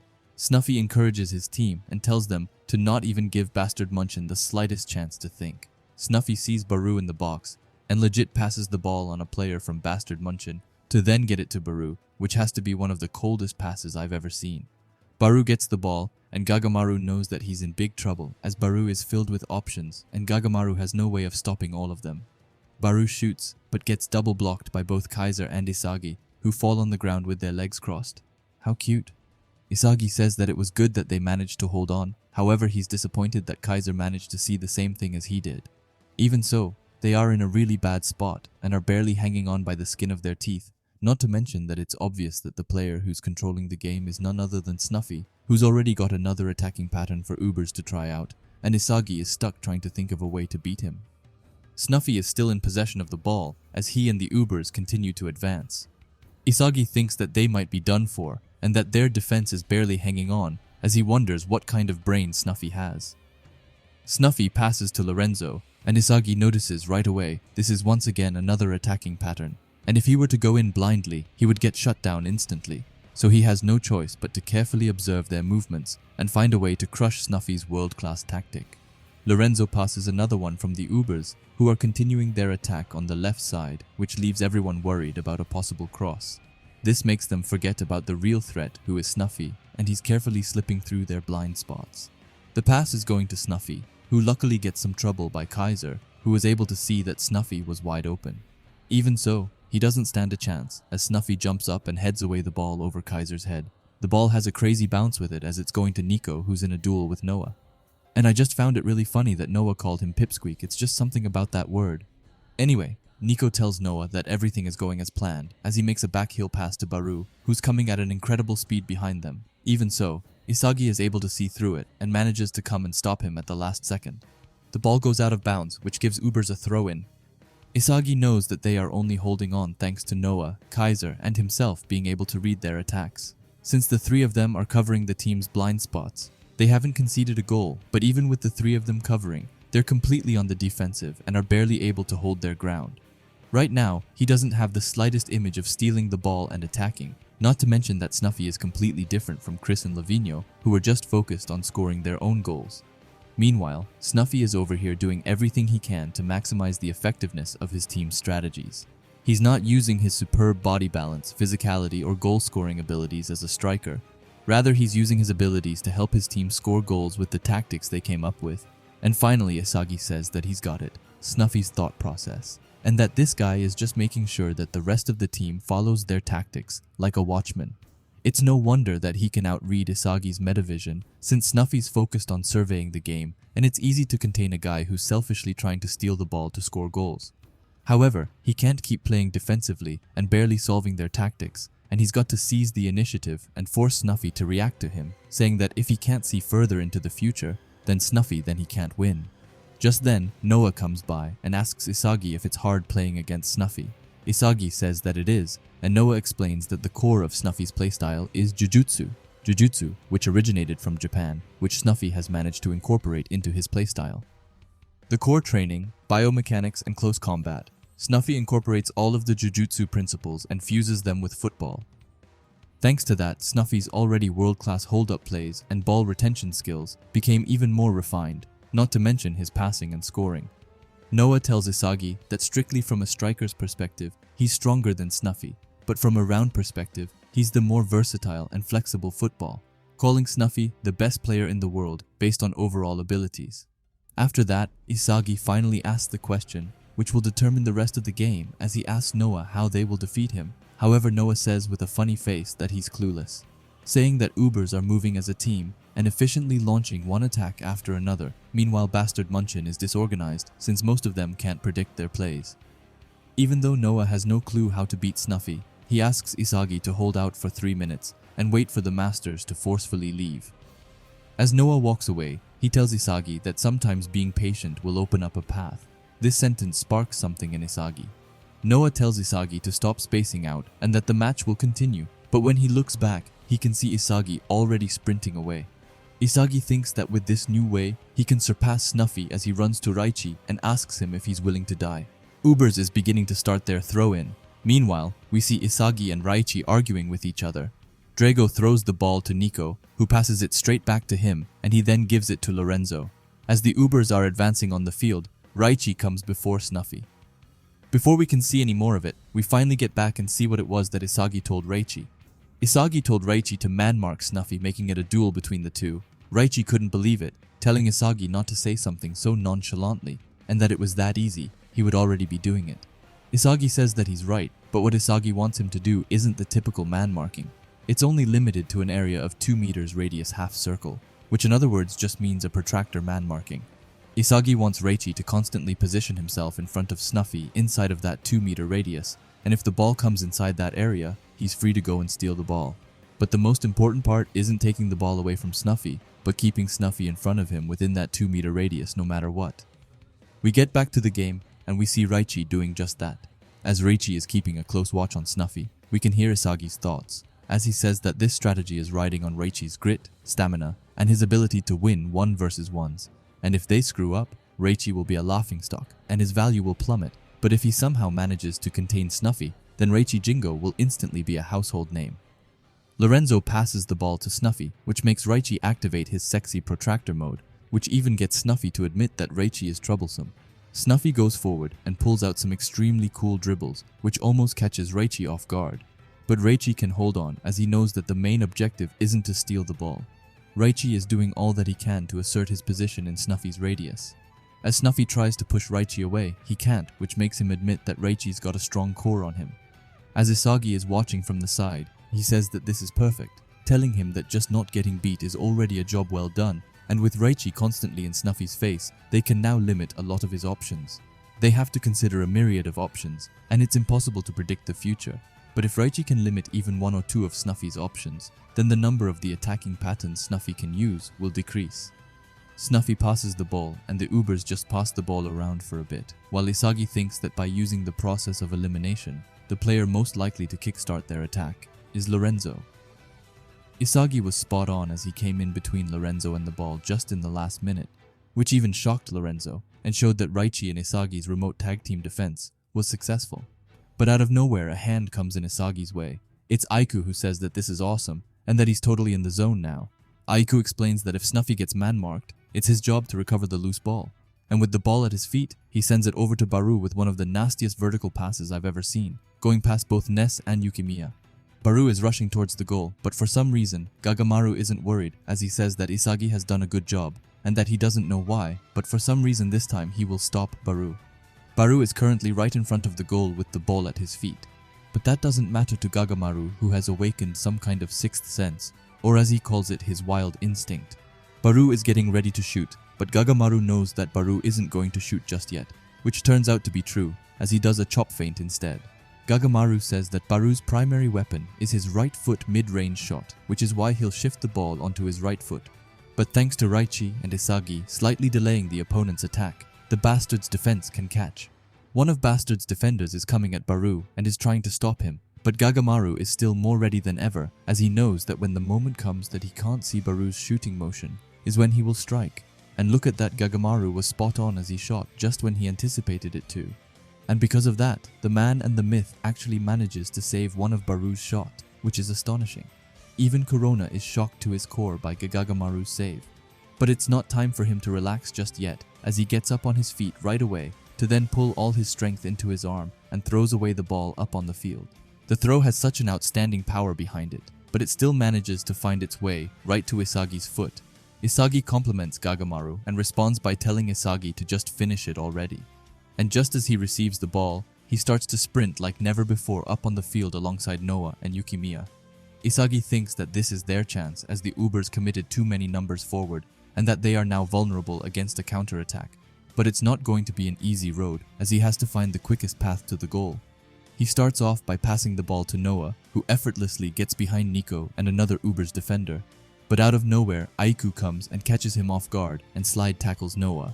Luckily, he had managed to get away a pass to Isagi beforehand, but Corona and Igarashi are shocked that that's not a foul, but Hiyori just tells him to keep on advancing. Isagi thanks Noah for his sacrifice and says that from here on, Yukimiya and he will finish them off. They are exactly 30 meters away from the goal and have to advance a mere 3 more meters to get a chance. Isagi passes Yukimiya, who's surrounded by Uber's defenders, but Yukimiya starts doing some crazy stepovers to save time. Meanwhile, Isagi goes right of him and tries to slip behind Aryu. He gets behind him and tells Yukimiya to sense it and to pass him. Both of them see each other, and Yukimiya manages to get away a lob pass to him, but they aren't exactly in sync, as it wasn't a lob pass as Isagi wanted, as he wanted a fastball sent right to his feet because he knows that at this level a lob pass is far too slow. And Isagi's got a point because Snuffy was able to catch up due to the lob pass, and he comes in between Isagi and the ball and gets rid of it. Because at this incredible level, even a half-second misalignment is a mistake. Isagi is pissed at his golden opportunity. No, his goal vision was dead on, but he was still one step short to outread someone with a world-class football IQ. Snuffy lands on the ground, and as the ball goes to one of the Uber's defenders, all of the Ubers start to advance as they continue another counterattack. Isagi is pissed, saying that just when they were barely managing to steal the ball and attack now, the Ubers are gonna hit them with a new, perfectly designed, multifaceted, highly coordinated counterattack. Isagi knows that he has to stop them, but just how? He doesn't know that for sure, but he knows that he's gotta get back on the defense right away and that he will figure out the rest later. Possession, counterattack, transition. After being foiled so many times, Isagi's painfully aware of how strong these guys are, but just now until Snuffy stopped them, Isagi's strategy and imagination surpassed theirs, and if he and Yukimiya were on the same page, he would have scored. However, what ifs and almosts don't mean anything, and he knows that he's got to stop babying himself. The reality is that he couldn't score, which for a striker is all that matters. It doesn't matter what brilliant idea he comes up with. At this level, if he can't produce results, then all those ideas are garbage. Isagi is determined to steal the ball and finally produce another goal and show the world his ideas. After that, we see how the Ubers are storming up on the field with their passes going flawlessly to each other. Yoichi screams that their defense isn't set yet, and Gagamaru is also a bit annoyed as they just got the ball back. Lorenzo passes Baru, who's in sync with the Ubers, and Gagamaru even says that it's way more chaotic than last time. He's stressing as he seriously can't seem to figure out the right timing. But it's fine as Isagi is right by Baru. He thinks that he can just make it, and that Baru can't shoot just yet. He admits that the tactics are on the spot, plus for the sake of winning, everyone has bought into them. But there's no way that you can become the #1 playing that brand of football, saying that all that they are doing is mindlessly executing Snuffy's tactics. Since they all are playing to produce some predetermined answer, their individuality is stifled. Isagi can't even believe that Baru would be tamed so easily, and just the thought of Baru becoming the #1 striker makes Isagi laugh, saying that Baru has become such a boring and pathetic player. Isagi says this as he goes to stop the ball from Baru's foot. However, to his surprise, Baru actually sidesteps and is still in control of the ball. Everyone in the Uber squad is stunned, saying that Baru went rogue. Baru in the middle of the game just decides to have a chat with Snuffy. He says that if he had shot according to his pretty design, then Isagi would have blocked it. He asks Snuffy how often he has to embarrass himself by these imbeciles. Baru continues saying that Snuffy told him that if he went along with his plan, then Baru would become king. And if Baru plays according to his tactics and fails, then it would be Snuffy's responsibility. Snuffy says that he's right, and that he got 100 million because of it, and asks what it is that Baru is dissatisfied with. Baru then tells him that this is the 4th time that Isagi blocked his shot, saying that he thinks it's enough for him to terminate their agreement. This comes as a shock to everyone who couldn't see this coming. Even Snuffy, Lorenzo, and Isagi are all stunned as Baru's or the king's ego isn't dead, as he tells everyone that he's decided to quit this lousy job. Before we get back into the game, we get a quick flashback to Snuffy and Mick driving along the road. Mick, Snuffy's best friend, says that he doesn't want to be some boring adult who constantly speaks that nonsense. Snuffy agrees and says that the world is their oyster. Mick laughs and says that they are the best in the world after all, and that if they can't become the kings of football, then it's not a life worth living. After that, we are back in the game and we see Baru going alone on the field. His teammates are furious at him, but Baru tells them to shut up and calls them mindless, good-for-nothing, shitty robots. He embarrasses Ness before saying that ever since he teamed up with Snuffy, he's secretly been waiting for the opportunity to crush this stupid team, and that all he wanted was Snuffy's techniques, calling everything else trash. And now that Baru has acquired his predator eyes, he no longer plans to play together. His teammates are only starting to get angrier and angrier, and Bastard sees this as their chance to try and steal the ball from him. Snuffy asks Baru if he wants to defy him this much. Baru tells him that he does, and that the team that Snuffy created, he wants to burn it to the ground, because with Snuffy's tactics, there's no way in hell that he can beat Isagi. And after that, to everyone's surprise, Baru actually passes the ball to Aiku as he tells them all to follow him. Aiku passes the ball to Nico and encourages the whole Ubers to follow Baru's lead. Isagi is shocked, saying that the Ubers are changing their attack, and that Baru hijacked the disciplined and organized team that Snuffy created for himself. Snuffy is in his own battle against Noah, and Noah asks him how it feels to be bitten by his own player for once. Snuffy, with an intense look in his eyes, says that it's awesome. He screams at Baru to show him what he's capable of. He tells him to use the Ubers that he created and try to surpass him with them. But after that, Baru tells Snuffy to shut up, saying that he admits that the team he created is elite and that the environment is a paradise for the average and the mediocre. But there isn't enough despair for Baru to thrive upon. Baru explains that when he lost to Isagi, he hit rock bottom, but only thanks to that he was able to change, become more twisted, and rise from the ashes. But Snuffy's environment is lukewarm, with Snuffy saying that he will provide him with the best options, and if they fail, it's his responsibility as the master. Baru doesn't want to live in a future where he's safe and coddled. If they are going to promote all that hope of becoming the best player in the world, then he will balance it with an equal amount of despair. If he fails, he's okay with the entire world ridiculing him, because only by going beyond the risk of despair that he can drive one's life into madness can he attain ultimate glory. Baru has now come awfully close to the goal, and Isagi says that he's gone completely off the rails, saying that he was waiting for this moment this entire time, forcing everyone to bend to his will and ideas on this high-level world-class stage, which is also the very thing Isagi wants to do. But Baru is just about to accomplish it before Isagi. But there is no way that Isagi will let that happen. He's determined to stop him, to now get devoured by this tyrant. However, Baru is currently in range, and Gagamaru is also on standby. Both Kaiser and Isagi come before him to try and block him. Isagi looks into his eyes and says that he's the only person that he'll never want to lose to. With Baru being in control of the ball, as he's standing in front of both Kaiser and Isagi, Isagi thinks that Baru only has two options, which are to either shoot the ball near the post or far from the post. Gagamaru is also already in position, so if he manages to get the timing right, he can stop it.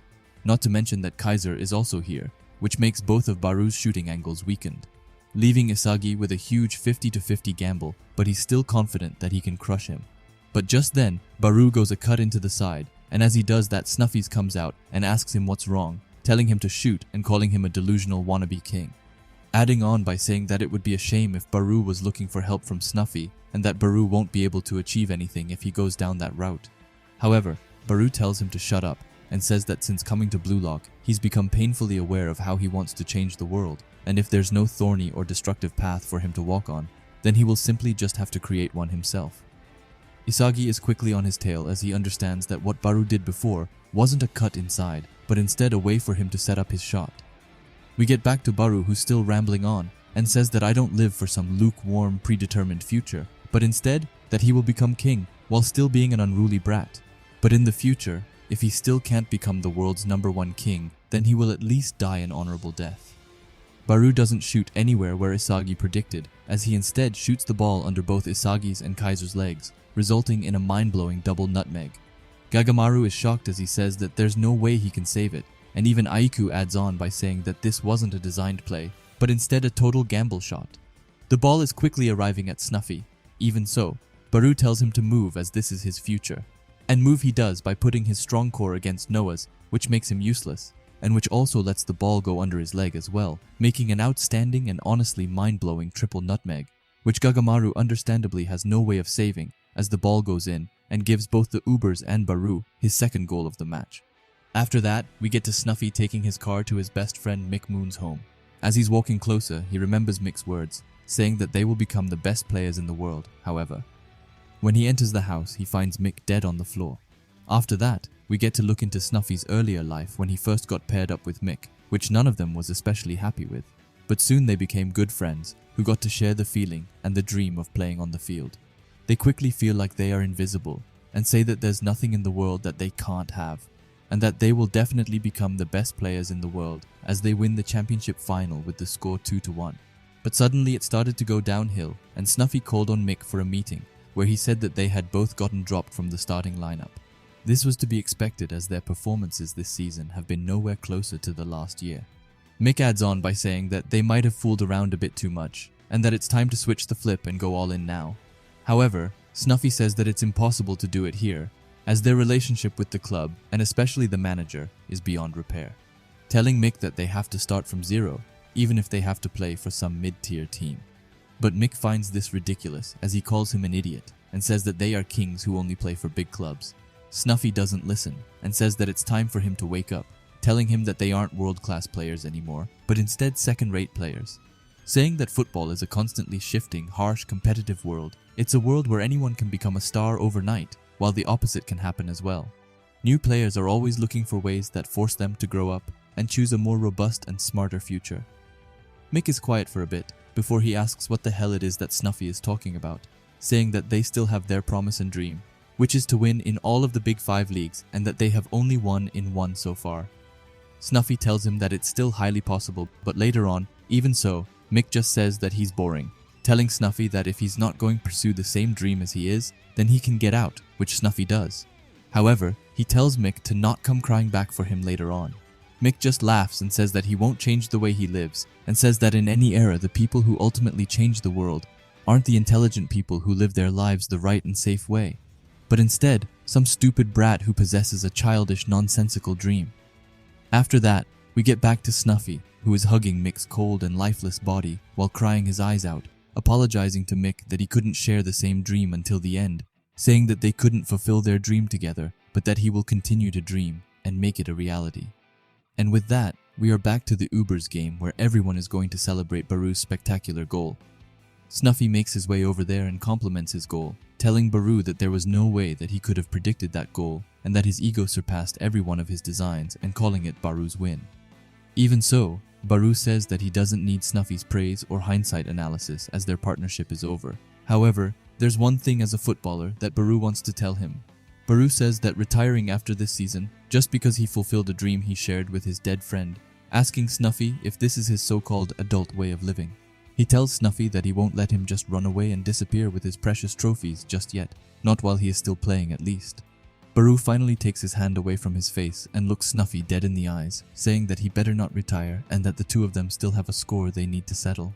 Snuffy is approaching him while laughing, but not just that, as he tells Baru that he won't retire as he's the best player in the world after all. While he's saying this, he also has an internal dialogue with Mick, as he says that with the advice he gave him before, Snuffy can finally believe him now, as until the day he dies, he as well is a goddamn brat who selfishly pursues his dreams. This hypes up all of the Uber players who are extremely happy to know that their captain and also idol won't retire just yet, and it even makes Lorenzo confess his love to Baru. However, it's not over just yet, as both Baru and Isagi are thinking that the last goal will settle this once and for all, as they have an intense look on their face. All of the Uber's players go storming off into Snuffy's arms. However, looking at this from afar, we have Isagi who's pissed to the extreme, screaming his whole heart out. He thinks that Baru stole his spotlight, and that Baru was always aiming for this from the start, the timing to shoot between Isagi's legs to freeze Gagamaru from reacting, even went as far as hijacking Uber's system for himself and using it to score goals, ending it by saying that Baru managed to completely devour him. But just then, Raichi comes over and apologizes, saying because he was man-marking Snuffy, he couldn't fully contain him. However, Isagi denies that and says that he did his job. He disrupted and eliminated some of their options, and that they just couldn't score and got their ass kicked on the counter because of his tactics. Isagi was so close, but yet he can't see a vision of himself winning against Bauru or Kaiser. Just then, the announcer goes off and says that the star change system is over, and that both masters have to leave the field and make their substitutions. This gives Isagi more puzzle pieces as he knows that the field is just about to shift. Snuffy goes to the benches and picks Sendao for his substitution as he's fully recovered. However, the same thing can't be said about Corona, who is having a hard time standing. And here we have Igarashi really thinking that he will get to be sent in. What a joke. Anyway, Noah says that the next player with the best overall stats is Kiora Jin, and that it's his time to play as a right back. When I first saw this, I was ecstatic. I've been waiting for Kiora for so extremely long that I can't even describe it. However, my happiness quickly shattered as Isagi came over and told Noah that if they do that, then they won't win, and Noah asks him to explain himself. Isagi explains that Kiora is a talented player, and if they look at his individual stats, it's right up there with the rest of the starters, not to mention that his skill set allows him to take over Corona's place at right back seamlessly. However, to defeat the Ubers as they are now, they need a player they can't predict, and someone who can improvise on the fly. And I love how Kiora is just standing there watching them talking about him not getting to play, which is kind of sad. Anyway, back to Isagi, who says that they need a playmaker who can breathe new ideas onto the pitch, otherwise known as a game changer. Noah is quiet before telling him that Bastard has a rule where players are ranked and picked according to their overall numbers, yet Isagi insists on breaking this rule and using a player with a lower rank. Noah even asks Isagi what his logic is for this argument. Isagi doesn't hold back and says that it's to allow him to score, and says that for him to become this game's hero, he needs Noah to put Hiroyo into the game instead of Kiora. Isagi apologizes to Kiora and says that it's something that he needs to try out with Hiroi, saying that Hiroi is the only player who sees the game as he does, and that he's the only one who can keep up with his vision and thought process. Isagi begs Noah, telling him that he's just one piece away and that he needs his partner to score the winning goal. But even so, Noah refuses. He says that he won't accept such a childish and emotionally driven argument, and that he only accepts rational and logically driven arguments.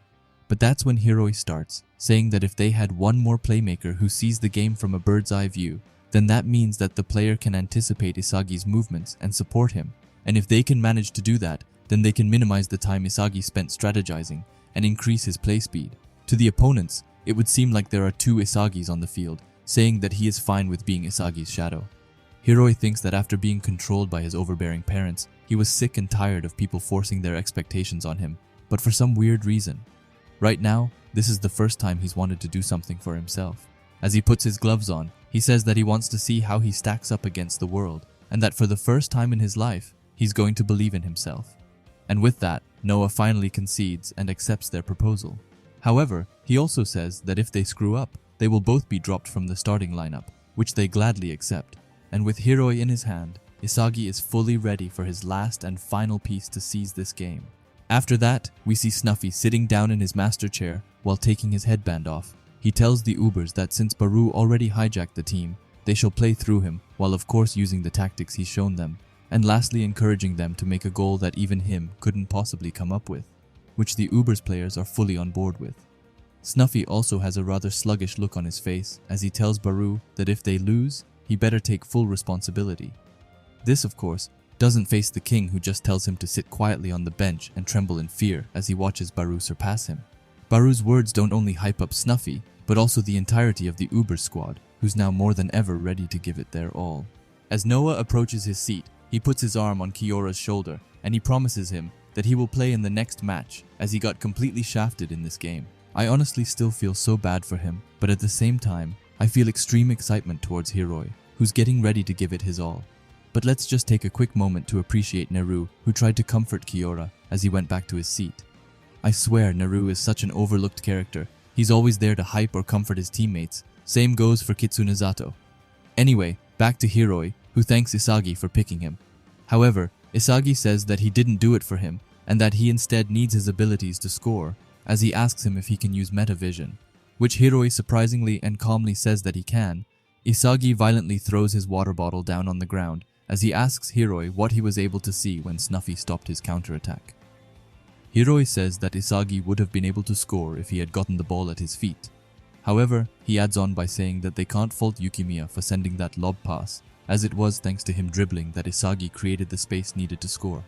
Hiroi then follows up with the most important question, asking what Isagi's plan is. However, Isagi takes some inspiration from Noah, as he tells Hiroi that he has no idea at all, which shocks Hiroi as he says that he can't believe that Isagi would demand Noah to pick him without a plan.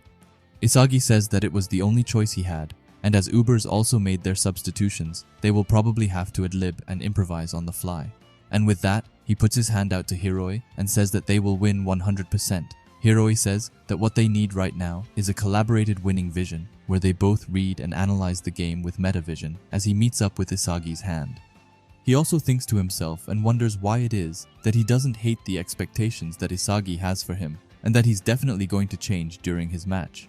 As the masters sit down, Noah tells Snuffy that he didn't expect him to resort to such emotional tactics, and asks him if he got all soft due to those brats' enthusiasm and passion.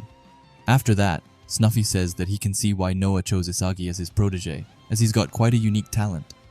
Noah says the same thing about Baru, and says that his potential would be up there with some of the best U20 strikers in the world, which Snuffy definitely agrees with. He even says that seeing Isagi and Baru so fired up together reminds him of Noah and Ego and the twisted rivalry they had. However, Noah just tells him not to compare him to that twisted maniac. After that, Snuffy even goes so far as saying that if those two continue to evolve at this incredible and fast rate, their little pipe dream of Japan someday winning the World Cup might go as far as coming into reality. We quickly leave the Masters and go to Ness, who's currently stressing his heart out, saying that even just containing Isagi is already a pain in the ass. However, now they will have to adapt and deal with Uber's unpredictable tactics as well. He even goes as far as saying that there's a chance that he and Kaiser will actually lose. But just then, Kaiser comes and puts his arm around Ness, asking Ness what's wrong, and says that if he keeps looking like that, even the goddess of victory will abandon him.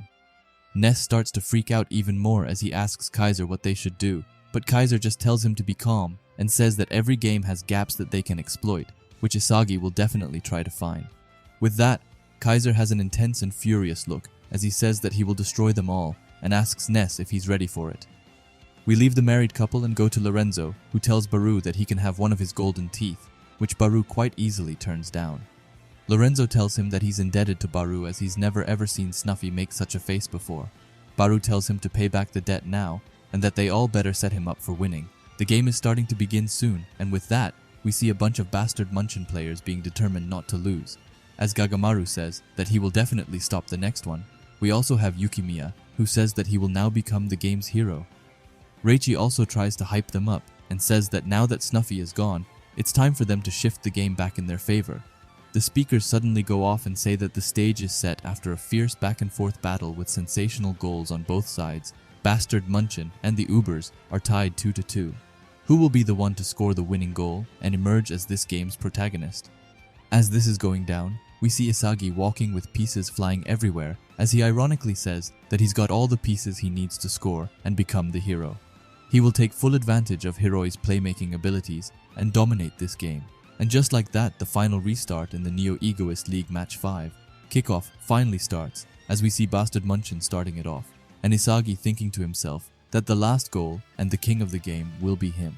After that, we see both Kaiser and Ness advancing on the field, when suddenly Baru comes forward, asking Kaiser to show him what he's made of. Kaiser just pulls his regular scary face as he says that he will take Baru down. However, while they are going at each other, Ness notices something strange. He notices that Baru is there trying to press them, which he has never done before. Kaiser passes the ball to Ness, who knows that in a situation like this, his job is to lure them in, which he definitely does as he gets behind not one, but two Ubers players.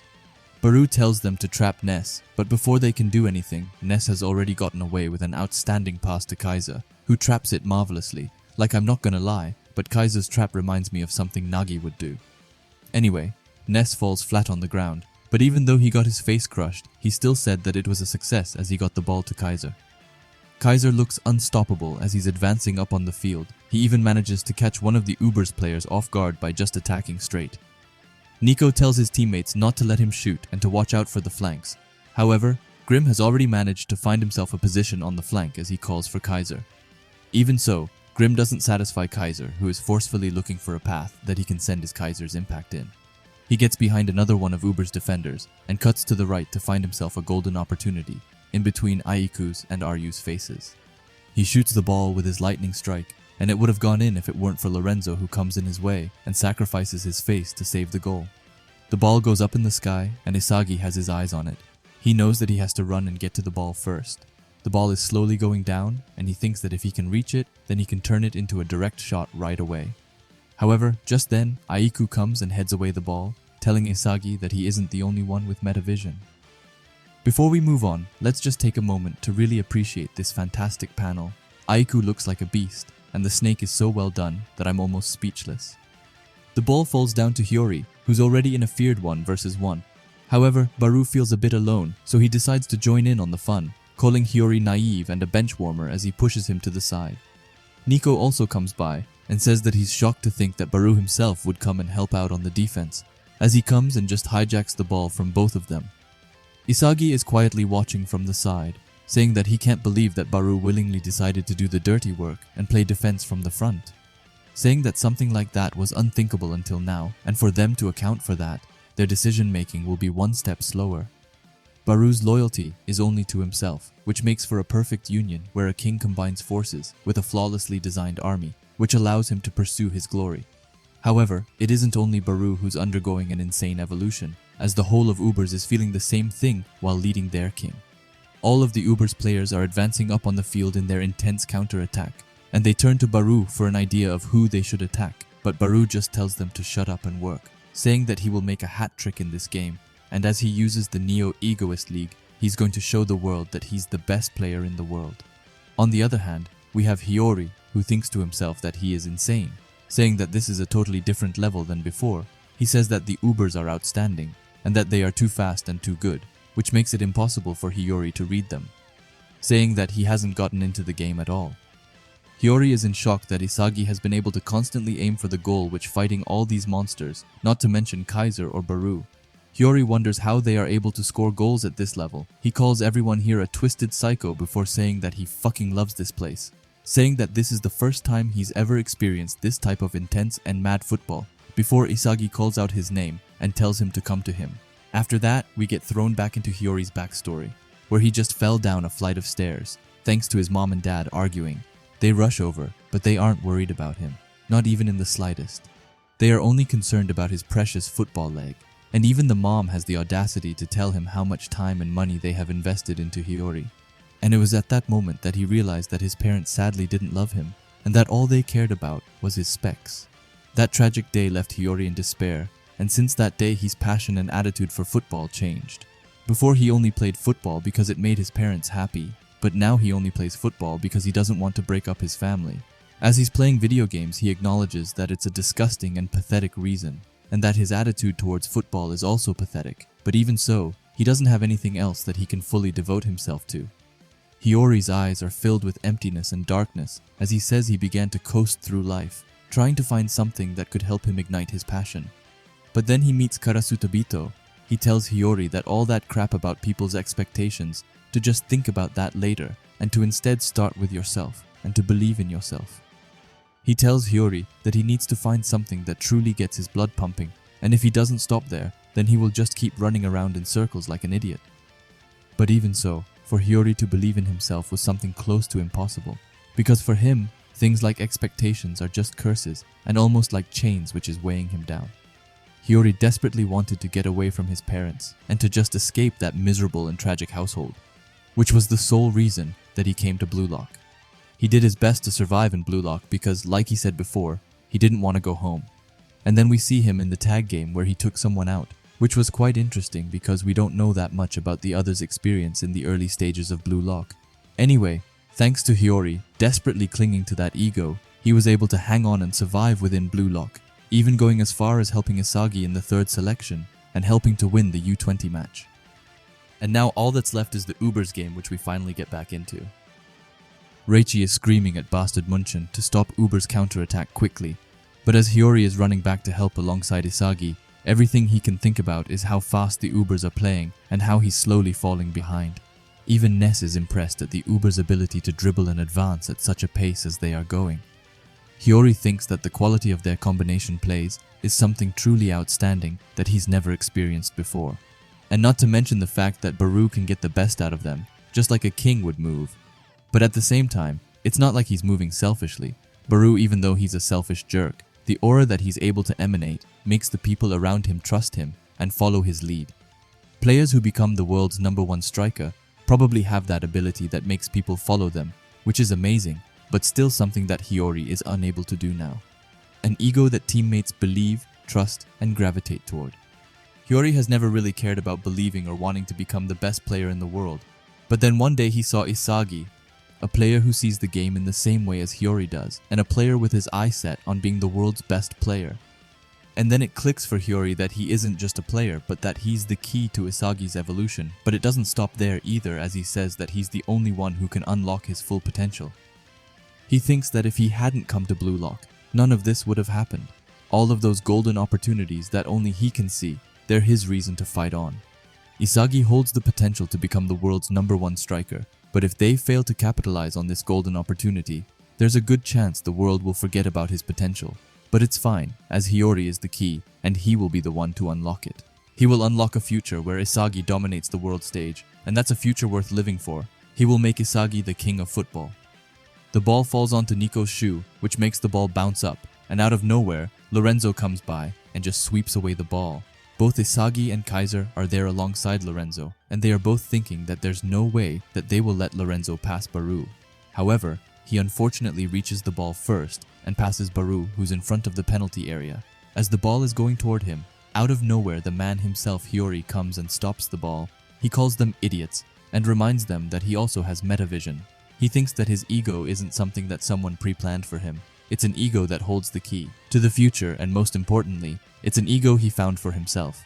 And with that, he puts the key in his locker and finally breaks out of the chains that have been weighing him down all this time.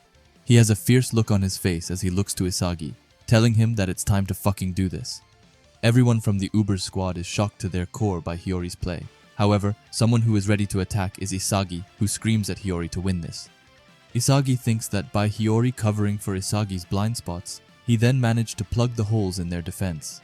We see Isagi and Hiyori advancing up on the field with Hiyori being deep in his metavision. Sendo comes by and thinks that he is someone but gets out dribbled by Hiyori. And I don't know why, but this little panel is so satisfying that I can't stop staring at it for some reason. Anyway, after Sendo lies Nico waiting, but before he can do anything to Hiyori, Hiyori has already managed to get a pass off to Isagi. These two are sharper than ever, as there's no room for errors now, and by Hiyori perfectly syncing up his winning vision with Isagi, they are able to steam up the field, even involving Yukimiya in their attack. As they are trading passes, Hiyori thinks that Isagi has many weapons in his arsenal like his metavision, football IQ, and direct shot. However, Isagi's greatest weapon is without a doubt his ability to devour his rivals while still continuously fighting inside this twisted and chaotic field. Isagi's ability would have never awakened it if he hadn't come to Blue Lock, and is also the foundation of his ego. And right now, that ego is trying to propel him to become the world's best player, and only Hiyori holds the key to awaken his revolution. The emergence of the next football hero, and a hero that will change the history of football, is only a vision that Hiyori can construct and envision. That's the one thing pushing Hiyori forward and is why he plays football, which is the foundation of Hiyori-Yo's own ego. Let's just take a quick second to admire how Hiyori absolutely crushed the Ubers players in this panel. Like bro wasn't even thinking about them, but he still got behind them like they were nothing, even mere air to him. And I can't explain, but Hiroi's way of dribbling and getting behind his opponents looks so clean and satisfying. Even the Ubers players are saying that Hiyori's way of getting behind them is outright filthy. Hiyori's eyes are burning with determination, as he says that mass-producing goals isn't the only way to become an egoist, and that it was Isagi who helped Hiyori realize, because Hiroi is an egoist who produces the game with his passes. Here we see Hiyori fully looked in as he spots the perfect position for Isagi. Hiyori notices that Isagi wants to make a run for it, and to then uses a direct shot. Hiyori locks onto Isagi and passes him as he says that the future that Isagi envisioned, it's finally time to synchronize his vision with his goal. Hiyori's pass is going forward at an outstanding pace, and Isagi tries to run away from Aiku, who's looking him down nicely. The pass is perfect for Isagi. However, as he goes into his direct shot position, Lorenzo and Aiku comes back and tries to stop him. Lorenzo has his tongue out as he tries to be Rin, and he tells Isagi that it's the end of the line here. However, Isagi thinks that it's going perfectly, and that everything that is happening is exactly how he envisioned it. As Lorenzo goes in for the ball, Isagi instead taps the ball, which makes it go over Lorenzo's head. As Hiroi is watching from afar, he says that this was their plan along, making the first move to be a fake, to then turn around and use his lefty direct shot, creating a two-stage attack that allows Isagi to create enough space to shoot freely. I wish I could say that it ended here, however Kaiser is coming behind Isagi, telling him that he knew about their plan and that he will be taking this as he sprints to Isagi. Isagi is stunned, saying that Kaiser knew that he was going to fake out Lorenzo with his right and targeted the instant he was going to shoot with his left leg. Kaiser is planning on stealing his goal in midair, however Isagi has had enough of his shit. So he still makes his lefty shot, saying that the ball is his. And with that, the two of them create a joint attack by combining Kaiser's Kaiser impact with Isagi's direct shot to create their new combo shot, which I would say is my new favorite shot of the series so far. However, of course the Ubers are here to ruin the fun, as both Ryu and Baru are at the line and manage to block the shot with their legs. Even Ryu is stunned to see Baru at the defense line, and on top of that blocking a shot. Isagi lands and says that thanks to Kaiser he couldn't cleanly strike the ball, which made it a worse shot. Hiyori is still in the back watching it go down and says that he can't believe it. He and Isagi were in perfect sync, but the way Kaiser and Baru stopped them from scoring, it's almost like the two moved in a way that surpassed their expectations. And even though they are playing the game perfectly and flawlessly, the rate that the rest of the field is evolving is still a bit faster than their combined decision making, and for them to fully dominate at this level, they are unfortunately still one piece short. And with the ball high up in the air, everyone is rushing to get their hands on it, but the ones who get there first are Ryu and Kunigami. However, Ryu uses his outstanding jumping skills to head the ball first. The ball bounces on the ground before it goes to Aiku and Kaiser, but suddenly out of nowhere, Isagi comes and is able to get off a pass to Hiyori on the side. Hiyori gets the ball, and Isagi screams at him to go one more time. Thanks to that, Hiyori knows that Isagi still believes in him. Hiyori thinks that the best thing to do is to reset their attack and surpass their previous winning vision to create a brand new attack pattern. But just as Hiyori is getting ready to attack with Isagi, he sees two silhouettes of his parents behind him. They are telling, or almost forcing him to shoot the ball instead, telling Hiyori that they expect great things from him and that he needs to become the number one.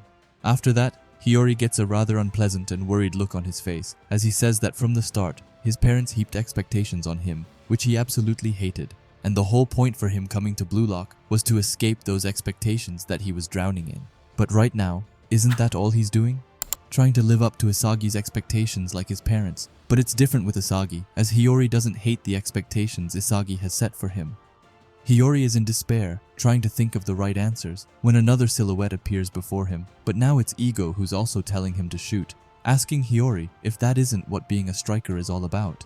Then it clicks for Hiyori, as he thinks that the missing piece to the puzzle might be his shooting ability. Isagi is running on the side, trying his hardest to get Hiyori's attention as he shouts at him to look at him and to give him the ball. Hiyori is about to do what Isagi says, as he's the reason Hiroi's managed to get this far. But suddenly he thinks back to him and Karasu talking back in middle school, where Karasu told him to believe in himself, to find something that truly gets his blood pumping, because if you don't start there, you'll just keep running in circles. And with that, Hiyori finally says that he gets it, as until now he never took his future into his own hands, but instead let his parents decide his future. He then blamed them and ran away because things didn't go his way, because that was his way of not getting hurt.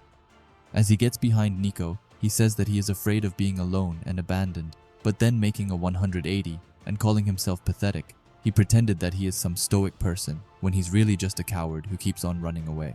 But from now on, he won't hide behind people's expectations of him anymore.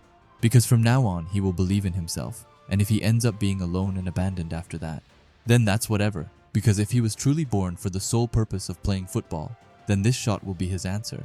Hiyori says this as he fires off an absolutely outstanding shot against the goal, which means that he betrayed Isagi, who is looking at him with a stunned expression as the ball is flying past his face. Both Aiku and Lorenzo are thrown off by Hiyori's shot, which came out of nowhere, but just when you thought that it will finally end, someone else comes in the way, and this time, it's none other than Sendo Shuto, who is by the goal, and jumps up to barely touch the ball, but still touch it, enough to make it bounce away, making Sendo save another super close goal. However, As Hiyori is witnessing this, he looks destroyed, saying that he knew it and that he wasn't a person who was born to play football after all. However, someone doesn't agree with that, and it's Isagi who has pieces flying around everywhere as he compliments Hiyori, saying that he's finally found his ultimate winning formula. As Hiyori watches the ball flying in the air, he thinks that he wasn't a person who was born to play football after all, saying it with a crushed and destroyed expression on his face. The ball falls down to Aiku, who traps it perfectly, but Hiyori couldn't care any less, as he says that he suffered so much and experienced so much frustration from all of this. He tried so hard to believe that playing football was what he was made for and what was his purpose. However, that shot told him that he wasn't worthy, but honestly, he felt okay with it. After he goes home, he will sit down with his parents and he will finally tell them that he's done with football. Hiyori is casually standing on the field while everyone else is running around in chaos. Hiyori has a bittersweet expression on his face as he says that he gave it his all and that he can now move on without a single regret. He thanks Blue Lock for his blessing and even lets out a smile of relief. However, while Hiyori is in this euphoric state, Isagi out of nowhere comes running to him, screaming his name all that he possibly can. Hiyori looks over with a surprised face to see Isagi with burning eyes telling him to do one more. Hiyori can't understand what is going on. While he's trying to figure out what Isagi is saying, the whole Uber's squad is beginning their counterattack and is rushing over. Hiyori is frozen as he thinks that Isagi still believes in him, but just why? Hiyori decided to shoot and betray him instead of passing, so why would Isagi still have faith and believe in him? Isagi is running like never before on the field as he screams at Hiyori to not even think, telling him to go crazy and to surpass their wildest imaginations and to do it on reflexively. When Isagi says that, Hiyori remembers that it was that exact advice that he once gave to Isagi in the third selection. But why would Isagi say that now, and what could he mean? Hiyori is totally dumbfounded as he says that he doesn't get it, but still, he wonders what it is that makes him desperately want to meet Isagi's expectations of him. He thinks back to his parents' expectations of him, and how horrible they were, saying that every single one of his parents' expectations was always focused on his physical specs, meaning his human side of things. But with Isagi, it's different as Isagi's expectations aren't focused on the human side of Hiyori, but instead, the things that he can change through actions. His expectations are super goal-oriented, especially goals that have the power to change his destiny.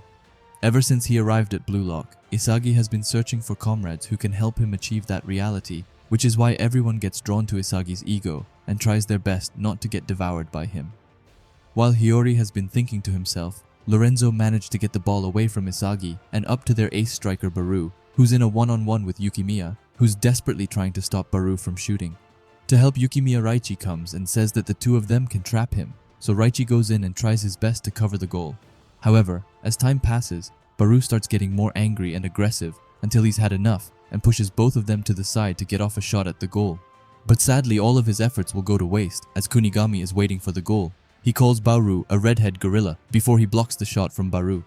Isagi compliments Kunigami's block, but he's so stuck up with himself that he tells Isagi to shut up and that he didn't do it for him.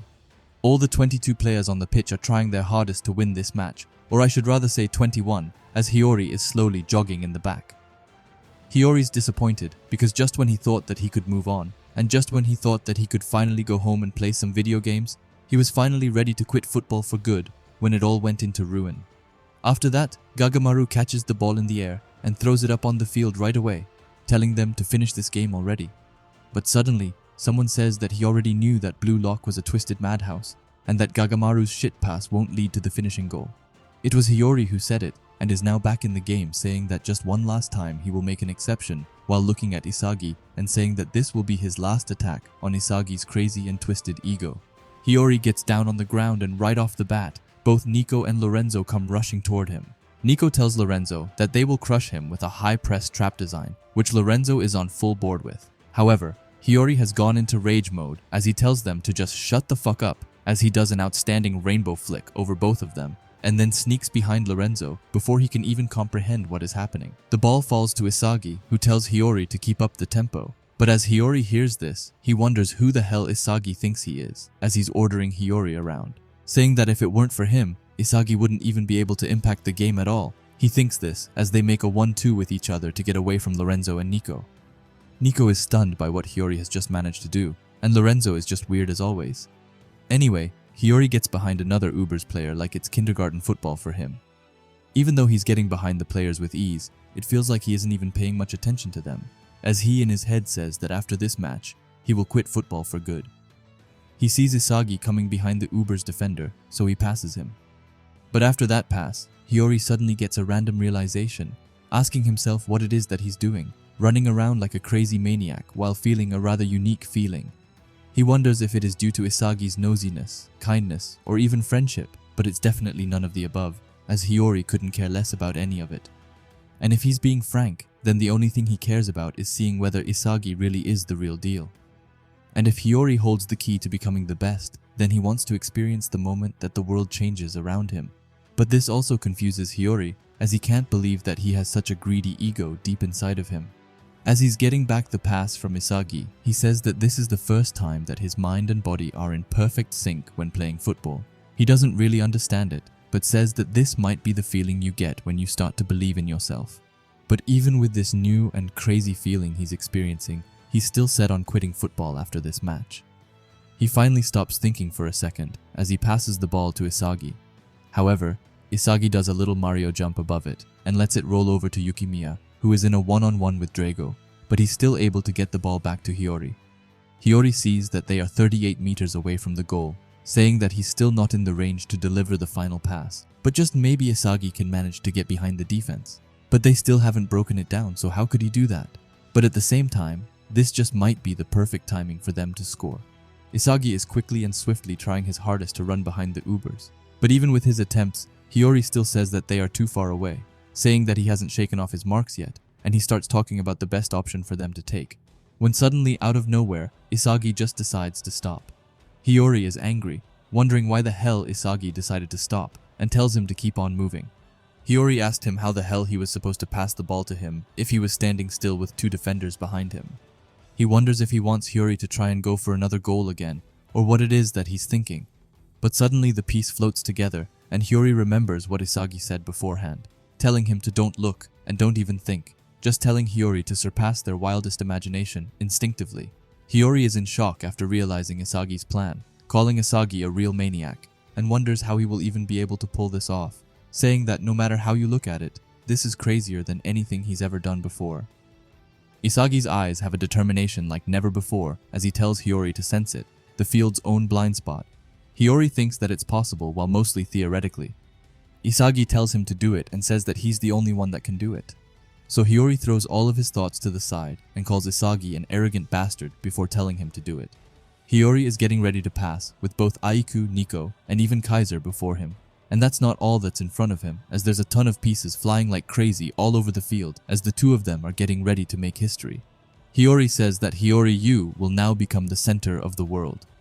Nico knows that he can't stop Hiyori in a one-on-one by himself, which leads him to his only option, which is to try his best and slow down Hiyori's attack.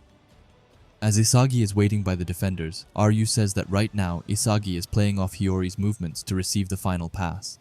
Ryu is still set on keeping him locked down and refusing to let Isagi move freely. However, it isn't just Ryu who's deep in his thoughts as Aiku is carefully analyzing the field, saying that by aiming for the chaos created by those two by predicting the trajectory of Hiyori's pass, Kaiser's only intent is on forcibly snatching the winning goal, which Aiku is sure of, so he knows not to take his eyes off Kaiser. Kaiser is coming towards Isagi, while saying that he will kill him, and I know that this is Blue Lock, but that seems a bit too far, even for Kaiser, but I don't doubt that he would do it if he got the chance. Anyway, Hiyori is currently going crazy against Nico. He's dribbling the ball so fast that Nico has absolutely no idea which way Hiyori is looking to go.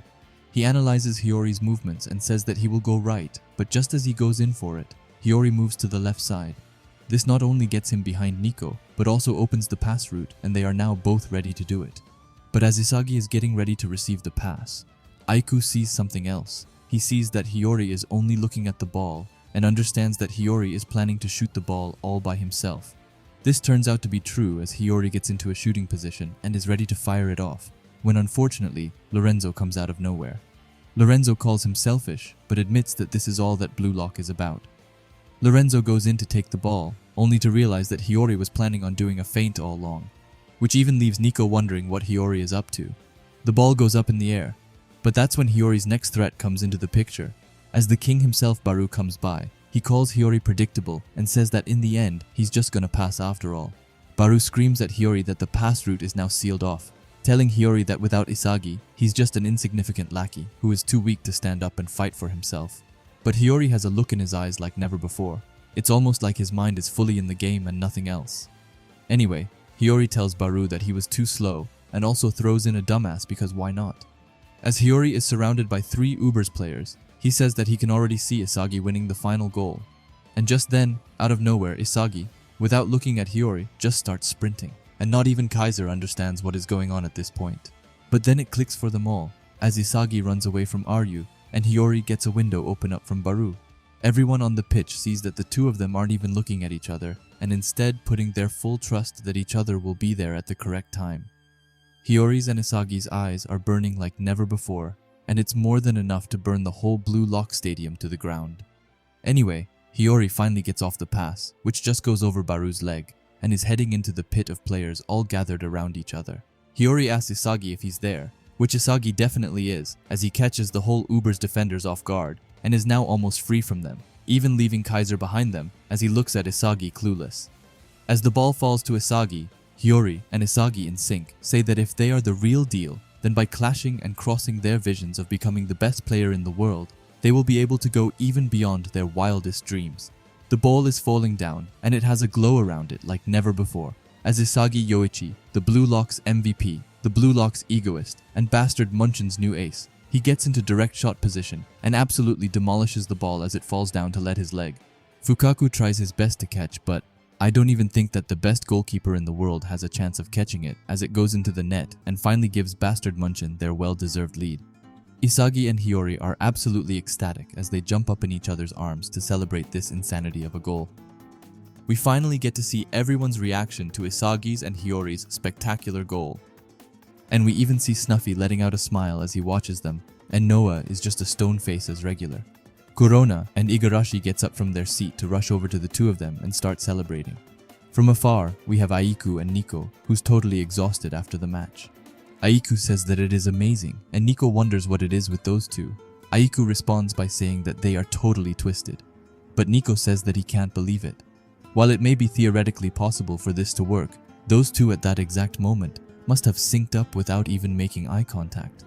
It would be impossible unless those two synced up their thought processes perfectly, and everything that they saw on the field, everything must have been in sync. Lorenzo comes by saying that they totally destroyed them and that the attack surpassed any perfect design they could have created. He calls it a risky gamble, but for them to pull it off in this do-or-die situation, you gotta just tip your cap off to those freaks, and says that they definitely without a doubt were the heroes of this game. But that's not all, as he also admits that that goal alone was worth at least 100 million. We see Baru for a quick second as he looks furious, but he doesn't really say anything except grinning a bit, which is understandable as he's just lost to his rival once again. After that, we see Ness thinking about his life decisions and how everything could go so wrong. He says that Isagi's and Hiyori's play should have been impossible and calls it disgusting, but deep down he wonders if this is the true essence and magic of Isagi's football.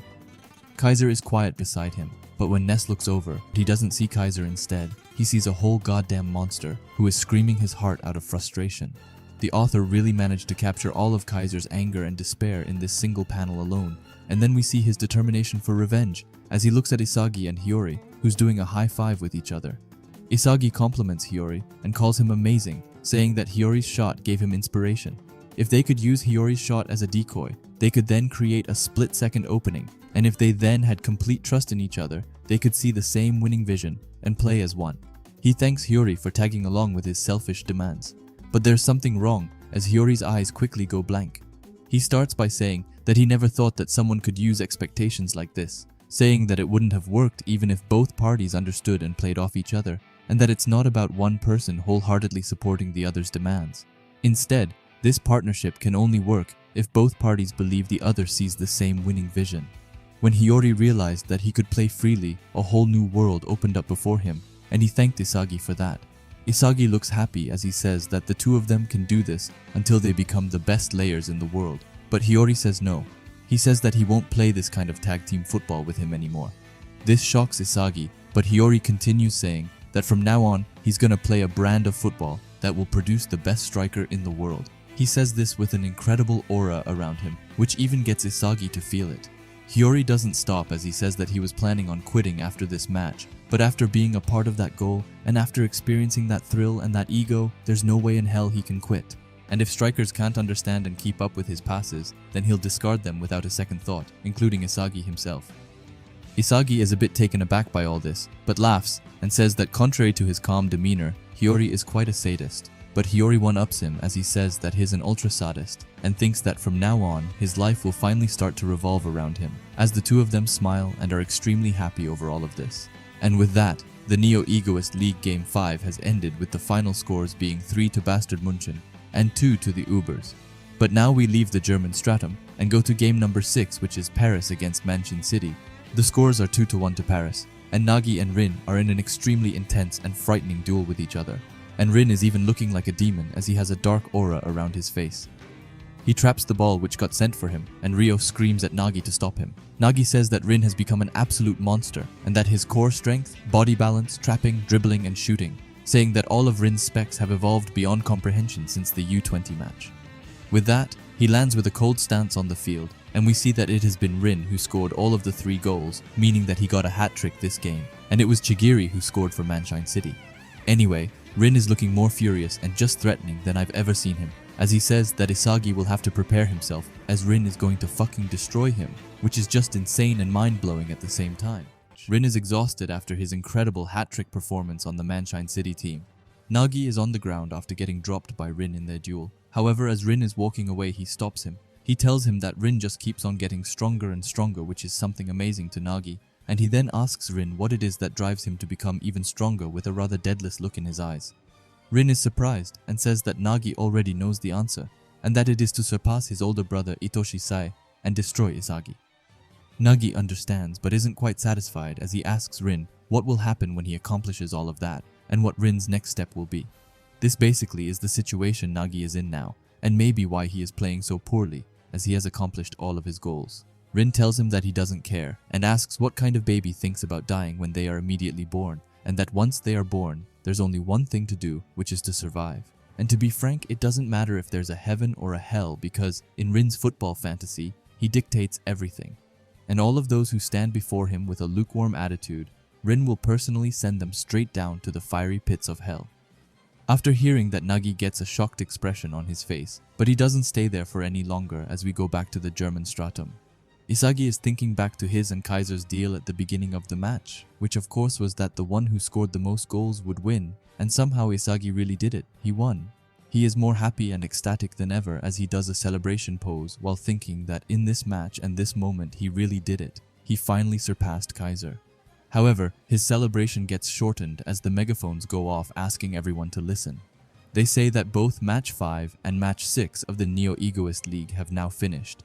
And with that, in addition to broadcasting the results to everyone simultaneously, they will now move on to the auction rankings, saying that currently, 29 players have received bids from various clubs, and with that, the players who are ranked in the 24th to the 29th place, on the 29th spot, and barely making it in, we have the man and the sweetheart himself Nanas on a mega steal for only 3 million yen. Above him we have Wanima on 4 million, then Fukaku on 5 million, Hiragi on 5 million, Niu on a small step up with 6 million, and on the 24th place, we have Zantetsu on 8 million, which he really isn't happy with, which I fully get when his former teammates are getting bids like 88 million. Moving on to the top 23 players, and here is where it gets interesting, as the top 23 players will be selected to represent Japan in the U20 World Cup, which I can't wait for. Anyway, the rankings here are pretty interesting, so let's get going. Tokimitsu just managed to squeeze in on the 23rd place with a 10 million offer. Reichi is on this list sitting on 18 million with just this single game, which is pretty solid. Above him, however, we have Hiyori with a 20 million offer, and now I think that's a bit low. However, it's also understandable as he only came in during the last stage of the game and even he is satisfied with it. After him, we have 3 of the former top 6 players of Blue Lock, referring to Otoya, Karasu, and Ryusei of course. And I'm not gonna lie, but I'm disappointed in all of them. Like at one point, they were considered the top 6 in the whole of Blue Lock, and now they are not even in the top 10. Anyway, we also have Corona coming in at the number 12 spot, with only 1 million more than his last offer. Anyway, now it's getting spicy as we move to the current top 11. And first up is Ryu, which he definitely deserves as he comes in on a crazy 35 million offer. Above him, we have a shared place with Ryo and Yukimiya, who both got 36 million. After that, Aiku comes in with 38 million, and then on the number 7 spot, we have to everyone's surprise Nagi with a 43 million offer, which is crazy. Ryo is even surprised that their value has lowered since the last game, with Ryo losing 4 million and Nagi losing 45 million. However, Nagi says that it can't be helped as they played trash in their latest game. Ryo is determined and says that they need goals to increase their value, and tells Nagi that they will have to switch up their gears in the next game, which Nagi is on board with. After that, we again have a shared space with both Kunigami and Chigiri achieving 50 million offers, and Chigiri even tells Kunigami to stop following him, which I found quite funny. But honestly, I'm super happy for Chigiri. The author didn't feel like showing off Bachira, which might be for some reason, or I'm just reading too much into it. However, he still has his 66 million offer and is sitting in 4th place. Now moving on to the number 3 spot, we have the king of the field Baru with an offer of 130 million, which he really isn't happy with as he looks pissed. But anyway, let's get away from that gorilla and move on to the number 2 spot where Blue Lock's ace is. And I'm of course talking about Isagi sitting on a 150 million offer, which is insane, as it means that he went up with a total of 100 million. And then the current number 1 superstar who recently scored a hat-trick and is none other than Itoshi Sei's younger brother. It's of course Itoshi Rin, who is in the first place with a 180 million offer, and bro doesn't even look bothered. Tokimitsu is more happy for him than he is himself. As Isagi sees Rin at the top, he thinks that he's always one step ahead of him and that he's always in the way for him. But wait a minute, because this is not over, as some new news has just come in and it's Kaiser who's got an offer. His offer is by none other than the Spanish giants Real Madrid, who's offered him a crazy 320 million offer. Now this is crazy, as that's the same club that Itoshi Sei is in, and also not to mention the strongest club in the whole world, and they are more than ready to steal him away. Ness is over the moon for Kaiser as he rushes over to him saying that he did it. He gets to Kaiser and says that he's now one step closer to becoming the best striker in the world, and that it was worth playing in the Neo Egoist League after all. He has a smug face on his as he says that Kaiser will become Real Madrid's ace, but Kaiser tells him to shut up and calls him an idiot. Ness is shocked, but Kaiser continues saying that he doesn't care about that 320 million offer, or Real Madrid, as right now, he's a trash player who is inferior to Isagi, saying that there's no way in hell he's gonna let it end like this, and that he will destroy Isagi. And look at that, we also get to Isagi, who's kind of shocked by all of this. However, he says that he's still only worth half as much as Kaiser is, and on top of that, he couldn't even surpass Rin, which means that to them, he's still only second. But it's not over yet, as the match against Paris is his last match, and also his last chance to surpass those two.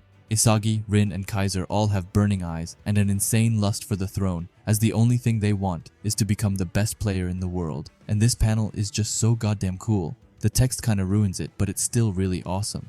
After that, we get to see which teams are facing which, and we see that Spain is up against Paris, and England is facing the mighty Ubers. Now what does this mean for Bastard Munchen?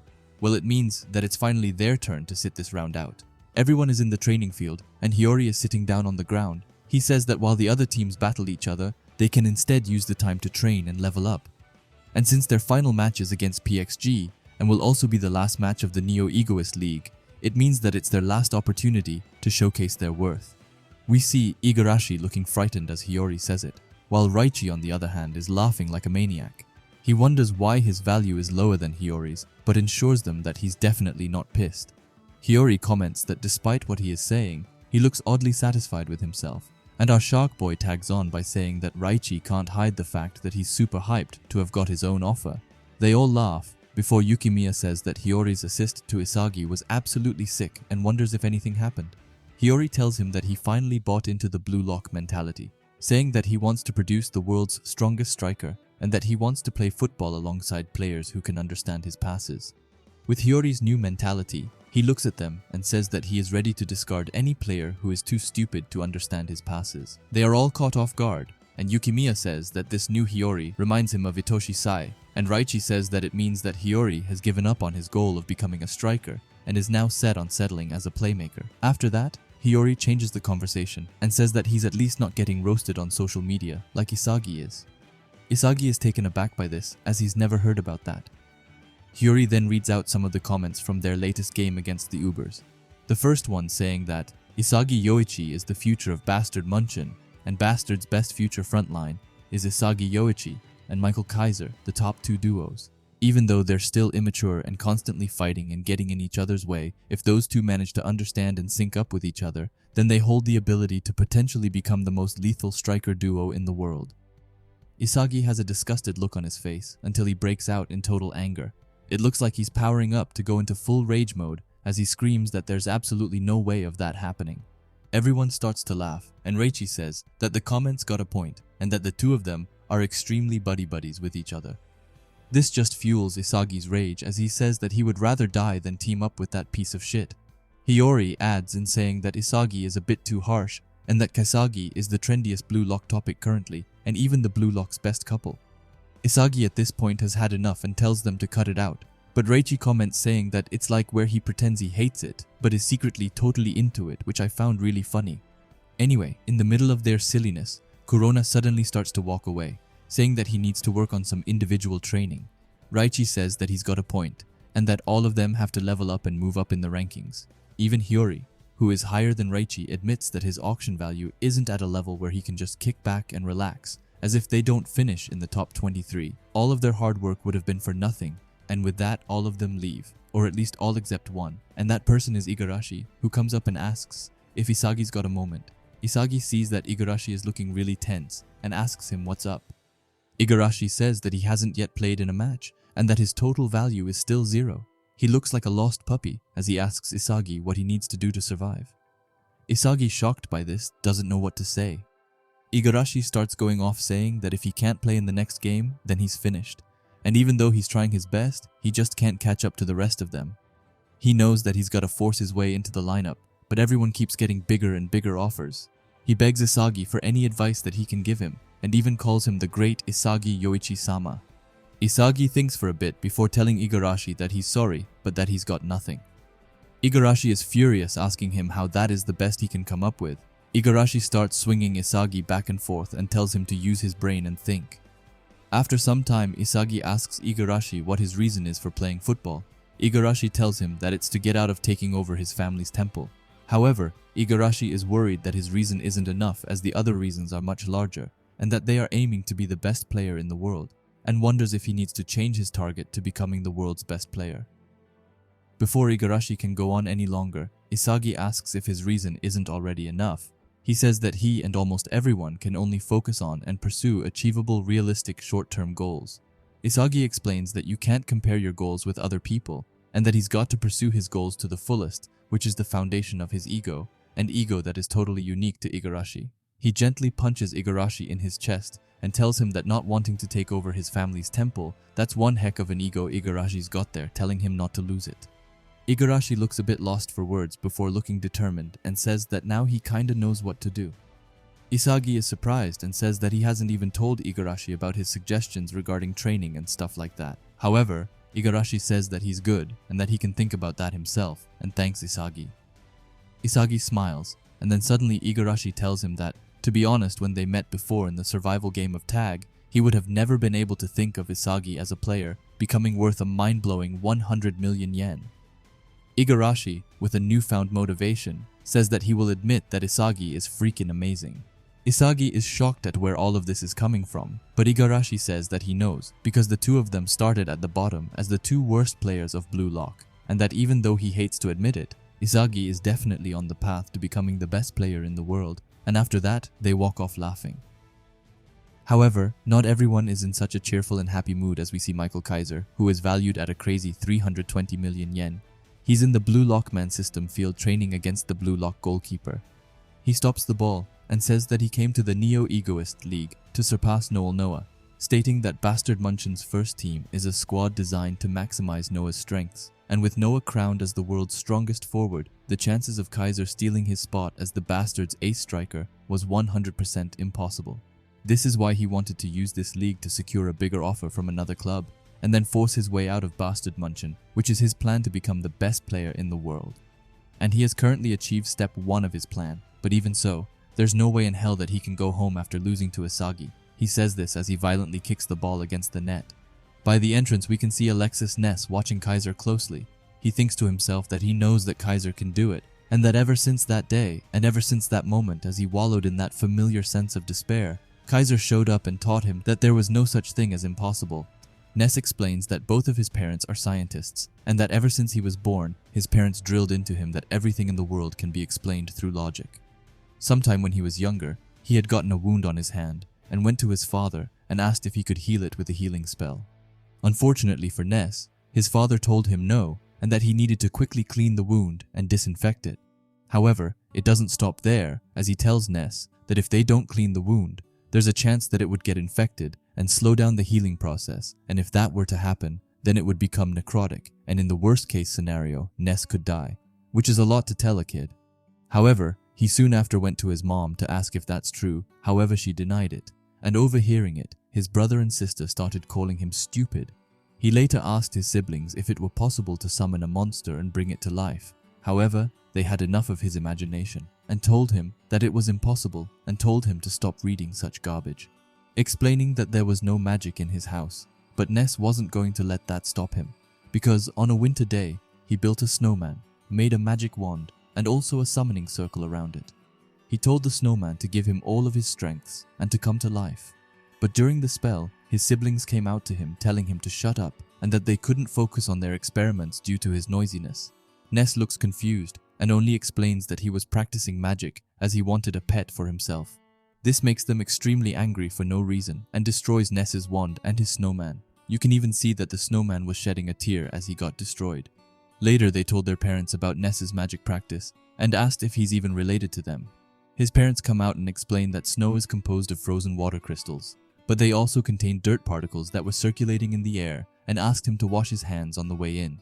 His father tells Ness that they are scientists and that it's their duty to observe, research, and explain natural phenomena. However, that wasn't enough for their father, as he also told him straight up that people who foolishly believe in the impossible are not wanted in their house. His father's harsh words make Ness fall down to his knees and start crying, while his siblings don't go to comfort him, but instead go back in saying that Ness definitely got the short end of the gene pool. Ness is so furious at them and says that they reject magic because they can't explain it in a scientific manner, and that they are all unable to understand the sadness within his heart. Ness explains that he truly believes that magic does exist, and that ever since he read a book about it, he was so excited that he couldn't sleep the entire night. He says that none of them is able to explain what he felt in that moment, and since that day, he searched for magic every day. Unlike the rest of his family, Ness liked dealing with fiction rather than fact, and if his family likes to brush off fiction as magic, then he believed that the world is filled with magic and adventure. Ness felt both a lot of indescribable and happy feelings, but also a ton of indescribable sadness in his younger years. But that was about to change, as somehow when he was watching a football match, he felt something he was unable to explain. A player scored a goal, and it was like magic flowing all around the pitch and striking Ness. He looks at the player celebrating and says that football is true magic. A single goal or a single player can ignite the crowd, whip the entire stadium into a frenzy, and provide a sense of euphoria that transcends all logic. And just at that time, Ness was happier than ever as he found it. He finally realized that football players are magicians. After that day, he started training like a madman, as he knew that it was what he wanted to do. His siblings wondered if he was an idiot, and their father told them to forget about him, and that he would come back crying to them in no time. But he was looked in, knowing that one day he would go pro and show them. He would get called up to Die Mannschaft and the national team. When they see Ness playing a game, he is in a one-on-one with the goalkeeper and shoots an incredible goal while saying that one day he will become a player that will enter the world with his magic. After that, Ness goes to celebrate with his teammates when suddenly someone new comes forward. He tells Ness that if he's interested in turning pro, he should definitely try out for their club, which is what he did as he went to Bastard Academy tryouts. He was met by a lot of older and more experienced players. Ness said that they were huge and looked strong, but even then, he would show them. He knew that if he showed results in this intra-squad scrimmage, the chances of him scoring a pro contract with Bastard Munchen, the strongest club in Germany, would skyrocket, and his dream of becoming a magician would come true. And that was put to the test as kickoff began, and Ness started with the ball. The dribbled across two players flawlessly, with such a sharp execution. Someone else in the box told Ness that he was open. Ness thought that he was too slow, but that it couldn't be helped and decided to pass. But out of nowhere, someone came and stole the ball. Ness is confused as he has already got past this guy, but he's already back. And after that, the other team managed to score. Ness notes that these guys are totally different from the players he's used to facing. He wonders if this is the level of those who are seriously trying to turn pro, and even though he can just keep up with them, with his technique and creativity, he falls short when it comes to tactics, coordination play, and transition, saying once again that they are on a totally new level to Ness. Two players go and block his path, making him fall to the ground and making Ness realize that his magic is powerless against the world. His teammates start screaming at him, asking him what he's doing and that he's too slow. Someone else says that he needs to get rid of the ball quicker and even calls him a slowpoke. Ness, falling to the ground, starts to hear the words of his family again, saying that there's no such thing as magic and that everyone who foolishly believes in magic isn't wanted in their house. He starts seeing dark silhouettes of them before him. He starts to cry, saying that he hates his magic. But suddenly, when looking up, he sees someone else with extremely long hair. He calls him a loser and asks if Ness believes in the impossible, turning around and looking into Ness's crying eyes. Kaiser tells him that just now the thought of giving up flashed in Ness's mind. He tells Ness that thinking like that is a curse and also calls him a stupid scrub. Kaiser points to his chest and says that the moment people believe things are impossible, they are programmed to give up like some kind of useless survival mechanism. However, that's the thought process of the weak. While you protect your pathetic hide, you kill and seal off your potential. He looks disgusted and disappointed as he says that you sacrifice your talent in exchange for living a long and tedious life. Those trash who do that are the ones he hates the most. Ness still trying to process this and has nothing to say back. So Kaiser just keeps on talking. He admits that their opponents are good, but they're only executing what is possible at a very high level, and that Kaiser doesn't see a truly strong player among them, but he looks back at Ness and says that he's different. Kaiser tells Ness that his dribbling and the timing of his passes, it was like he was imagining plays one step ahead. However, it failed because Ness didn't have a partner that understood his ideas, but with Kaiser, all of Ness's ideas will become possible. Kaiser, looking more majestic than ever, puts out his hand and tells Ness to get up and to crush them. Ness is hesitant and confused, but still takes Kaiser's hand, and he says that in that moment, he decided to gamble and put his trust in Kaiser. The game restarts with Kaiser on Ness's side. Ness, thinking to himself, says that if this is how he's going to go out, then he will use all his creativity, magic, and everything he's got to team up with Kaiser, which is exactly what he does as he dribbles behind an opponent. After that, the perfect timing has come, and he looks over to Kaiser, who's fully immersed in this game. Ness passes the ball and says that thanks to Kaiser, he's got more options to work with. However, he sees that with Kaiser's position and the number of players around him, they will shut down his shot angle in no time, and says that Kaiser has nowhere to shoot. But thinking like that doesn't work for Kaiser, as he shoots an outstanding shot against the goal, while saying that they are full of holes, and to everyone's surprise, the ball actually goes into the net, making it 1-2, and it even leaves the scout and Ness mind-blown. Ness is in shock, wondering what just happened, and says that Kaiser's shooting motion is out of this world. Kaiser lands on the ground looking cooler than ever as he tells Ness or loser to give him the next one as well, and Ness with big eyes just has to take him up on that offer. Their unstoppable teamwork leads to another and even another goal, with Kaiser scoring every goal and ending the match with a 3-2 win. After the match, the scout comes forward and congratulates both Alexis Ness and Michael Kaiser on joining Bastard Munchen. It was in that tryout that Kaiser and Ness showed them the impossible and also met for the very first time. After that, we get into the Bastard Munchen clubhouse where they are eating their lunch. Ness asks if Kaiser isn't going to drink his milk, and Kaiser explains that he hates milk, or in fact any white-colored drinks overall, which I thought was quite funny. If that wasn't bad enough, we also saw them coming late for training. Kaiser tries to get out of the trouble and blame Ness. However, I think we can all see whose fault it really was. Like bro looks like he woke up 5 minutes ago. And if that wasn't wholesome enough, we also see them laughing and looking happy while showering. After that, Ness cuts Kaiser's hair, and Kaiser tells Ness something personally. He explains that originally he was a mentally weak person, which really caught Ness off guard. Kaiser says that he constantly gave up when he faced things he believed to be impossible, which is why he reminded himself to never ever again fall into that weak mindset, which is the reason for the blue rose tattoo on his neck. As a blue rose symbolizes the achievement of the impossible, artificially created, its unique blue color was not initially seen in nature, meaning an impossibility turned to reality. And when Kaiser first saw the blue rose, he saw it as an example of turning the impossible into reality, a symbol of defiance and a sign of defying the natural order of things. And that was just what Kaiser was searching for, as he wanted to become someone who couldn't be defined by the impossible. Ness is looking with bright eyes and says that the story is incredible. In his head, he thought that seeing how Kaiser was willing to open up to him made Ness happy. After that, Kaiser announced that he would win the Champions League and the World Cup, then cast down the rest of the football world into despair. Ness laughs and says that it sounds just like him. He also asks Kaiser what he thinks of his new haircut. Kaiser says that it's good and that he just wanted to cut it short because it was starting to get in the way. He then asks how the dye is coming into the hair.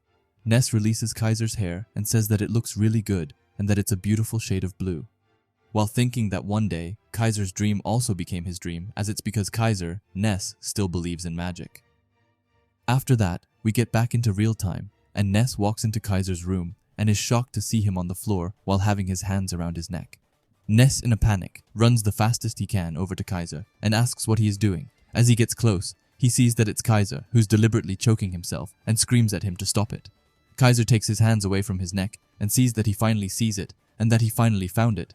He has a maniac look on his face as he says that he found a way to destroy Isagi once and for all and a way to turn the tables with his new weapon. And while Kaiser is looking furious and scary, Ness is looking at him with big and happy eyes. After that, we get into the German stratum and into the four-man room, where we see Yukimiya, Isagi, Kurona, and Hiyori. Kurona says that if his math is correct, then scoring a goal is worth anywhere between 30 and 50 million. He looks over and asks if it sounds about right. Yukimiya assures him that it sounds about right, and that Isagi's value increased by 100 million since he got 2 goals and an assist. Even if they take other factors like chances created into account, it probably adds up to Kurona's total amount. Hiyori adds on by saying that he got valued at 20 million thanks to his assist and says that, to put it simply, your value increases if you contribute to scoring goals. Kurona, really embracing his inner shark, says that he will put on a show in the next match while bidding something. However, Hiyori says that he will be the star, and Yukimiya, standing in the corner while burning up, says that it will be him this time as he's sick and tired of everyone calling him a mudboat. Isagi is quietly lying in his bed as he looks at his iPad.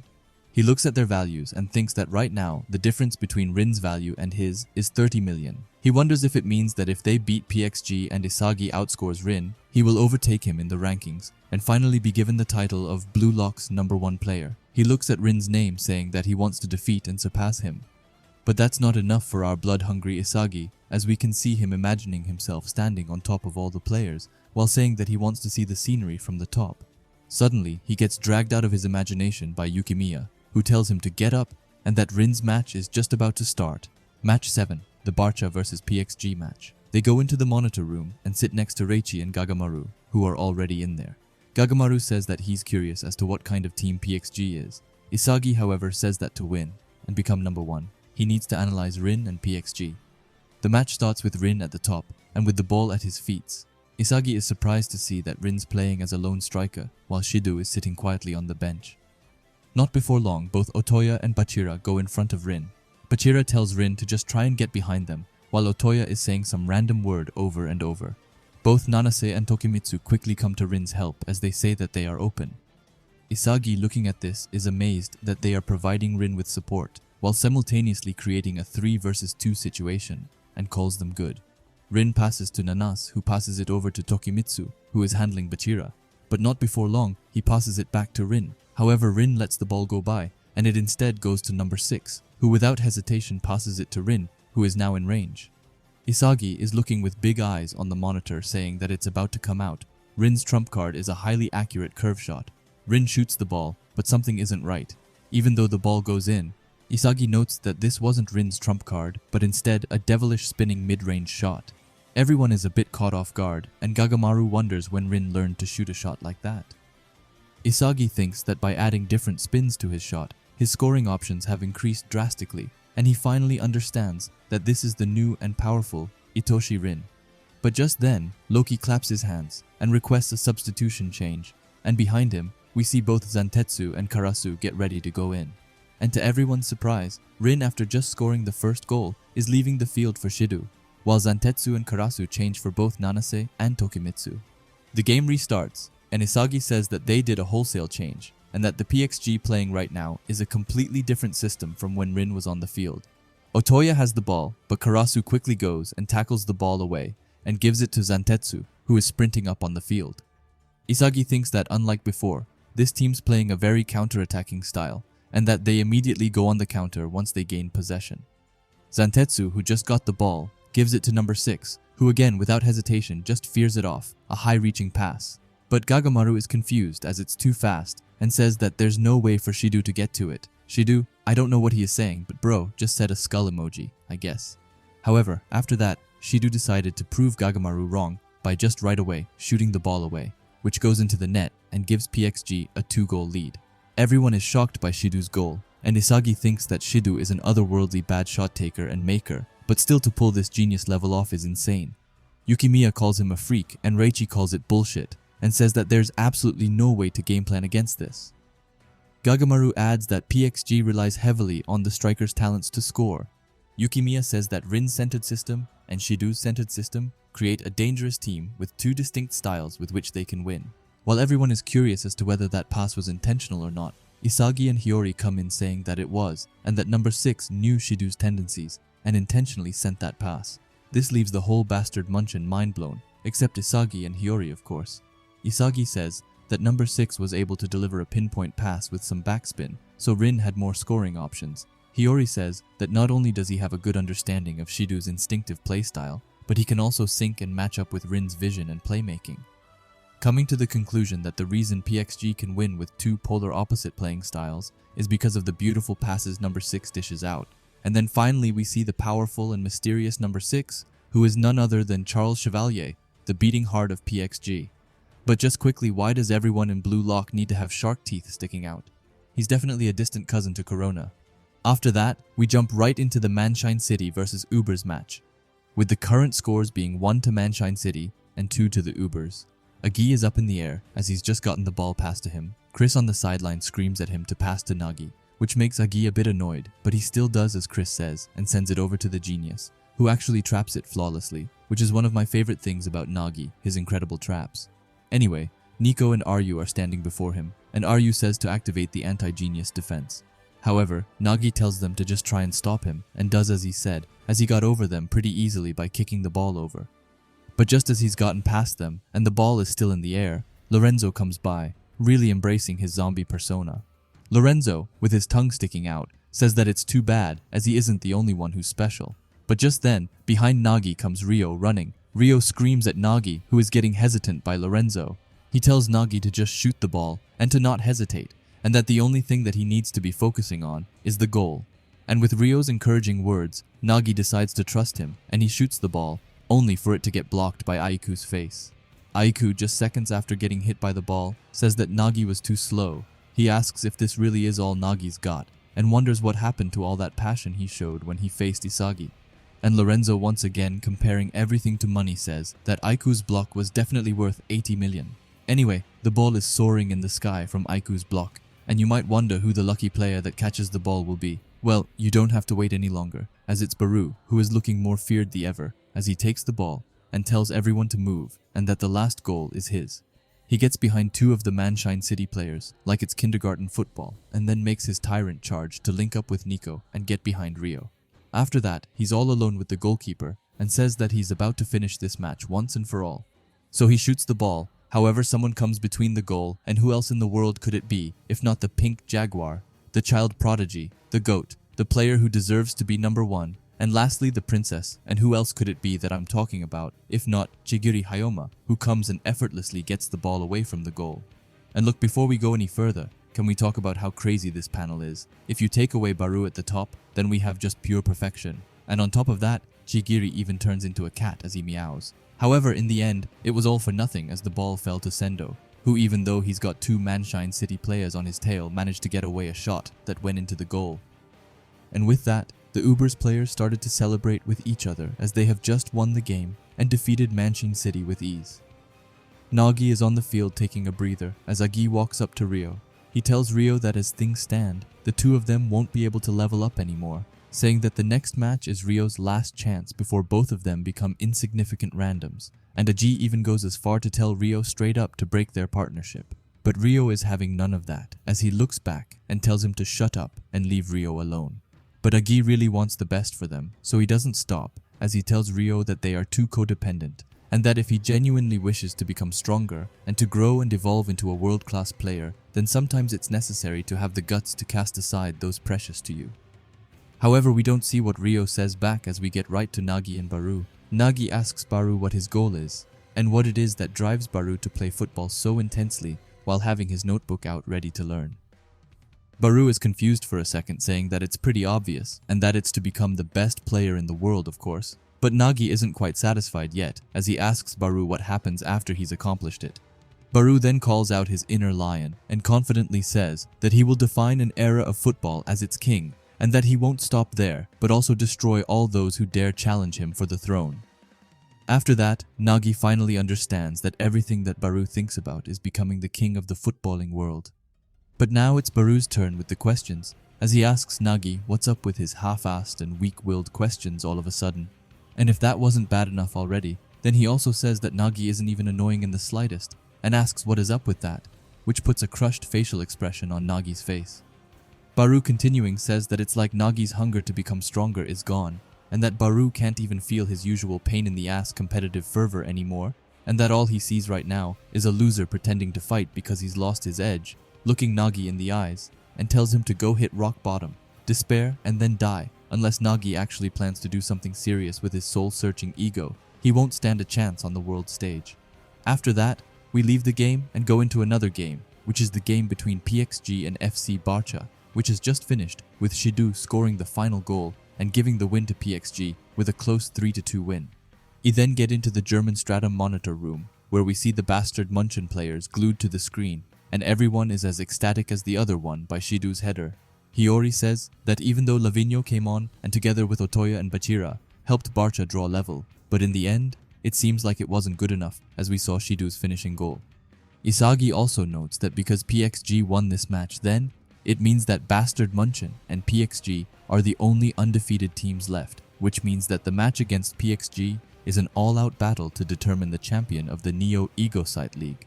Shidu jumps up in the air and makes his victory pose, while of course having his tongue out. And Isagi is looking at him with flames in his eyes as he says that the stage is set for the best of the best.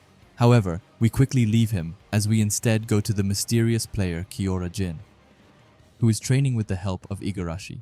However, I'm not too sure how good of a training buddy Igarashi is, as Kiora gets behind him with ease. Igarashi falls to the ground, but he isn't done just yet as he tells Kiora to run it again, which I'm actually happy to hear, as we saw in a couple of chapters ago that Igarashi was determined to train and get into the final 11 for the PXG versus Bastard Munchen match. And oh yeah, we also got Noah standing against the wall and highly spectating and evaluating them.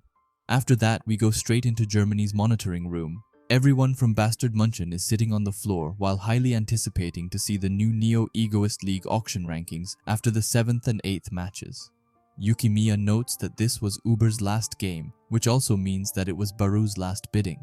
And after that, we see the players ranked between the 35 and 5th spot. However, as we know, the U20 Japan members will be above the 23rd place, so I'm thinking that it would be a good idea to go over everyone who is ranked in the 23rd spot to the 5th spot, and if you already know them, then you can just skip ahead a bit.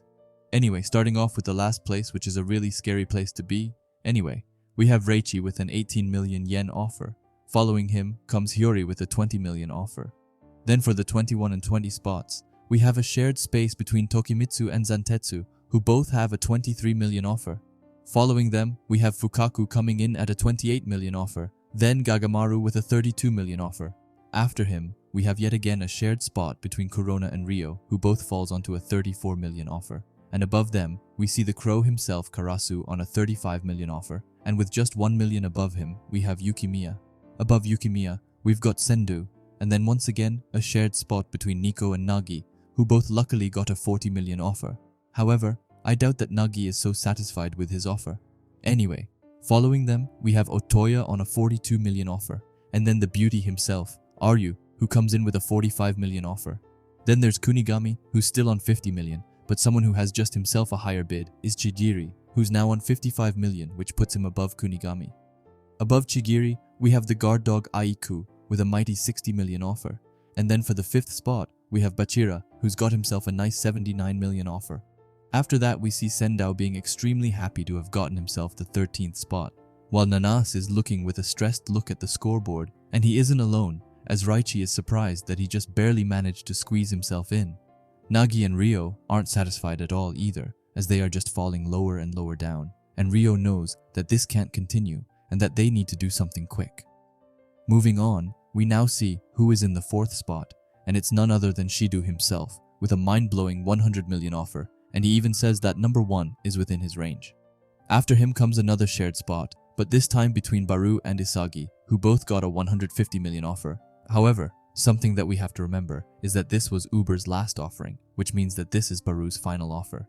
And then, to absolutely no one's surprise, we have Rin, who's comfortably sitting at the top with a 198 million offer, and we have Isagi looking at him with big eyes, looking to throne him. When all of the rankings are over, Noah comes into the room saying that the ones on the line are the ones going for a one-shot comeback in the next match. He says that the purposes are all different for each individual, but the ones going for the top will have to prove themselves. Noah tells them to be calm and rational and to show their ability to win, as it's now time to plan for the last game. After that, we go into the PXG's locker room where Loki tells everyone that they did a good job and that as their head coach, he will now give them some feedback. He starts with Rin and says that 3 of the 4 shots were in the goal and that the likelihood is favorable. However, he wants Rin to make additional tries. After that is Shido, who's taking 12 shots while only making 3 of them on goal, which is excessive even for him. So he tells him to broaden his horizons and work to improve the quality. Karasu should focus on winning the percentage of his duels, while Zantetsu should focus on winning the percentage of his sprints. And then Tokimitsu needs to make sure to work more with the backline. And then for Nanase, he says that he's gotten better at handling the ball handles. As he says that we can see Charles in the background trying his best to sneak away, but Loki spots him and shoots a football in his face, telling him that he's still not received his homework. Charles, talking back, complains that Loki's meetings are always so long and asks why he doesn't just take it easy. Loki asks how many times he needs to tell Charles over and over again that the reason why he came here is to make Charles grow, saying that he needs a passer to make him the best player on the planet, and Charles has that talent. On top of that, he's only a mind-blowing 15 years old, which makes him younger than Loki, telling Charles that he's going to represent France and be the best in the world with Loki, but that he absolutely lacks the experience, which is why he's there to learn. However, Charles just goes to Tokimitsu and asks him to tell him when Loki's done. And when Loki goes forward to him, he just starts talking over him and then asks if he's done. We see that Loki is starting to get annoyed and asks when Charles got that attitude of his. But Charles says that he isn't interested in following instructions because he's got a devious mind. After that, Loki tries to act nonchalant and tells him to not listen then, but that makes Charles fold right away as he says that he will listen. Loki then asks everyone to listen, saying that they have tried out and fought with 2 systems built for Shido and Rin, which was to give a pass to a striker that has the talent to experiment with Charles's ability. Other members then adapted to it and had them choose the way to appeal their existence from it so that they all could elevate to the next level, but the last opponent is led by none other than Noah and is a team that was won all their games just like them. The format he uses is using Kaiser and Isagi together, having 2 systems exist and compete, which he calls a gear shift weirdo system, and he isn't far off at all. Anyway, they did the opposite by using 2 systems by exchanging the members every 15 minutes. But he's done with that, as it's more interesting to be weirder, which leads to his new plan to have both Rin and Shido coexist on the field, while fighting both Kaiser and Isagi, which both Rin and Shido looks somewhat excited about. Loki then tells them that the goal is to win against Bastard Munchen, and that this will be their last homework. But Charles, as always, says that he isn't listening. After that, we see Rio reading some of the comments about him and Nagi. Someone saying Nagi and Rio are dragging their feet too much and that it's no wonder their salaries are down. A lot of people are calling Nagi a one-hit wonder and even says that his goal must have been a fluke or something. Rio looks concerned and looks over to Nagi, asking him to talk for a minute. Rio says that now that he's down to the 16th place with a 34 million offer, it's starting to feel really dicey with the cutoff point at 23rd with 18 million, and while Nagi is still in the safe zone with 40 million. If they mess up in the next game and go down again, they could end up at 24th or even lower, which is the real danger zone. Telling Nagi that they need to put up results in the final round and that they will have to keep. But before Rio can finish his sentence, Nagi agrees, saying that he was thinking the same thing, which shocks Rio. Nagi has a serious and determined look on his face as he tells Rio that the 2 of them need to change. He thinks about the comments and says that he's been feeling a bit off ever since they won the first round and that the fervor he had is now gone, and whatever he tries to do, he can't get it back. He's simply been feeling lost. After that, we see a couple of nice comments towards Nagi, with some of them saying that Nagi is back, and that they all trust and believe in him. With that, Nagi continues saying that the moment he had didn't wait for him, and that made his nemesis further and further ahead of him. Nagi has an aura that we have never seen before, as it's like he's been completely obsessed. He looks like he's ready to give it his all, which turns out to be true, as he says that if they don't start to change, then they will never reach the world's #1 spot. Ryo doesn't quite know what to say, as this completely caught him by surprise. However, Nagi's eyes just keep on burning more and more as he tells Ryo that they need to change and asks him to give him some new heat, and after that, Ryo is also on board with this, as his eyes turn from nothingness into determination, and he tells Nagi that if that's the case, then he's got an idea. After that, we leave those two and move on to Bastard Munchen's monitor room, where we see Noah talking to the team. Noah says that for the PXG game, they will go with a style that has a number of options to stack up both the offensive and the defense. Noah tells them that whoever comes in second will not be remembered, and if they're not #1, then they won't leave their mark on this world. He starts to walk away and says that Bastard Munchen will win and make their mark in history, which Isagi agrees on. Noah is by the door and says that he is going to bed, but that he will pass the baton to a special guest, and that guest is none other than the man himself, Jinpachi Igo, who greets Noah with a warm thank you as he tells him to shut up and to get to bed already, which is what he does. The Bastard Munchen players are a bit surprised to see Igo, but he just casually walks in and calls them diamonds in the rough, and explains that he's got a few words he personally wanted to say before the final round.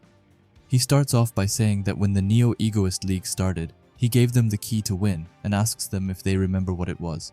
Igarashi, as dumb as he is, doesn't have a clue what it is that Igo is looking for. However, someone who actually listens is Hiyori, as he says that the key was proof of originality. Igo explains that hitting the barrier of the real world as they continue to fight through the salary bidding system, and then asks them what originality means to them.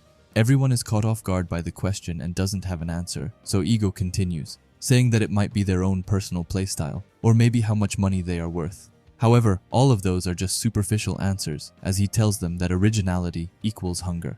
The Blue Lock players look shocked, and Igo says that they weren't born with it, and it wasn't something taught to them, meaning that what someone hungers for is what makes a person's originality. In order for them to win the Neo Egoist League, they had to rationally commit to a required role, but also continue to follow their own ideals, and voluntarily destroy and recreate themselves countless times over and over again.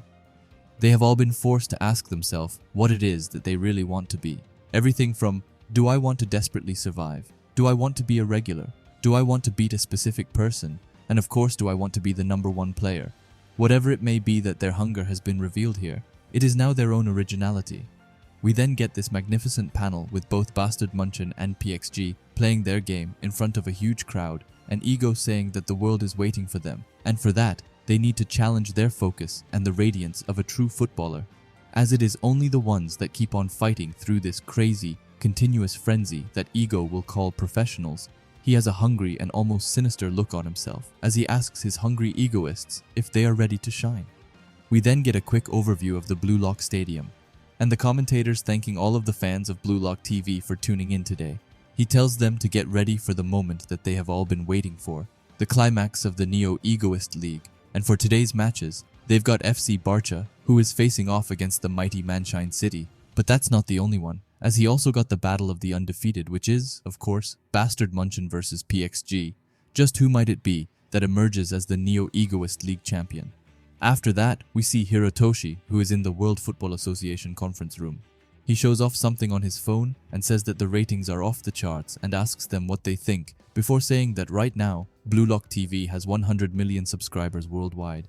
And not only that, but that it's now one of the biggest and hottest sports entertainment platforms on the entire planet. He looks hyped to the max as he announces that the entire football world is tuning in to witness the emergence of its newest superstar. He then tells the mysterious figures that they need to take full advantage of the immense popularity wave that Blue Lock TV is generating. This is why, regarding the upcoming U20 World Cup, he humbly asks for them to consider his ideas. We then see a mysterious and dark figure who is holding a cane. We get to see some of his faces as he tells Hirotoshi that if it increases their revenue, then they will definitely consider it. After that, we go to the Blue Lock medical check room where we see a player getting measured in his cardiopulmonary functions, muscle mass, and just overall fitness. Henri is there, and she says that his numbers are slowly but surely reaching Noah's numbers, and to achieve these numbers at his age is astounding.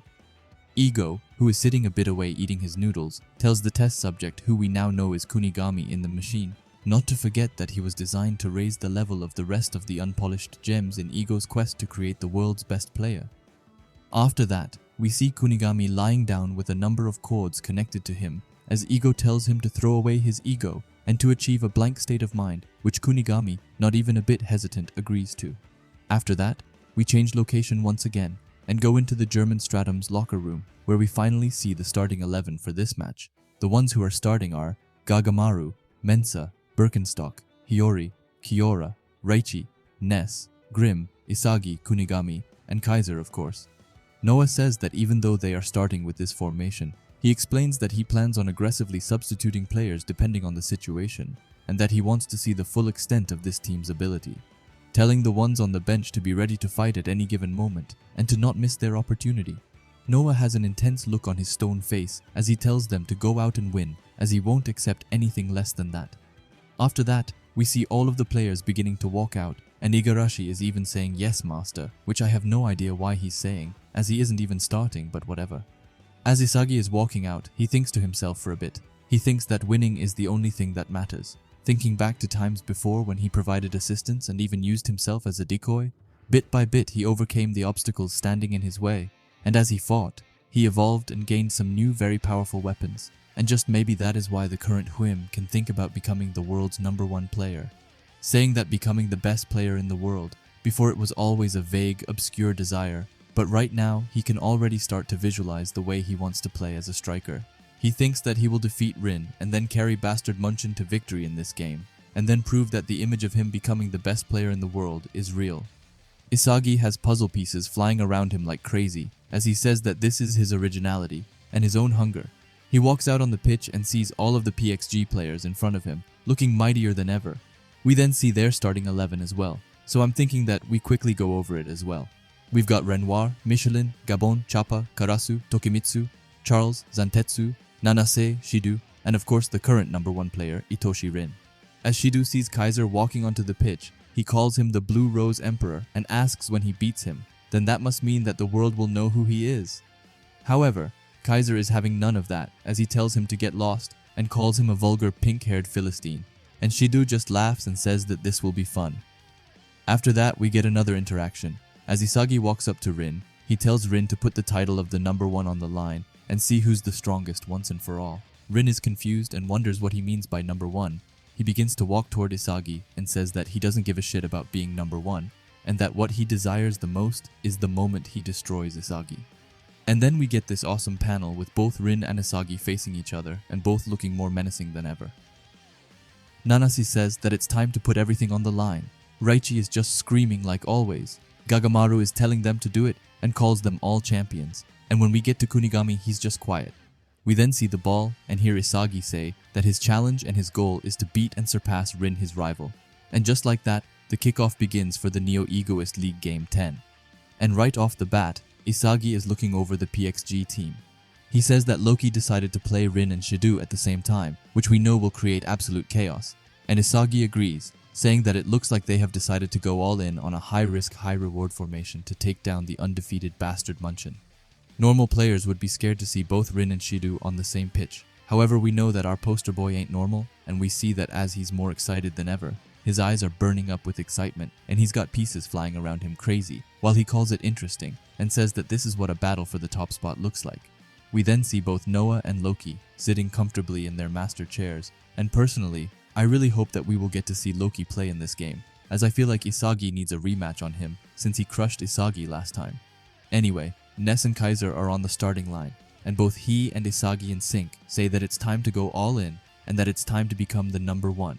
Anyway, with that, the highly anticipated kickoff starts with Ness passing the ball to Kaiser. Now right off the bat, Shidu decides to stop Kaiser as he slams his body into his. Shidu tries to take the ball from him, but Kaiser drags it behind him and finds a passing passage to Ness on the side. The ball is flying to Ness, and Kaiser uses that to honestly beautifully get behind Shidu, who has no idea what is going on.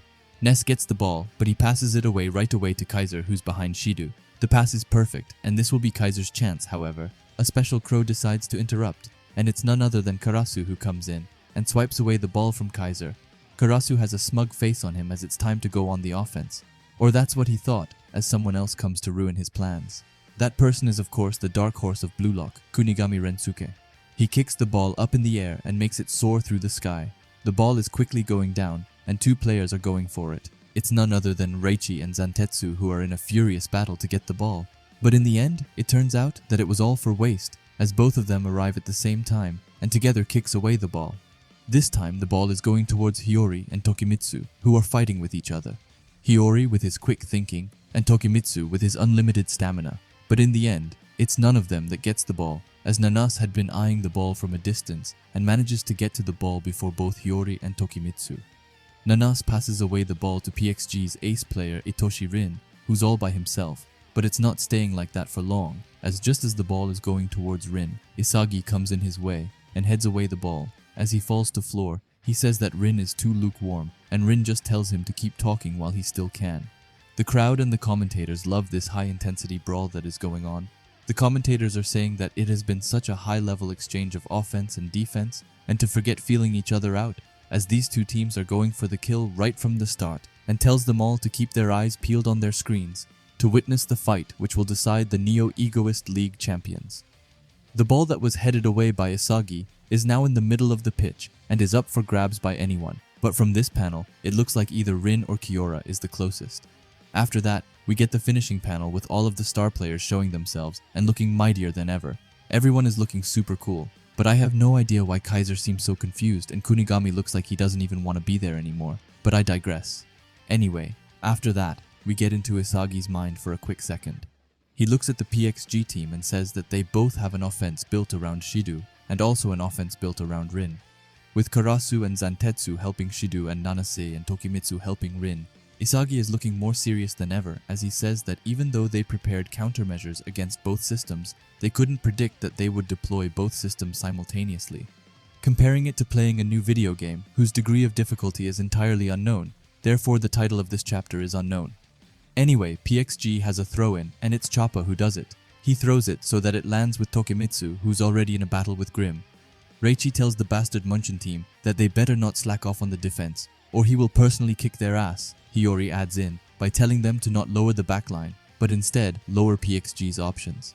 Isagi is looking at this from afar, saying that everyone understands the situation and is adjusting on the fly, but at the same, they are barely hanging on. Tokimitsu, Nanase and Karasu pass each other, which ensures that the ball stays with them. After that, we go back to Isagi again, who thinks that on top of adjusting to their formation, the most important thing for them is not to let Charles get his chance to roam around and play freely. And it's crazy to think that Charles is the league's youngest playmaker, and maybe even player. Charles is up against Reichi, and we can see in his eyes that he is planning something devious. Isagi is looking at the other players on the team saying that the others also know that as soon as Charles has the ball, PXG's offense shifts to an entirely different level, which is why Reichi, Kiora, and Hiroi is constantly keeping their eyes on Charles. But suddenly, Isagi notices that something is off. He sees that Charles is actively looking for the ball, but realizes that the timing is off, and that Reichi isn't looking at the ball right now, which means that Charles will soon try to get the upper hand. Isagi says that he knows this for a certain, as he thinks that Charles without a doubt also has metavision. And just look at that, Isagi was spot on, as when Reichi went to look at the ball, Charles took his chance to get behind him and to get himself free. Shiguma saw this and was able to get off a pass towards Charles. Isagi knows that if the pass goes to Charles, then they will be in big trouble, as it will open up tons of attacking opportunities for PXG. And just therefore, he is determined to not let that happen, as he looks at the timing off both the ball and Charles to then get right in between them and stop the pass from reaching Charles. Isagi thinks that he was right on the money and is really to go back out there, however Charles is just looking at him from the side, making such a silly face which just makes me smile for some reason. Anyway, Charles is impressed by Isagi and says that he is terrific, and also says something in France which I translated to Mr. Ahoge, but I'm not sure what that is supposed to mean, and Isagi isn't too sure either, as he looks really confused and lost. Isagi then thinks that he's actually rather fond of Charles's hairstyle, which is a bit random to think about in the middle of a football game, but sure. Charles then asks Isagi if he has those eyes, which makes him see the same thing that Charles does, basically just confirming to use that Charles has metavision, which was to be expected to be fair. We then see Grim and Ness's trading passes with each other, and as that is going on, Charles tells Isagi that he likes to play a tactician over a physical brute, and tells Isagi to do it and to see which one of them is able to control this match. Isagi seems a bit frustrated as he just calls Charles a cheeky, arrogant little brat, which is spot on. Anyway, Ness shoots a long pass over to his master Kaiser, who controls it flawlessly. Ness is a bit behind, but he thinks that it's finally time to initiate their plan. Ness then thankfully explains the plan to us, as he says that after simulating PXG's attack, they predicted that Isagi is going to drop back more to help out on the defense, and while he deals with their attacks, Kaiser, Grim, and himself will pick up any loose balls and instantly hit them on the counter. They will swiftly break through the midfield, and Ness will then provide the final pass with a little bit of extra magic, of course. Anyway, as Ness, Grim, and Kaiser get closer to the goal, Tokimitsu comes in his way and looks extremely scared, which I always find really funny. Tokimitsu tells Ness that he has already managed to catch up to him. Ness is shocked, thinking that he blocked of the passing lane and thinks if he should take him on and blow right past him, but he throws that idea to the side as he knows that he can't waste time on him, as if he does, then Isagi will read them.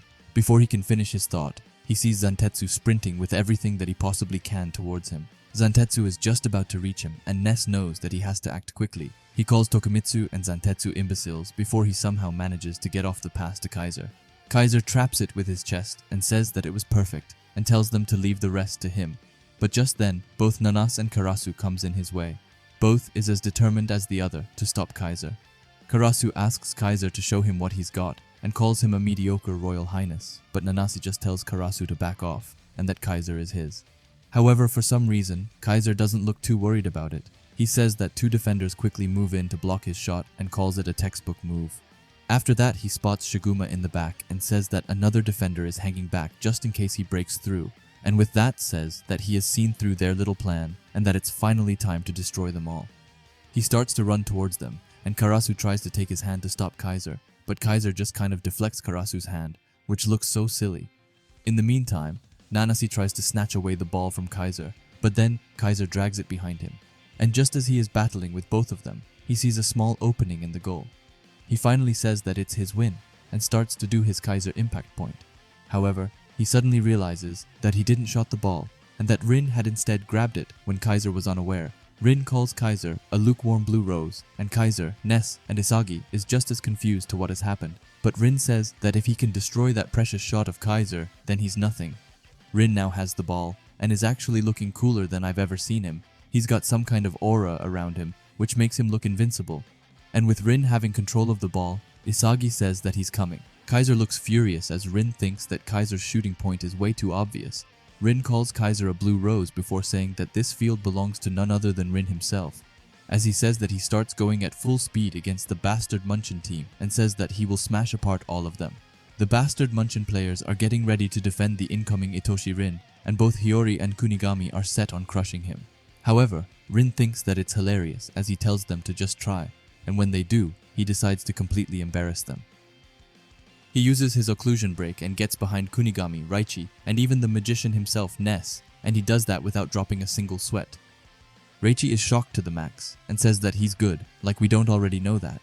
Ness, looking at Rin with fear in his eyes, says that his touch, speed, technique, reading, and just everything is out of this world, and realizes that he's facing Blue Lock's #1 Itoshi Rin right now.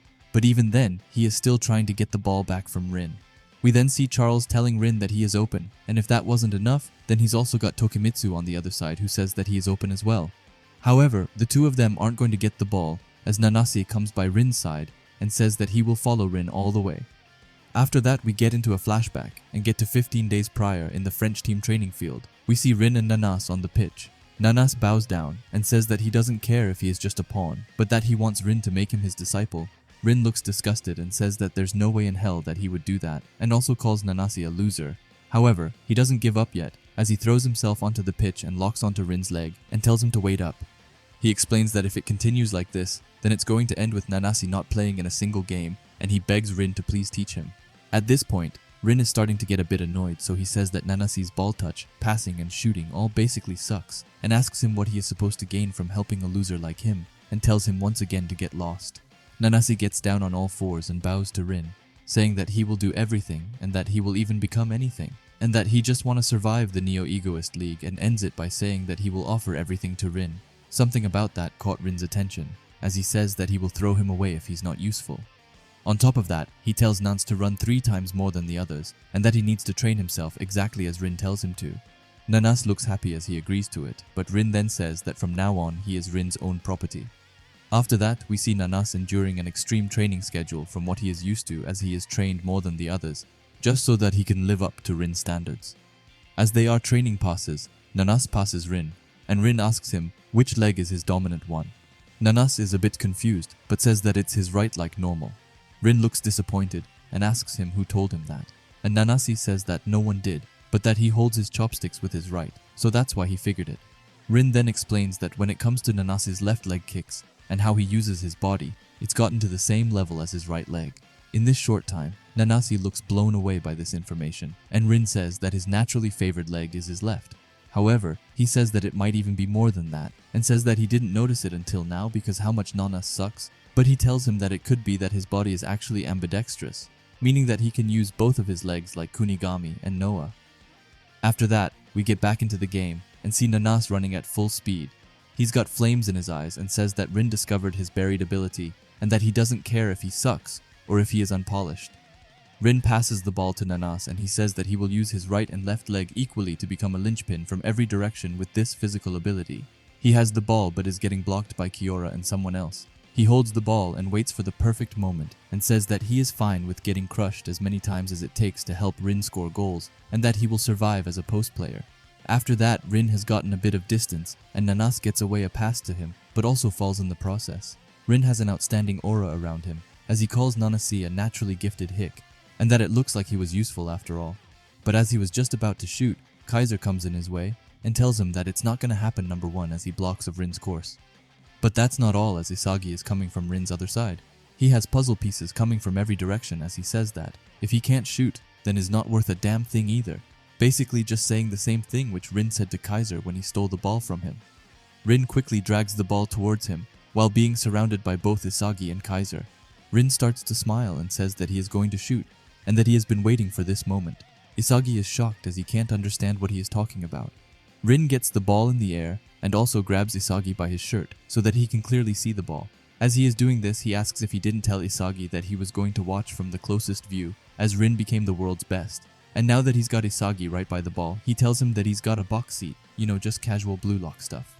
Anyway, Rin shoots an incredible shot towards the goal, and Isagi thinks that Rin is totally nuts. But luckily it's not over just yet, as Hiyori is there and kicks away the ball and tells both Rin and Isagi to stop flirting around with each other.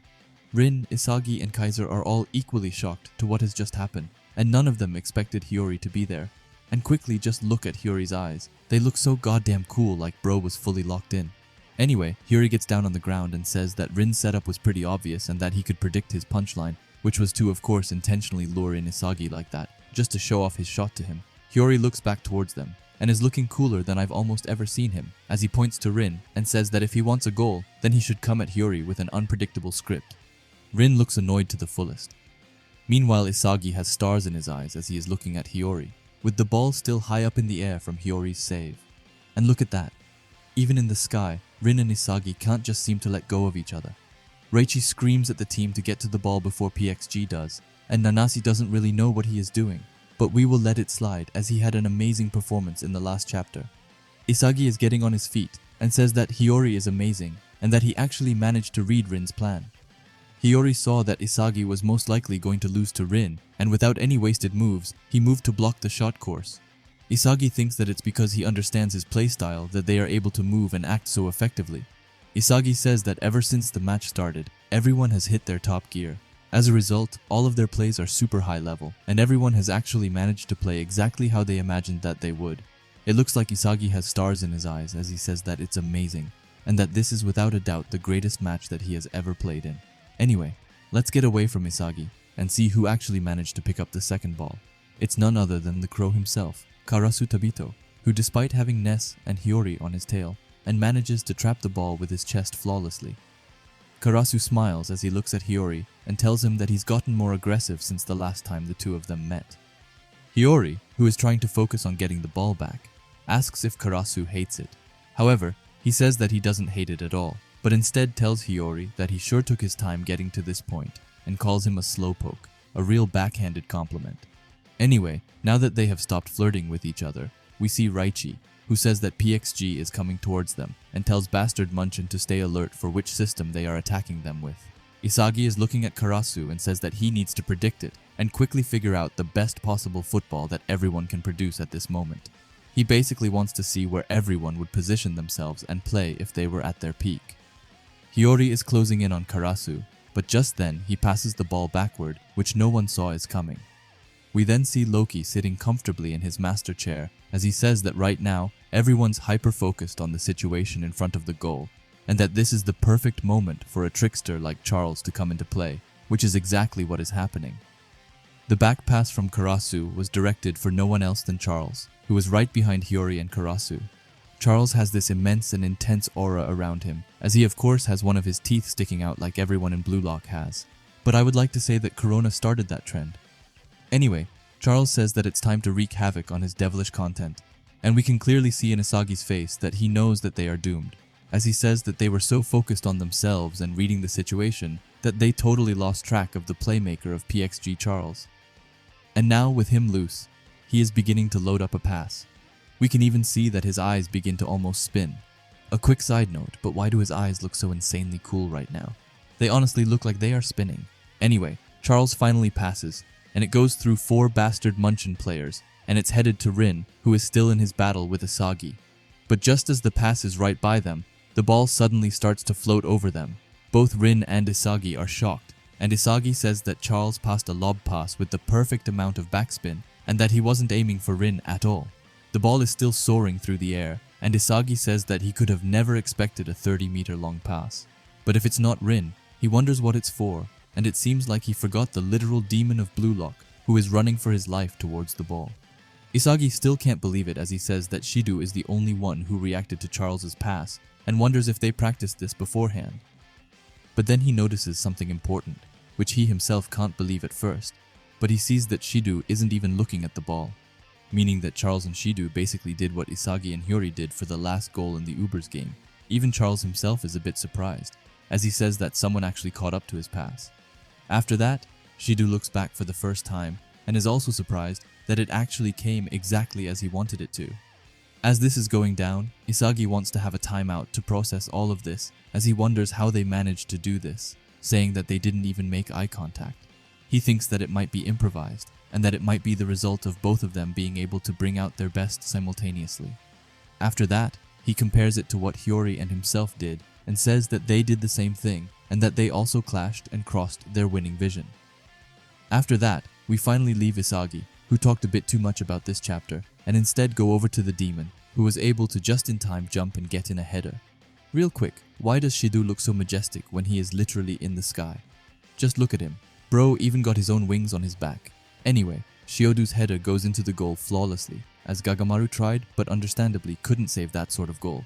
And with that, Shido has just managed to get PXG's first goal of the game, which puts them in the lead. And I know that I said that Shido looked really majestic in the chapter before, but why does he look so goofy here? Like, it looks like he is just going to splat down onto the ground after this. Anyway, it looks like Isagi has realized something, as he says, so that's the key to winning this match. And the key is that they are going to have to consistently clash and cross their visions of themselves as the best players in the world. After that, we see both Shido and Charles celebrating their spectacular goal, with both of them speaking in emojis for some really weird reason. With Charles saying a demon face emoji, and Shido a heart I guess, that sounded so goddamn weird saying. But we move. And I forgot to say, but both of them of course have their tongues out, you know, just normal Blue Lock stuff over here. After that, the match commentators screamed goal, saying that it was an absolute rocket into the top left corner, and that Charles Chevalier obliterated the defense with a pinpoint killer pass. And on the receiving end was Blue Lock's pink-haired demon, with Shido Ryusei's ultra goal. PXG draws first blood, and as this is going on, Shido gets up from the ground, and he and Charles goes right into hugging each other, as they are ecstatic, and not only them, but also all of the spectators watching from home. Shido is over the moon and says that Charles is awesome, and tells him to keep feeding Shido. Charles, while having a rather weird facial expression, says right back to Shido, and calls him a pink-haired weirdo, telling him that he's amazing and that he was the only one who reacted to his pass. After that, they start goofing around, and Shido says that he just followed his desire and instincts, and Charles' pass found him perfectly. As Shido is messing up Charles's hair, Charles says that this really might be the first time that someone caught up perfectly to his impish passes. Shidu, still looking like a maniac, says that it's the first of many, and that in this match the devilish weirdo combo is gonna go on an explosive rampage, and then they go off and starts basically speaking nonsense. However, you can really see how happy the two of them are to finally have found someone that sees the game as they do. After that, we go to Loki, who is sitting comfortably in his master chair and says that a contrarian, impish, maverick personality that lies contradictory to his genius passing and playmaking skills. Noah looks over, but stays quiet as Loki continues and says that to unlock Charles's full abilities, he experimented with many different things in the previous few matches, but this time it finally happened. The high-level chemical reaction needed to awaken him. Loki's face is filled with excitement as he says that the Neo Egoist League has finally gotten much more interesting, and an out-of-this-world striker will help a playmaker reach even greater heights, and that the faster Charles develops, it won't be long before he surpasses Noah. He says this directly to Noah himself as he looks at him. However, Noah still has his stone-cold expression and doesn't say anything. After that, we get to Isagi and Reichi is furious, asking the VAR if they are blind and that the goal should be disallowed, explaining that Rin grabbed Isagi and prevented Isagi from playing defense.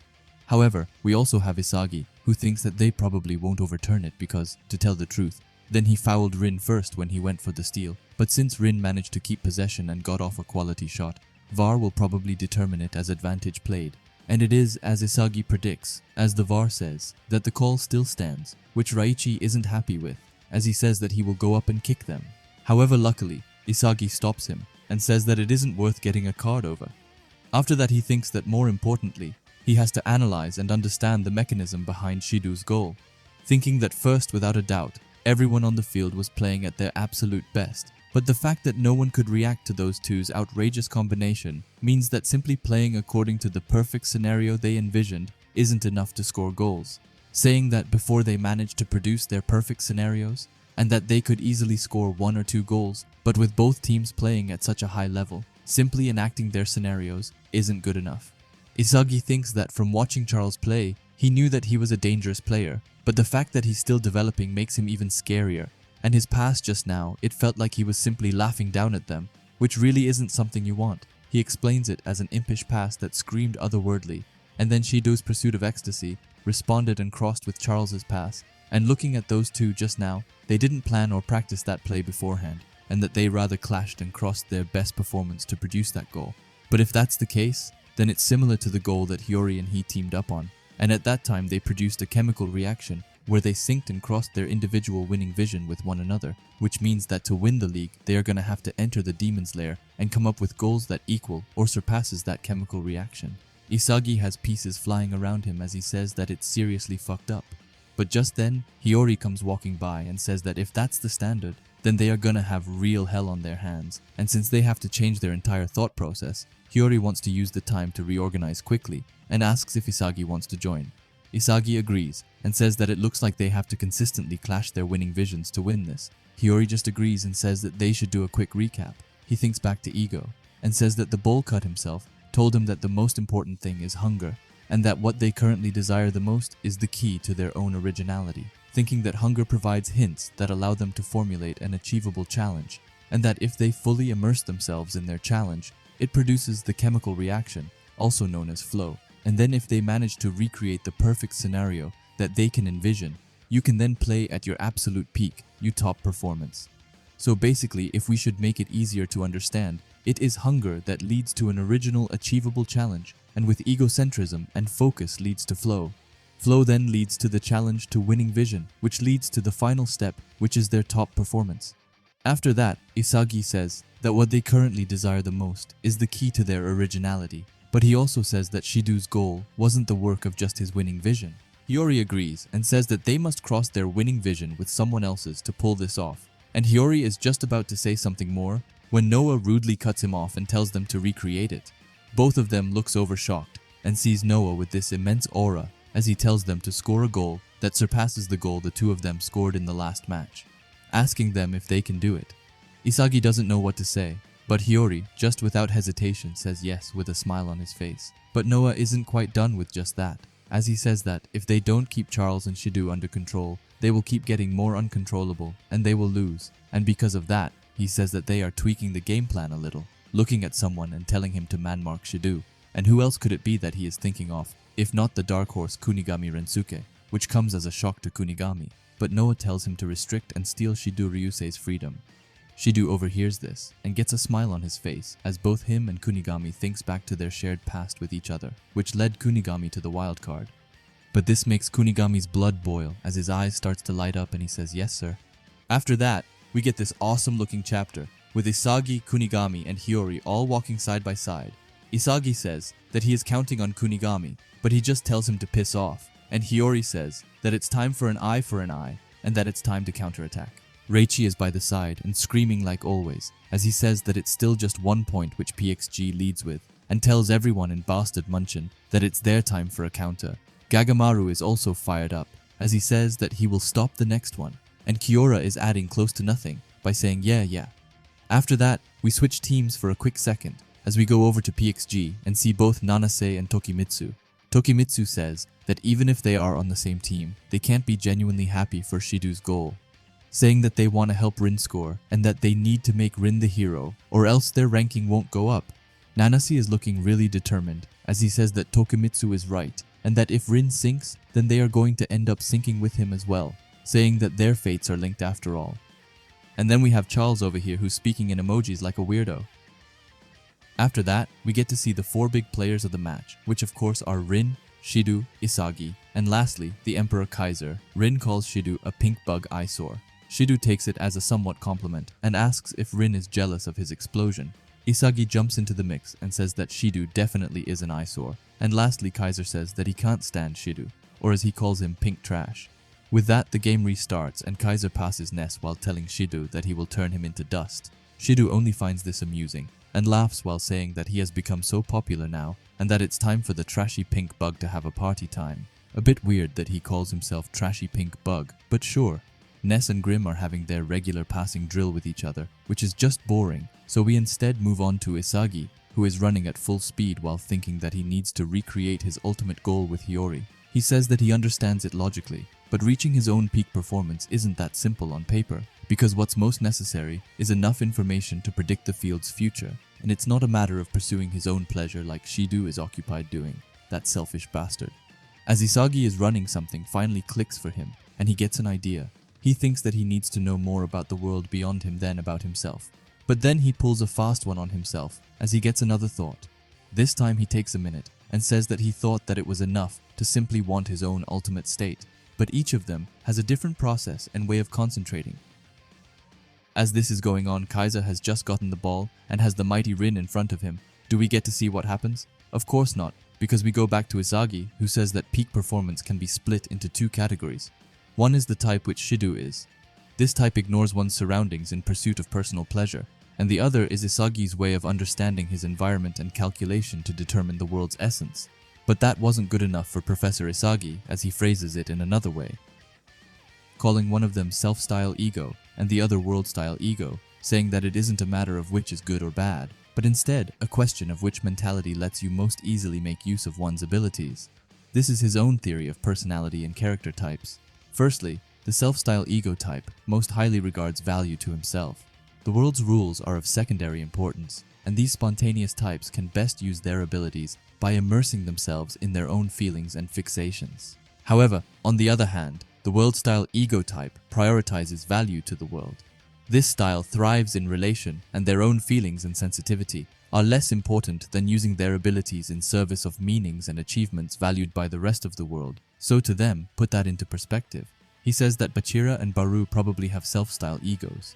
Nagi and Zantetsu also share that trait, while Karasu, Hiyori, Ryo, and lastly Isagi are absolutely world-style. Isagi's eyes and just face in general look more fired up than we have seen him in a long time. He then thinks that Kaiser is a world-style who's fixated on trophies. After that he starts thinking about Charles, Kunigami, and even Rin, but he can't really determine which one they are yet, and says that he needs to keep on analyzing them, concluding that in order to reach the field and reach his own peak performance, he needs to determine everyone's type so that he can gather more pieces and learn about them, to then input the world's data to reach his own ultimate form. After that, we leave our little egoist and go over to Ness, who has just lost the ball to Zantetsu, who for some reason calls him Sir Ness. I mean, it sounds cool, but just why? However, as the ball from Zantetsu was on its way to Tokimitsu, Hiyori came sweeping by and stole it, and then cockingly thanking Zantetsu for the ball. Zantetsu is shocked and wonders if Hiyori aimed for that. But Hiyori doesn't care about Zantetsu anymore, as he sees Isagi running on the field and telling him to go. However, he thinks that in order to recreate their last wonder goal, he can't pass to Isagi, but that he instead needs to think of the world's best and smash them together. However, his plan quickly goes to ruin as Charles comes from behind and completely steals the ball from Hiyori. Charles compliments Hiyori before weirdly enough starts squeezing his cheek while telling him that he has good eyes. And of course, he adds in a devil emoji just because he can. However, I would like to claim that this was sexual harassment by Charles and that he should get sent out. But that's not the case as he takes the ball and starts running. Hiyori is a bit taken back by what has just happened as he says that Charles perfectly anticipated his pass interception. Isagi is also in shock and Reichi is on the side telling them to not let Charles pass. Hiyori is desperately running behind him and tries to catch up as he thinks that Charles also can use metavision and that before he can recreate his goal with Isagi, they need to beat this contrarian. Anyway, Charles locks in and sends away a pass to Shido, who looks really excited as he has even come up with a nickname for Charles, that being Charboy, sounding a bit too close to Shark Boy, which Corona already has ownership of. Anyway, it's not all rainbows from on here, as Kunigami comes by Shido's side and says that it's been a while, explosion demon, while having a cup of total emptiness in his eyes.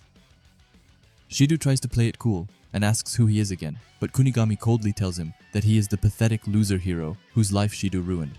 But that's far from all, as while he says that he turns around and heads away the ball from Shido, which even shocks him. Reichi is over the moon and compliments him while Charles can't really believe what has just happened. Kunigami falls to the ground, but then he and Hiyori in sync says that their ultimate lies in the challenge of surpassing both Charles and Shido. The ball is high up in the sky from Kunigami's save. And then we see Isagi, Hiyori, and Kunigami all going for the ball, but none of them actually get it as it is, instead Ness who traps the ball right between Tokimitsu and Zantetsu. So he has to think quick, and think quick he does as he takes one look to the side and sees Grim and passes right before Tokimitsu was able to come in and interfere.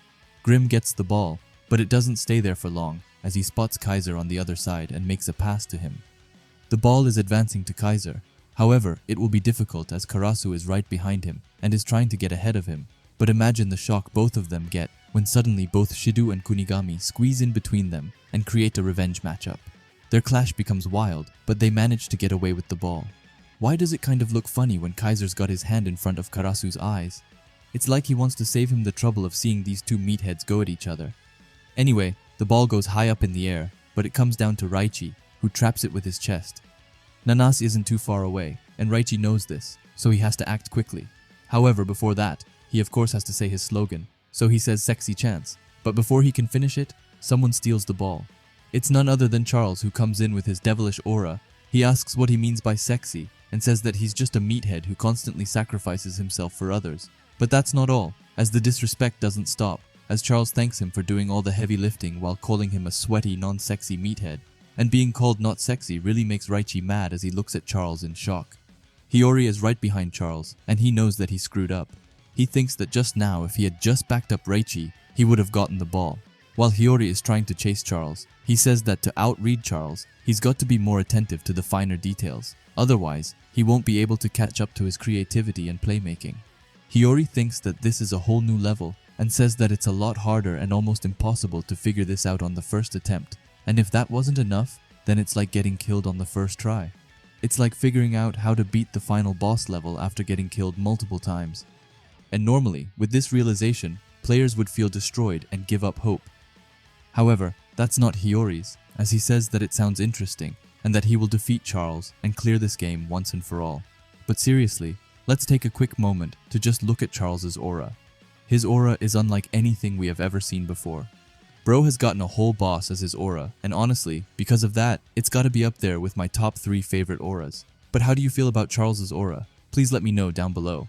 Anyway, Charles still has control of the ball, and is going up against Isagi with Rin by his side. Rin looks at Charles and tells him to pass him while calling him a contrarian, which kind of sounds cool. After that, Charles looks over at Rin and straight up laughs in his face. He starts to dribble with the ball while telling Rin that his run was super boring, and of course our little contrarian has to add in a demon face emoji for some obscure reason. Anyway, Charles uses Rin as a decoy to easily get behind Isagi, which shocks both of them. But it's far from over, as Hiyori comes to Charles's side, telling him that it's not over yet, and that he saw that coming from a mile away.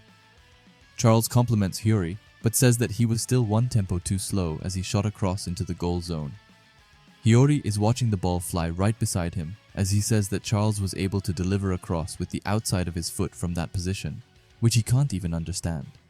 Isagi, who is also watching from the side, says that Charles is just toying with them and that they can't manage to outread him, saying that right now, Charles is ultimately dictating everything on the field. However, that's not exactly right, as the pass from Charles surprisingly gets blocked. And who else could it be than the man who is absolutely shutting Shido down at the moment? I'm of course talking about the dark horse Kunigami, who comes between Shido and the ball and shoots it away. Isagi thinks that it was a lifesaver and says that he is amazing before calling him a cyborg. Kunigami falls down on the ground, but says that ever since he matched up against Shido, his performance is getting better and better, even though he's skillfully using his supreme physical ability to contain Shido. It's probably because he's been waiting so long to get his revenge on Shido. His emotions allowed him to reach his top performance, and while possessing a solid moral code, Kunigami Rensuke is actually a rather passionate person, which means that he's got an individualistic ego mentality. We see Isagi, who's just hit the nail on the coffin, as he has pieces flying around him like crazy, and he says that he finally gets it, saying that Kunigami hasn't changed that much after all, and that he is still that passionate and hot-blooded guy that he was in the first selection. When the two of them share the stake in the beginning, Kunigami gets up from the ground, and Isagi says that Kunigami's ego is still burning inside of him. After that, we get some more thoughts, but this time Hiyori says that Kunigami is keeping Shido in check, and with that, Charles's options should decrease, and because of that, the game's momentum will change. Shiodu tells Kunigami to get out of his way and calls him an annoying trash hero, but Kunigami isn't going to let that slide as he asks if that's all that Shido's got, and asks him not to tell him that he used up all of his explosives on that one goal. Shido's eyes are beginning to itch as he gets furious at Kunigami's harsh and disrespectful words, but just then, someone else joins their conversation.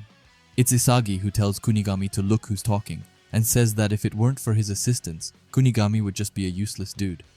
Kunigami is confused and asks Isagi what it is that he wants, but Isagi comes closer and closer and asks Kunigami to lend him a hand for his own explosion. Isagi gets close and runs past him while telling him that they should get some steak after this, like old times. As he says that his eyes and aura completely change, Kunigami is looking at him in shock, but Isagi thinks that if PXG is using a top performance and top performance chemical reaction, then all they have to do is one-up them and use a top performance and another top performance, and lastly, one more, making a triplicate chemical reaction, which he calls the triflow chemistry reaction. After that, we get this amazing last panel with Hiyori, Kunigami, and Isagi all locking in to make their chemical reactions together, while there is an intense aura around all three of them. Kiora and Karasu is furiously fighting for control of the ball. Raichi is trying his best to motivate Kiora by telling him to steal it, while Zantetsu is doing the same thing, but for Karasu. Anyway, their clash is getting more and more intense, and they quickly realize that they can't keep doing this forever. That's when Charles decides to weigh in as he starts running to help Karasu. However, he looks behind himself and sees Hiyori right on his tail. As Hiyori is trying to catch up, he thinks that if he is going to outwit Charles, then he will need to effectively use this moment while Kunigami is blocking Shido. Because as we know, Charles likes passing to Shido as they are very like-minded, but now that he has lost that option, Hiyori is certain that he will need to look for someone else to pass to. He tries to look around and starts to wonder who the lucky man will be. Maybe it's going to be Rin, or maybe he will go through Nanase, but that doesn't quite seem right. He says no and calls himself a dumbass. Hiyori looks destroyed as he says that he can't beat Charles with such surface-level thinking, saying that Charles isn't just a normal player, but that he is a contrarian, and because of that, he needs to contradict his contrarian thinking. Charles is getting closer to Karasu, but then suddenly Grim comes into the mix and barrages into Karasu's back. Karasu can't hold on anymore and tells Charles to go as he sends over a pass to him. Charles starts to smile as he compliments Karasu's pass and says that it's good. He looks ahead of himself and sees Shido, who is still getting blocked by the rebirthed Kunigami. But that's not all, as he also sees both Kaiser and Ness, who are determined to stop Charles in his tracks. Even though Shido is already blocked off by Kunigami, the two of them get in front of them to completely destroy any chance for Charles to pass Shido. Saying that his pass course is as good as dead, Charles is noticeably annoyed by this, and also calls them the Nuisance Rose Duo. Just then, someone comes to his rescue, and it's none other than the current #1 Neo Egoist League player, Itoshi Rin. They look at each other, and Charles says that Rin is just where Charles wants him to be. However, this turns out to be a straight-out lie, as he says, "Just kidding," with a skull emoji, as he instead shoots the ball forward, even though Ness and Kaiser are ahead of him.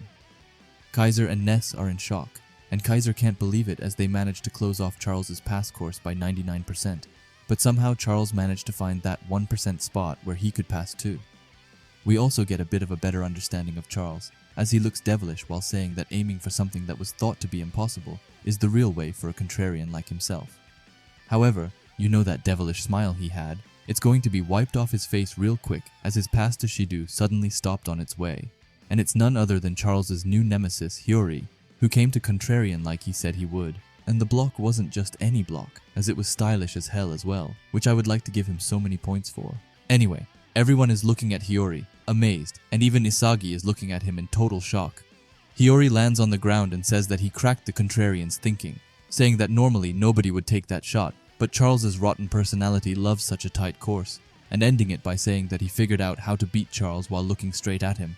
This leaves Charles in shock, as he just calls Hiyori creepy while looking demoralized but also disgusted. But that's what you get when you go up against an ultra sadist. We also see Shido, who is a bit annoyed that another one of his chances got blocked.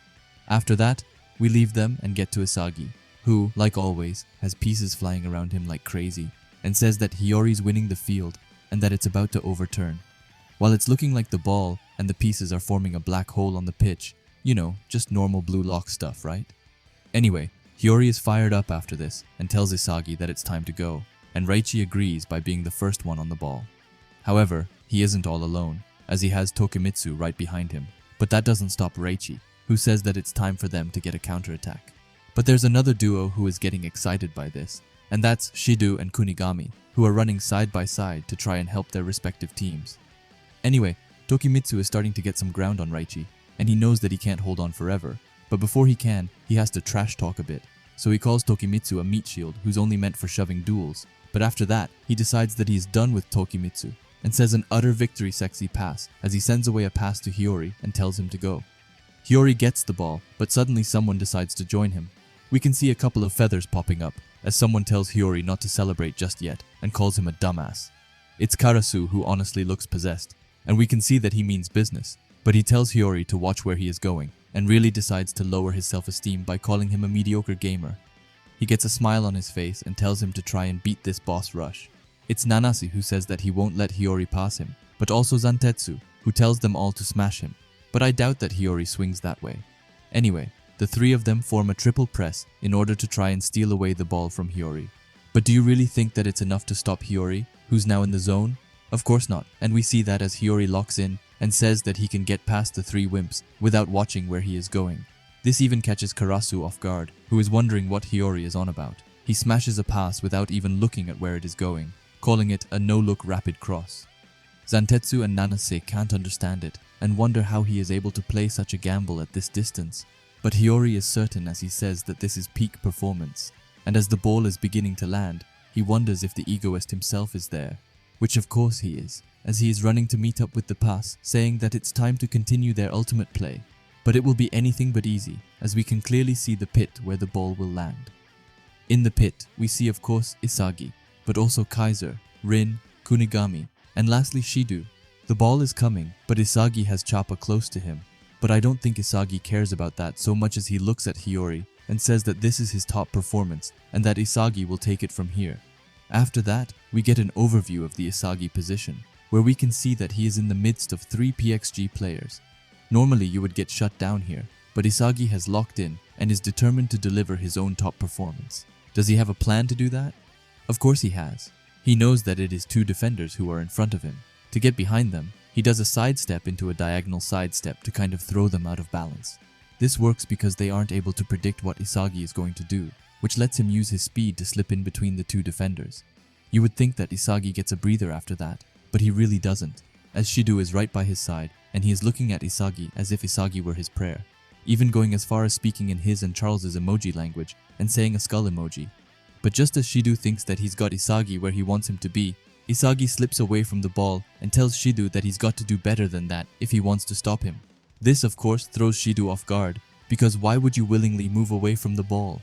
Shido's face turns into panic as he wonders what it is that he is up to, but it doesn't take long for him to find out, as he can feel someone behind him.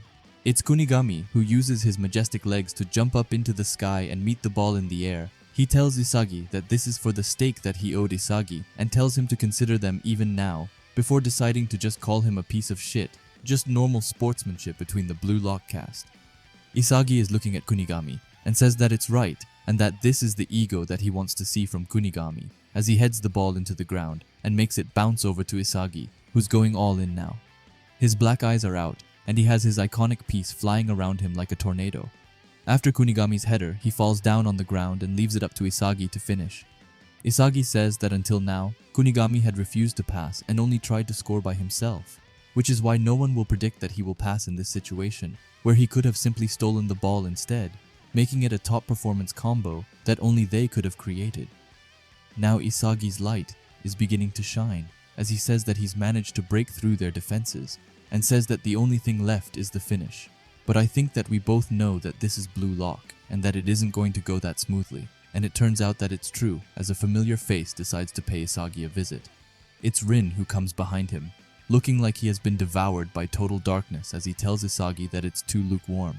Isagi is in total shock as he couldn't have predicted that, and Rin then, with an angry face, tells Isagi not to forget about him. As I said before, Isagi is in shock and wonders how it was possible for Rin to catch up to him. But then, suddenly someone else comes into the picture, because of course, Isagi should have more trouble. However, this time it's his own teammate Kaiser who comes by. Kaiser has an immense aura around him and says that this is part 3 and calls it the Raider Edition.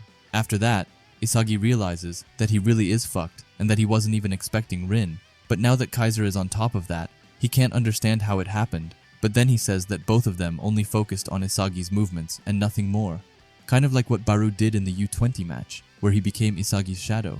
Anyway, Isagi says that this explains how they were able to react to him so quickly, concluding that instead of reading the game's flow and situation, they solely focused on plays that would allow them to destroy Isagi, calling it their top performance and saying that it is messed up and that there was no way that Isagi could have known that and predicted it. However, he has to throw those thoughts to the side, get back into the game, and make up a game plan. He desperately wonders what it is that he should do. He knows that he will reach the ball first, but then what? After that, we see what Rin and Kaiser are thinking. Rin wants Isagi to shoot the ball, and if he does, then Rin will destroy every single direct shot course Isagi comes up with. A bit rude if I'm honest. Kaiser, on the other hand, wants Isagi to trap it, and if he does, Kaiser will steal it and score for himself. Isagi's pieces are working at full potential to figure out what to do. Should he just go for the shot and try to come up with a solution where Rin doesn't block it? Or should he trap it and try to fool Kaiser somehow? But in the end, as the ball falls down on his foot, he realizes that none of that is good enough, and that he needs to, in this extremely stressful moment, come up with a totally new attack pattern. The ball falls down to his foot, and just then, Isagi does a fake with his left foot, which puts Rin out of the picture, as he has no way of interfering. But that can't be said for Kaiser, as he says that Isagi will now trap it with his right, and that he has got him. But he couldn't be more wrong, as in mid-air, Isagi doesn't trap the ball, but instead decides to just gamble and shoot it with his right foot. He makes such an unpredictable and powerful shot that even 2 Glocks decide to show up around him. Anyway, as he shot the ball, he said that this was his new top performance. Kaiser can't believe his eyes, and is amazed at how Isagi did a mid-air quick draw, and Rin is just as blown away as he can't believe Isagi's new ambidextrous direct shot. The shot from Isagi goes into the goal with ease, as there's nothing that could have stopped that shot. And then, as Isagi Yoichi has just given Bastard Munchen their first goal of this match, his pieces connect with each other, and he has just formed a new attacking pattern. By connecting the left direct shot with his right direct shot pieces, he's now formed the 2-gun volley, and just look at him. His face has a determination which I have never seen before, and he's even got himself smoke coming off himself, as he has just scored what might be the best goal in this series so far. Everyone is blown away, and the commentators are screaming goal over and over again. We also see the live reaction to Isagi's goal, and we then see that everyone is jumping out of their seats to celebrate with our poster boy. Even Isagi's first true fan was shown, and we can see how his eyes absolutely lit up when he saw this goal. Anyway, the commentators call the Isagi goal amazing, and say that he was able to pull off an amazing mid-air direct shot, and with that shot, he also brings back Bastard Munchen into the game as the scores become even. And please just look at Isagi. He is understandably over the moon, and he looks so happy, which just makes me happy as well. However, the players who are everything but happy are both Rin and Kaiser, as we can see here as they burst out screaming out of anger for Isagi. But you know what this panel means. It means that Rin and Kaiser will probably give it their all after this, and try their hardest to ruin everything for Isagi. We also see more of the players' reactions to the goal. Karasu's voice is stuttering, as he wonders what the hell that was, and can't believe that he switched his shooting foot in midair, while Tokimitsu just has fear in his eyes, as he calls Isagi a monster. Raichi, on the other hand, is just as ecstatic as Isagi is as he starts screaming. Nanase looks honestly really scared as he says that Isagi is still evolving. And then we see Shidu, who is the first PXG player, who seems ecstatic over Isagi's goal as he says that it was a fantastic explosion. Anyway, Isagi comes down on the ground and is right away faced with Kunigami, who tells him not to expect any more passes from him.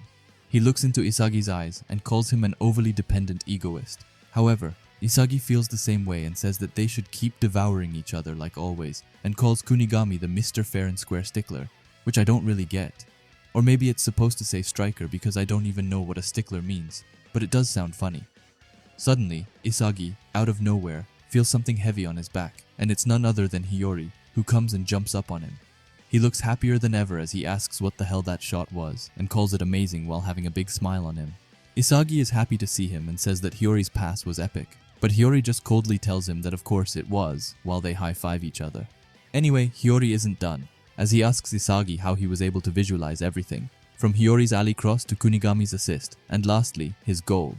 Isagi has a smug face on him, as he says that he believed that Hiyori would send a perfect pass. And as for Kunigami's assist, he thought that since Kunigami was running up and down the field to contain Shidu, his chances of being in clutch situations were very high. On top of that, Isagi was probably the only one who believed that he would win that duel against Shidu.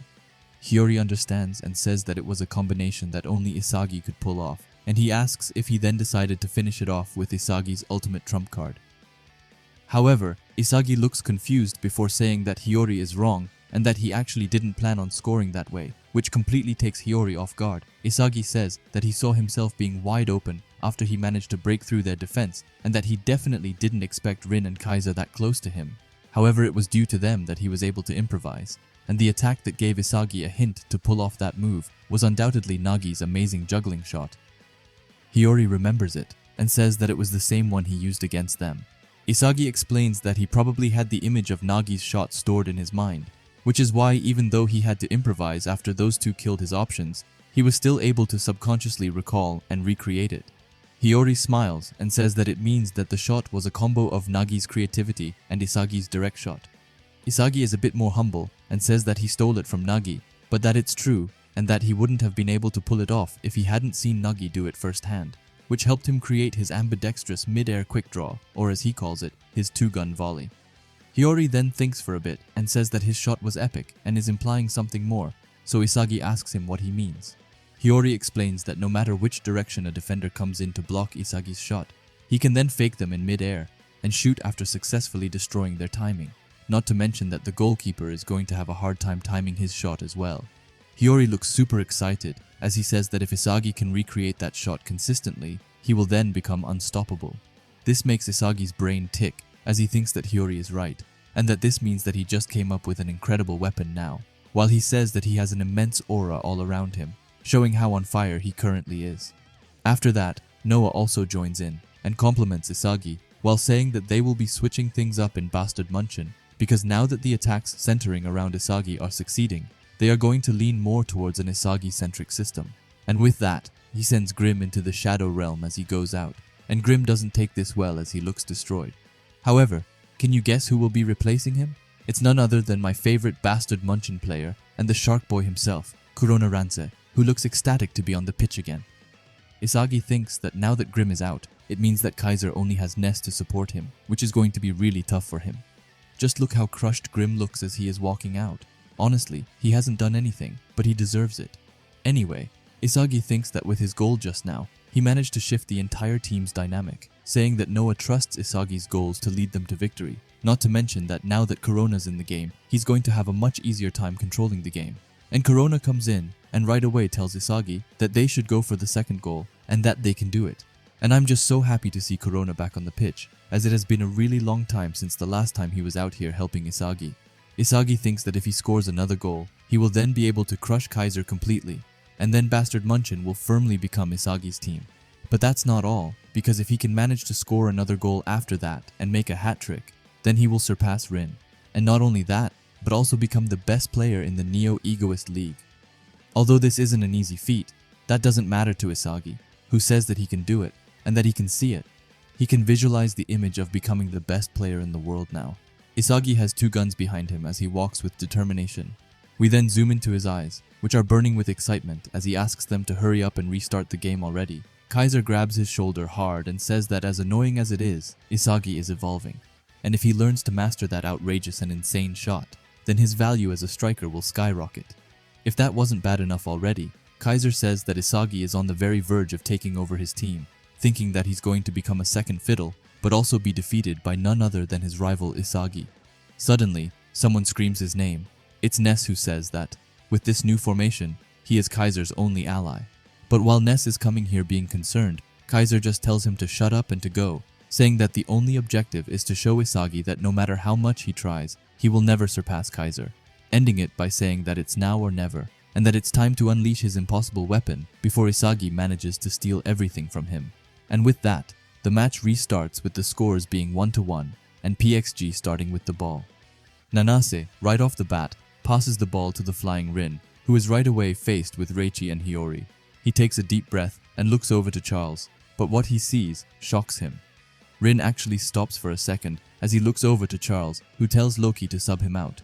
He explains that Shido is getting pocketed by Kunigami, or Muscle Freak, as Charles calls him, and that none of his passes are going through, calling him boring and asking if he can quit. We can see that Loki is starting to get annoyed with him and says that there it is, Charles's irritating lack of motivation.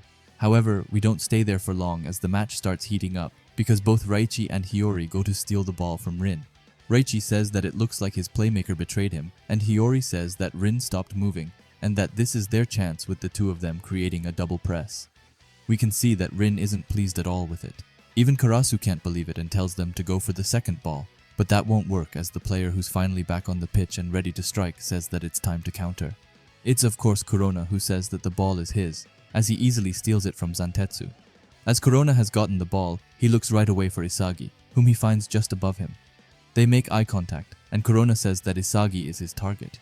However, as he passes the ball, something unexpected happens, as the ball doesn't reach Isagi, but instead, Kaiser comes in and steals it right in front of their eyes. As Kaiser's got the ball and is looking more determined than ever, he asks Ness if he is ready, and Ness, who is behind him, says that he is, while trying his best to stay on speed. After that, we get into a quick flashback into the German Stratum training field 10 days prior.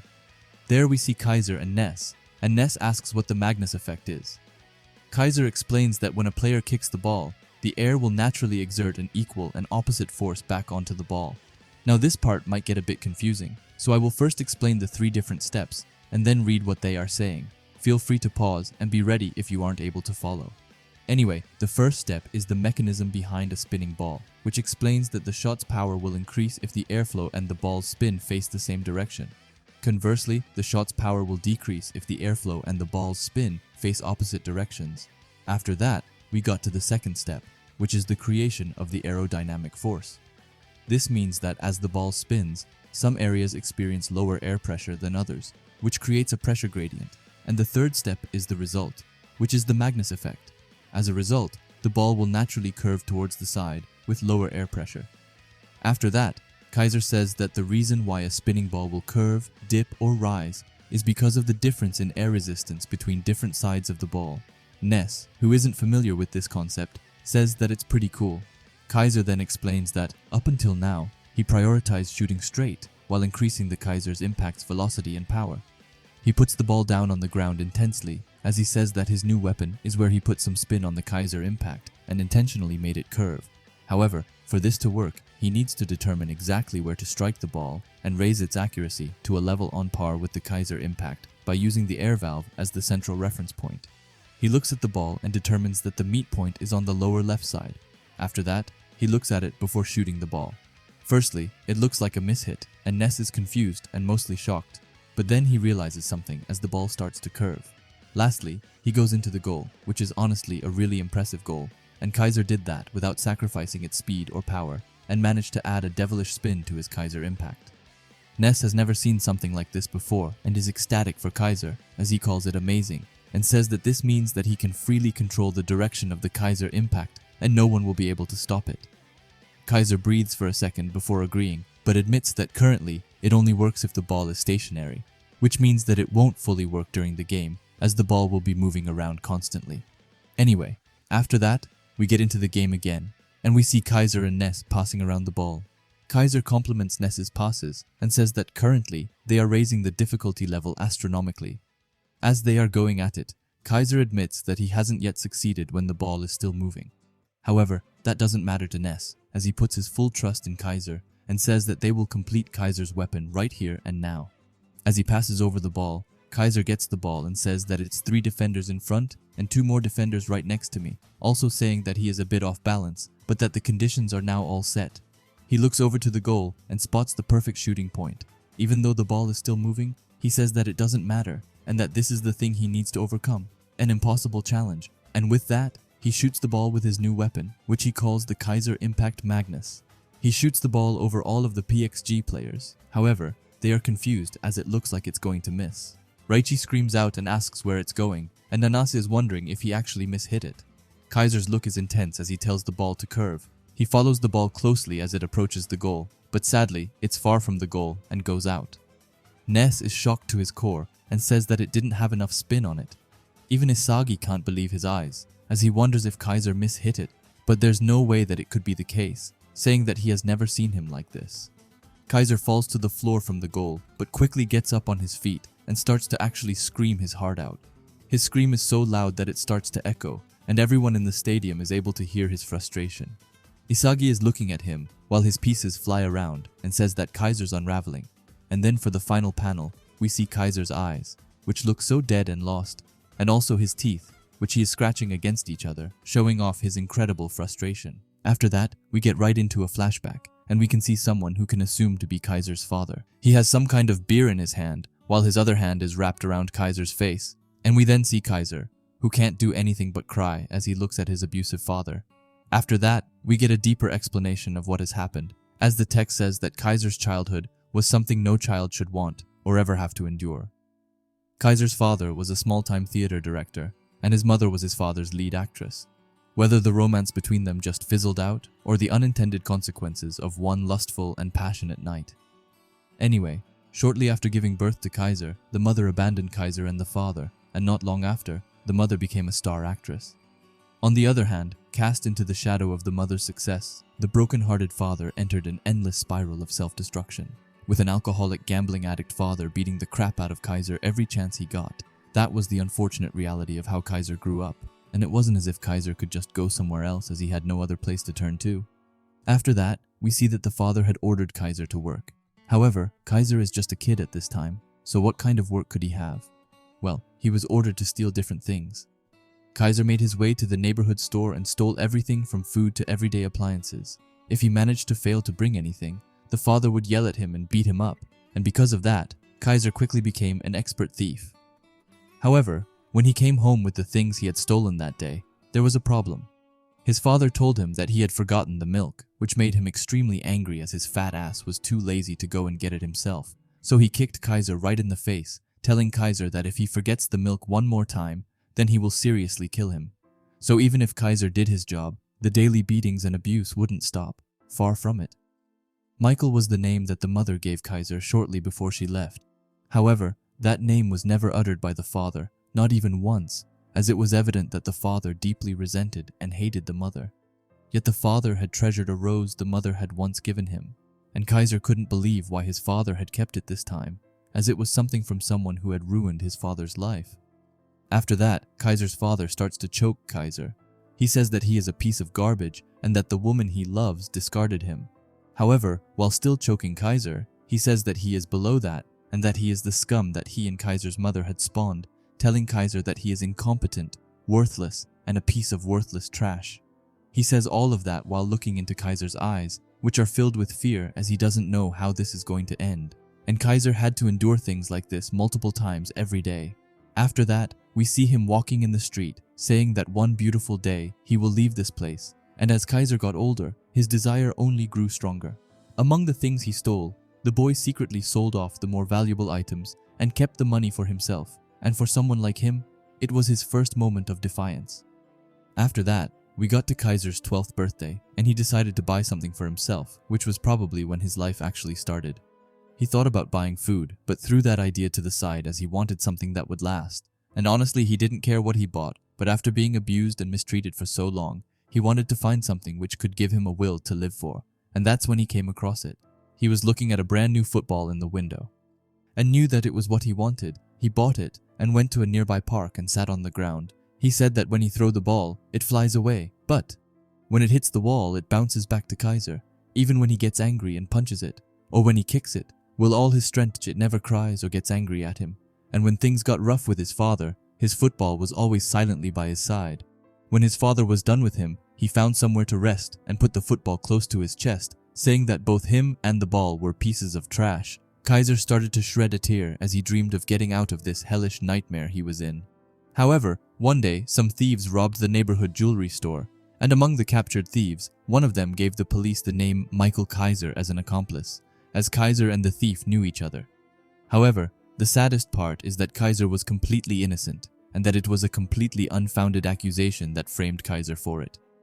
His father hears this and takes a beer bottle and smashes it at Kaiser, which could have ended extremely badly.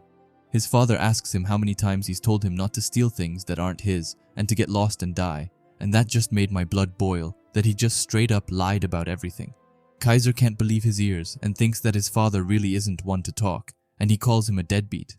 After that, the police found a safe where Kaiser slept that had tons of money in it. His father is only getting angrier and asks Kaiser to explain before trying to hit him again, but lucky for him, the policeman stops him.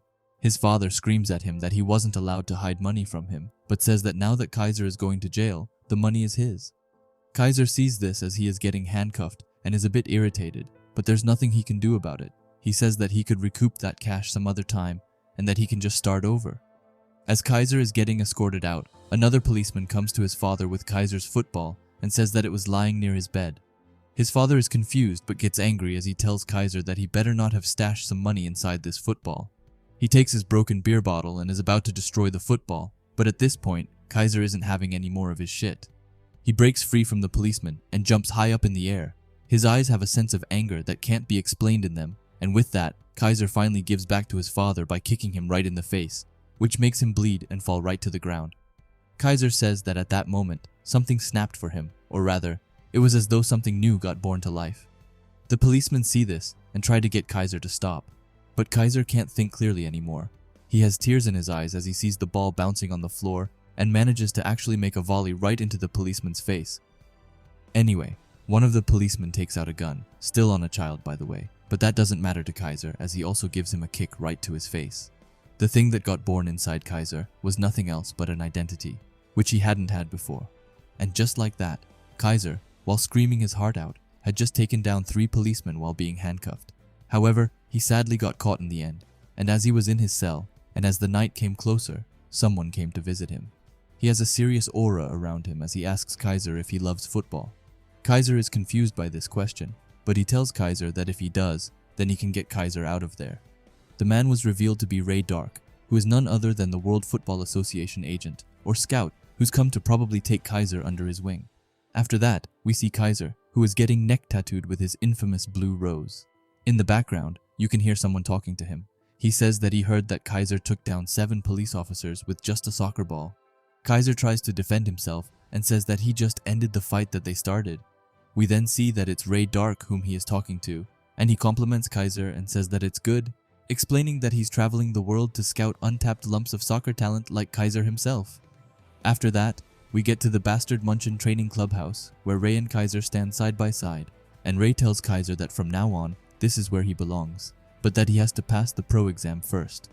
However, Kaiser thinks that it won't be a problem, as he is really willing to do whatever it takes to escape from his house. Anyway, he goes into the clubhouse and is greeted very welcomingly by everyone there, who even says that they have heard lots about him. Kaiser takes a quick glance at them and says that these are people who, unlike himself, people wanted them to be born. Anyway, they decided to eat together, and they even complimented Kaiser's blue rose tattoo. However, as he looks down at his food, something strange happens. He feels kindness, but Kaiser hasn't felt that before and doesn't know how to receive goodwill, so he just throws his food onto one of the players' faces, who rightfully gets angry at him and asks him what he is doing. But Kaiser explains that it's way easier for him to live as the target of malice, and with that, he starts to go wild at them while they try to de-escalate the fight. However, in the end, soccer is a sport played by 11 players, and guys who are hated don't get passes. We can clearly see that as they are playing, but Kaiser isn't getting the ball. He knows that if he's going to succeed in this environment, he needs the ability to fight on his own. He needs his own overwhelming weapon, and because of that, he starts to train like crazy as he tries to find something that would clearly prove his existence to everyone. He needed to make an impact. This is really cool to hear, as we know that his weapon is called Kaiser Impact. He says that rather than a conspiracy of goodwill, he needs a dog who will submit to his malice. After that, we got to the Bastard Munchen tryouts, and we saw Ness, who got run over by 2 of the Bastard Munchen players. However, Kaiser doesn't care about that and just says that he seems like a good test subject. He looks at Ness, who's lying on the floor, and says that his dribbling, passing imagination, and all of his abilities are above criticism. And if that wasn't good enough, then he is also isolated, which made Kaiser really take his eyes on him. After that, we see Kaiser asking Ness if he believes in the impossible. However, he didn't want to help Ness to be nice, but instead knew that this was the perfect time to erode his heart. And with that, Kaiser gradually started to understand his disposition. He scored more and more goals, and the other players started to fear him. But Kaiser only said that the feeling he got felt so good. By using victory to hurt people and warp them, he's basically using malice to prove his existence. It then says that the being known as Michael Kaiser took great pleasure in eroding others' hearts and living on inside them as a scar. After that, we also see Kaiser undergoing some kind of transformation, while the players he's beaten are seen crying on the ground. However, after that, things only got worse, as destroying people's dreams and rewriting their sense of values become a symbol of impossibility that taught them true despair. And because of that, Kaiser believed that it was the ultimate destination of the impulse that gave its first cry at that moment. By doing so, he felt that bit by bit, and every time he harvested new despair, he became a little more human, which sounds so fucked, but also so incredibly cool. At the same time as he was doing all of that, he would picture his father, whom he'd hated so much, understanding that he hurt Kaiser just so he could maintain the feeling that he was alive. This was why, instead of saying thank you, he instead hit Kaiser every day, and instead of saying I love you, he instead called Kaiser a piece of shit. After that, Kaiser realized that he was doing the same thing as his shitty father did, except that he was trying to do it to the world's soccer players, and that's why he started dreaming about becoming the world's best. But quickly, let's just look at this panel. Kaiser looks so incredibly cool right here, with his flowers all around his body, and his insanely cool tattoo, which goes down to his arm. Anyway, after that, we get into the match again, and we see that PXG is starting with the ball. The goalkeeper kicks out the ball, and the game is on again. The ball is going toward Nanas and Ness, but Ness manages to just in time block Nanas and jump up to head the ball, and the ball lands on Kaiser, who's already in a heated battle with Karasu. Ness told Kaiser to go and get the next goal, and with that, Kaiser was locked in. He says that he won't miss again, but that he's currently 35 meters from the goal and is too far to shoot. However, he knows that if he waits for 5 more meters, he will stop the ball and be in the perfect situation. However, just then, something unexpected happens as both Isagi and Rin go up towards Kaiser. Rin calls Kaiser tepid, and Isagi is wondering why the hell he is stopping, screaming at him to continue going and that Rin is coming. However, Rin says that it's already too late, and then all of them clash with each other and the ball goes high up into the sky and Kaiser loses his attack. Nanas compliments Rin's defenses and Raichi tells them to grab the second ball. Kaiser falls down onto the ground and says that everything he gained by winning is now slowly but surely being stolen and destroyed. As Kaiser is beginning to get back on his feet, Isagi starts talking to him, which shocks Kaiser a bit. Isagi has his back towards him and asks Kaiser if he finally gets it, telling him that this team isn't his anymore. And with that, he looks back right at Kaiser, and Isagi's eyes are burning while he tells Kaiser to kneel to him and calls him a shitty clown. Kaiser's eyes begin to melt by that, but we then see Noah from the sidelines, who is looking at this extremely closely and says that this is it, Kaiser, and that it's finally time for him to fight with his ego. Isagi begins to run away, but Kaiser is still down on the ground and is beginning to lose it as he says that evolution only happens in adversity, while looking like he is about to kill someone soon, probably Isagi, if I'm honest. The commentators say that the ball is evenly matched. However, the one dominating the aerial battle is none other than Kunigami Rensuke. Kunigami heads the ball right over Shido's head and gives it to Corona. After that, we get to Isagi, who, while running, says that he can crush him and even destroy him now. He's determined that he can take that step further and devour the Emperor, as the team is almost all his, and Kaiser is thrown off balance. As we know due to his latest miss and his awful play against Isagi and Rin, Isagi thinks back to when he told Kaiser to kneel before him and even called him a clown. He says that if he hurls such abuse at Kaiser now, he won't be able to escape his obsession with Isagi, which will then in turn make his movements predictable, and if Isagi is able to take advantage of that and aim for the back with Corona and Hiroi, he can then win with 100% certainty. After that, we get this amazing panel with Kaiser still on the floor while Isagi is running far ahead of him into what looks like an explosion or a black hole. As he is running, he asks Kaiser if he doesn't want to devour him, and that Kaiser always thinks of himself as the main character. After that, we switch sides as we instead go over to Kaiser, who says that he recognizes this feeling he is getting from Isagi. He thinks that every day his father used to put Kaiser through that, all that same sense of irrationality and suffocating constraint. However, after that, Kaiser finally gets up on his feet and says fuck it, saying that he has already surpassed his father a long time ago. However, because of Isagi, Kaiser's very existence is shaking again, and if he doesn't win and doesn't surpass him, then everything that Kaiser has worked so hard for will just disappear. Suddenly, Ness comes out of nowhere and screams Kaiser's name and tells him to calm down. He says that they have already achieved enough results and that Kaiser has already scored so many goals up until the previous match. Not to mention that Kaiser already has his offer from Real Madrid, and because of that, Ness advises him not to make any reckless plays and instead wait for a chance where he can fire off his new weapon. Kaiser looks back with some sort of scared but also dissuaded facial expression as Ness with big eyes says that he is here for Kaiser. However, Kaiser couldn't care less about that if he asked if Ness was out of his mind and said that if he lost now, then everything would disappear. Ness's happy facial expression quickly turns to a sad one as Kaiser says that the whole world is watching this match and that a defeat here isn't just a simple loss, but that the offer from the Real Madrid and his throne in this team, all the glory he's gained through football, will be crushed by Isagi in an instant, saying that if he loses now, then he will return to the time when he wasn't even considered human. Just then, he sees his chances and tries to slide tackle Isagi to get the ball back. However, Isagi avoids it easily. Kaiser quickly starts to wonder if he is afraid of losing, and if the reality of the current him and returning to the worthless thing he was before might scare him. Kaiser's life wasn't even born out of desire. Isagi is still above him, but now he's got a menacing and intense aura around him, as it looks like Isagi is almost looking down at Kaiser.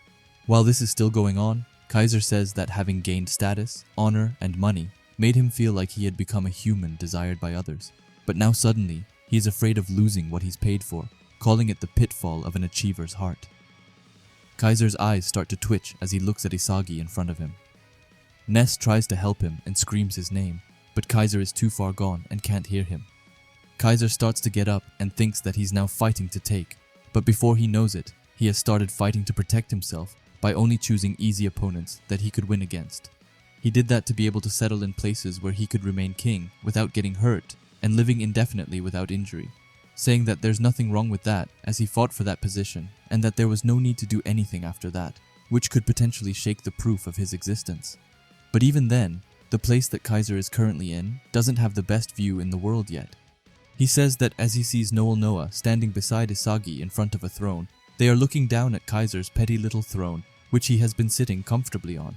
Kaiser finally realizes it and says that fighting to protect his current glory won't allow him to prove his existence any further. He finally gives in by saying that he has no choice but to slowly close his eyes. However, it seems like that was just to throw us off, as we can see his arm down on the grass as it begins to evaporate into flower leaves. As that is going on, he says that he has to throw it all away, the glory, the title, and even his own pride.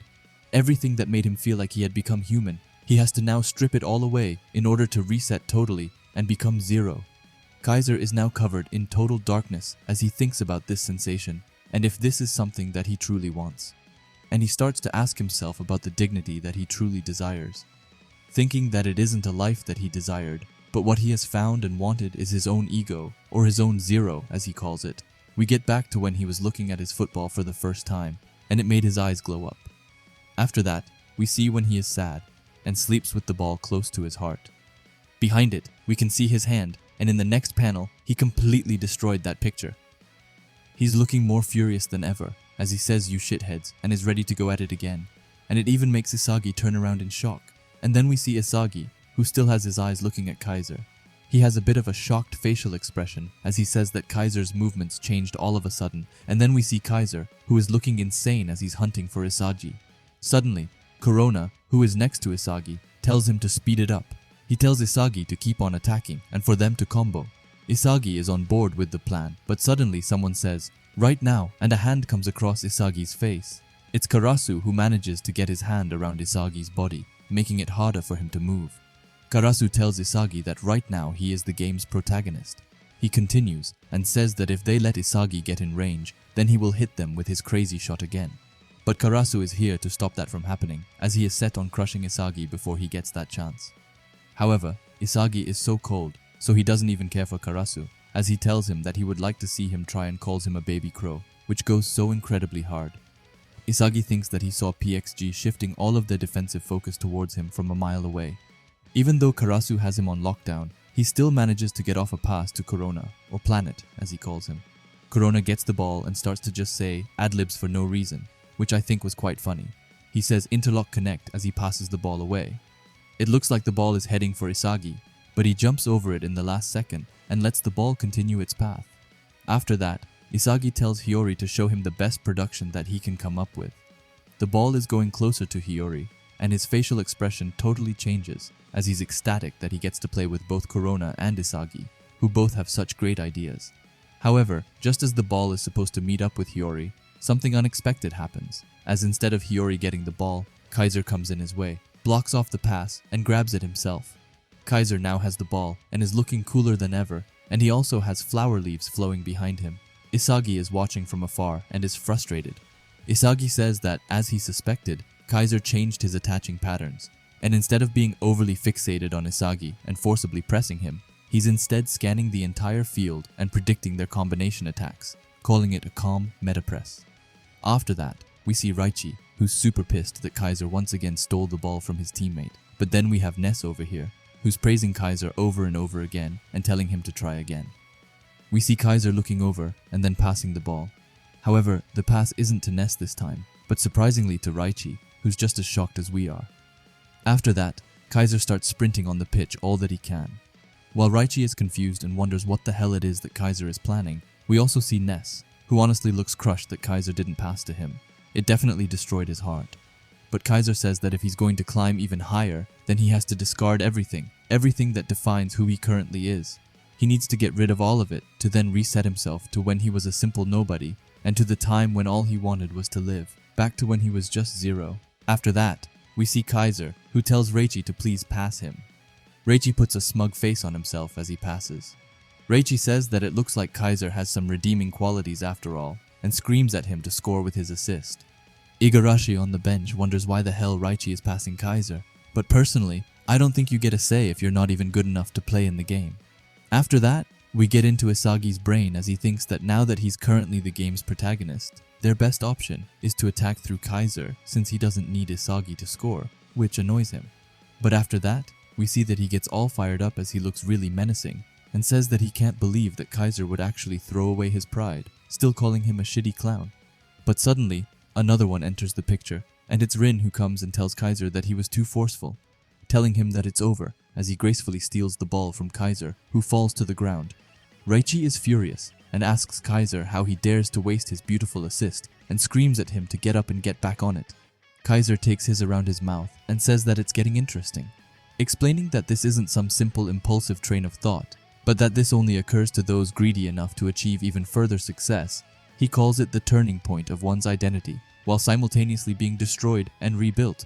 He says that while chasing after Rin. However, he continues and says that he shouldn't waste his energy playing defensively, and instead keep searching for ways that will spur him to greater heights, admitting that the reason that he is able to get into this mindset is because of Isagi and the hardship that he gave Kaiser. After that, we see that Yoichi and Corona teamed up to take the ball from Rin. Karasu is watching from the sidelines, wondering what is going on, saying that on top of Shiodu getting shut down and Isagi suddenly evolving exponentially, even Kaiser's beginning to move unpredictably, and ending it by saying that he can't manage to get a read on the team. After that, we get into Hiyori's brain as he thinks that a formation where Isagi operates as the main striker and his two-gun volley forms the base of their attacks, while simultaneously allowing Kaiser the freedom to score goals by himself as the second striker. Hiyori gets big eyes as he calls it awesome, continuing by saying that now that Kaiser isn't solely passing to Ness, their opponents are having a more challenging time tracking his movements.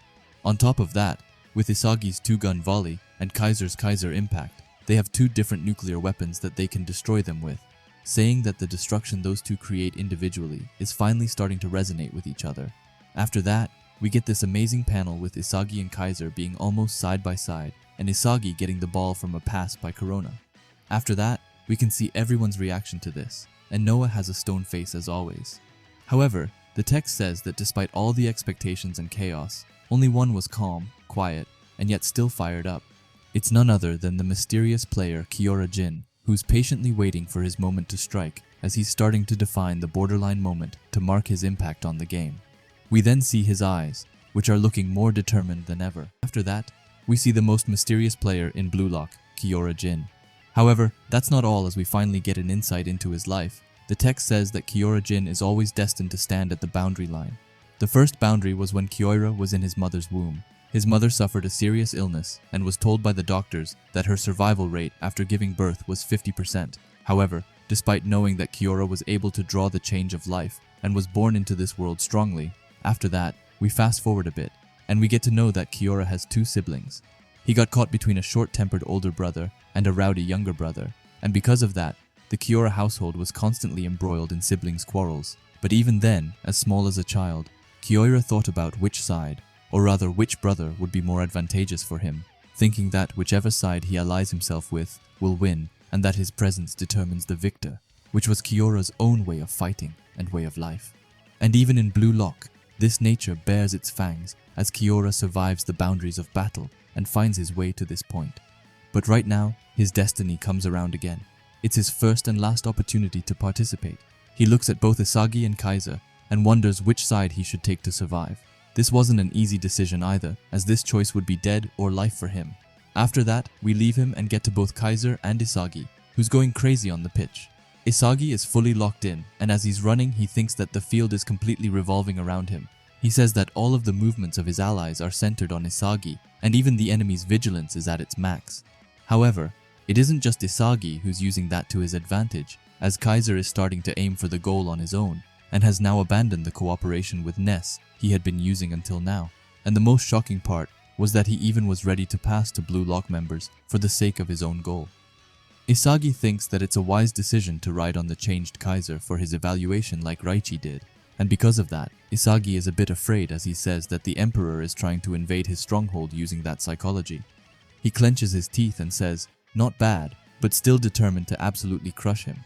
Because Isagi knows that if he scores, then Kaiser's evaluation will plummet. He looks over at Kaiser and tells him to do it, and to see if Kaiser's awakening or Isagi's monarchy will win this game.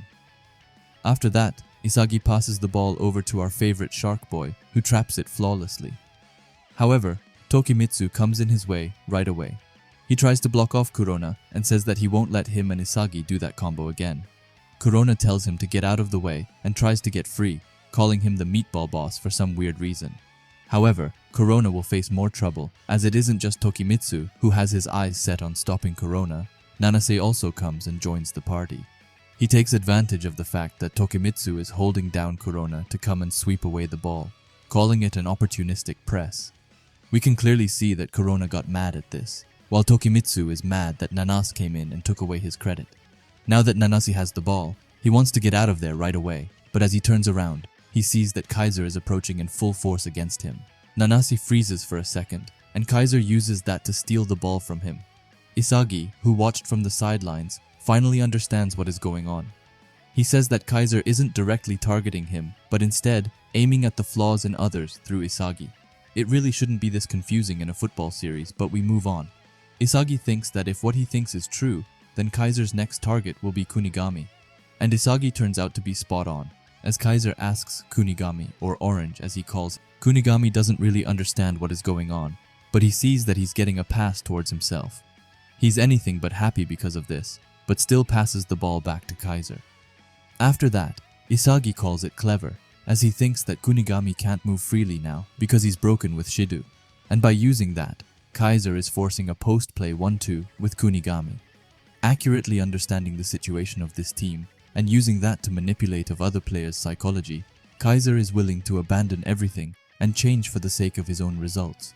Isagi thinks that Kaiser for sure is like him, and that he is a world-type egoist instead of a self-type egoist. Suddenly in the game, as Kaiser is running with the ball, he gets into some trouble as both Karasu and Rin go to stop him. Rin even says that he is going to kill him. All three of them collide with each other, and the ball goes up into the sky and falls into the hands of the ultra-sadist himself, Hiyori. He traps it and says to Kaiser that his luck has descended. Right after getting the ball, Hiyori wants to give it away, so he passes toward Isagi and tells him to resonate. The ball goes to Isagi, but in the last second, he decides to step away from it, which shocks everyone. However, it wasn't for nothing, as the ball instead rolled over to Corona, who, alongside Isagi and Hiyori, created the ultimate triangle. After Corona has gotten the ball, he passes it over to Isagi to finally finish it off. Isagi looks at the ball, which is slowly approaching, and thinks that he's won as he's going to score his second goal, but that's not really the case as Charles instead comes in his way and stops the ball from ever reaching Isagi. Charles says that it's the imp's super arrival. He looks into Isagi's eyes and asks if he's surprised or even annoyed. We can definitely see that Isagi is annoyed after that, as he wonders if Charles wasn't super unmotivated just a minute ago, and wonders what happened. The ball goes high up into the sky, but it lands in the hands of a bastard Munchen player. That player is none other than Ness, who tells Kaiser that it isn't over yet, as Ness is here and by his side. Ness's eyes are beginning to fire up as he follows the ball closely and is ready to fire off an amazing pass. Kaiser, Isagi, and Kiora, all three of them, look over to Ness and wonder what is going to happen next. The ball is approaching Ness, and everyone has their eyes on him. Ness thinks back to Kaiser's training and his new weapon. He knows that he has to pass to Kaiser in a position where he can shoot. He says it over and over again to really get it into his brain. After that, he thinks that assisting Kaiser's new weapon is his role and no one else's, and after that, he fires off his pass toward Kaiser. The pass goes past both Nanas and Karasu, who are unable to stop it. Kaiser's eyes are glowing like never before as he sees the ball coming closer to him. But he says, "You mutt," which basically means dog. The ball is almost right by Kaiser, but as he looks ahead of himself, he sees a ton of players, and because of that, he thinks that he doesn't have a single chance to shoot it right there. So he instead lets the ball continue to roll, ignoring Ness's amazing pass. Ness sees this and is in total shock, as he can't understand what happened and why Kaiser decided to ignore the pass. After that, we see both Isagi and Kaiser, who, in sync, look behind them and watch who the ball falls to. And look at that, the ball falls to the most mysterious player on the pitch, which is of course Kiora Jin, who, I must say, traps it flawlessly. Just look at that trap, it looks so cool. Anyway, as Kiora gets the ball, he says that he's got it. After that, we see Hiyori, who's a bit shocked that Kiora has the ball. Charles is just annoyed and a bit tired of this game, I think. However, Reichi is super hyped over this. However, after that, we see Isagi, who has his pieces flying all over the place, as an unexpected ball holder has now come into play and he must adapt it to his puzzle. He sees that because of this, the enemy formation is in chaos due to the continuous attacks and thinks that this is the moment to go for it. He steps on the ground determined, and we can see that he's absolutely locking in right now, as his eyes have turned into total darkness while his piece can't keep up with his thinking. As he continues to run, he thinks that he needs to call for the pass from Kiora. Kaiser sees this and is determined not to let this happen, and he is looking to steal the pass himself, as it's his survival instinct. So instead of running up on the field, he runs back towards Kiora. When he arrives, he makes a turn around him, letting him know that he's there, which we can see confuses Kiora a bit, as he doesn't know what to do. Anyway, now that Kaiser is in Kiora's vision, he starts running up on the field again, and says that the element he needs is his constraint energy, which only he can breathe in. He then admits that he is a piece of shit, and that he will keep throwing himself into constraint as many times as it takes until death. Tokimitsu is approaching Kiora at a rapid speed, which makes it even more stressful for Kiora as he will soon have to send out his pass. As Kaiser continues on his path, he says that the field is the greatest thing in the world and that he must emerge from its absurd reality, and he can only do that by breaking through the crowd in front of him. he has to dive right into his dense constraint by breaking free and charge towards his constraint, which is exactly what he does, as we can see him getting through the PXG players with ease. We see him sneaking in between Nanas and Karasu like they were just out of thin air. But it isn't only Kaiser who is trying to break free, as Isagi has the same idea, and knows that to get the pass, he has to be in the perfect spot. So he gets past one of the PXG players and runs as fast as he possibly can. Both Isagi and Kaiser are running at full speed and are awaiting the pass. They look absolutely furious as they tell Kiora to pass the ball and to choose them. After that, Kiora finally spots the perfect spot to pass, and we can see how fired up he looks. Just look at him, even his hair changed color. But anyway, Tokimitsu tries his best to block the pass, but it's too late as Kiora has found the boundary line as he calls it, and passes the ball. However, something unexpected happens as the ball goes past Kaiser and sees that the ball is going toward Isagi, and he can't do anything but just watch. Isagi, on the other hand, is pleased as he says that it's coming. A high-speed ground trajectory that surpasses Kaiser. He knows that with this pass, he will finally beat Kaiser for good and take over the bastard Munchen team, which will lead to Kaiser ultimately falling into darkness. But suddenly he comes back to reality as he notices something weird with the ball, as out of nowhere it stops going forward and instead goes backward. Isagi can't believe his eyes as he understands that the ball had a backspin to it and sees how the ball slowly goes back towards Kaiser. Kaiser manages to break free from Karasu's defense and is rushing towards the ball. Kiora, who can't take his eyes away, tells Kaiser to get it and to score. Kaiser is honestly looking demonic as he has some sort of aura coming off his face as he says that he did it. He stole it from Isagi. But the twists and turns aren't done just yet, as Kaiser will face more trouble as both Charles and Rin are going at full speed toward the ball. Charles says to Rin that if he's feeling down, then here's a thorny rose, even calling him brother, which I know Rin isn't liking as he has enough brother issues as it is. Rin tells Charles that he won't let him take it and that he will stop him. Just reminding you guys that these guys are on the same team. But whatever, even though Kaiser is facing major trouble with both Charles and Rin, he realizes something as he sees that the ball has stopped exactly how it was in practice and knows that this is the perfect chance for him to score as everything is aligned. He gets close to the ball and says that the last thing that will come down to is luck.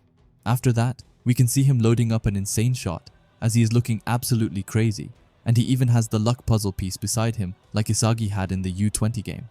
Anyway, Kaiser gets ready to fire his shot, but sadly we don't see any more of that right now as this is where it ends. And yeah, this has been everything that has happened in the Neo Egoist League so far.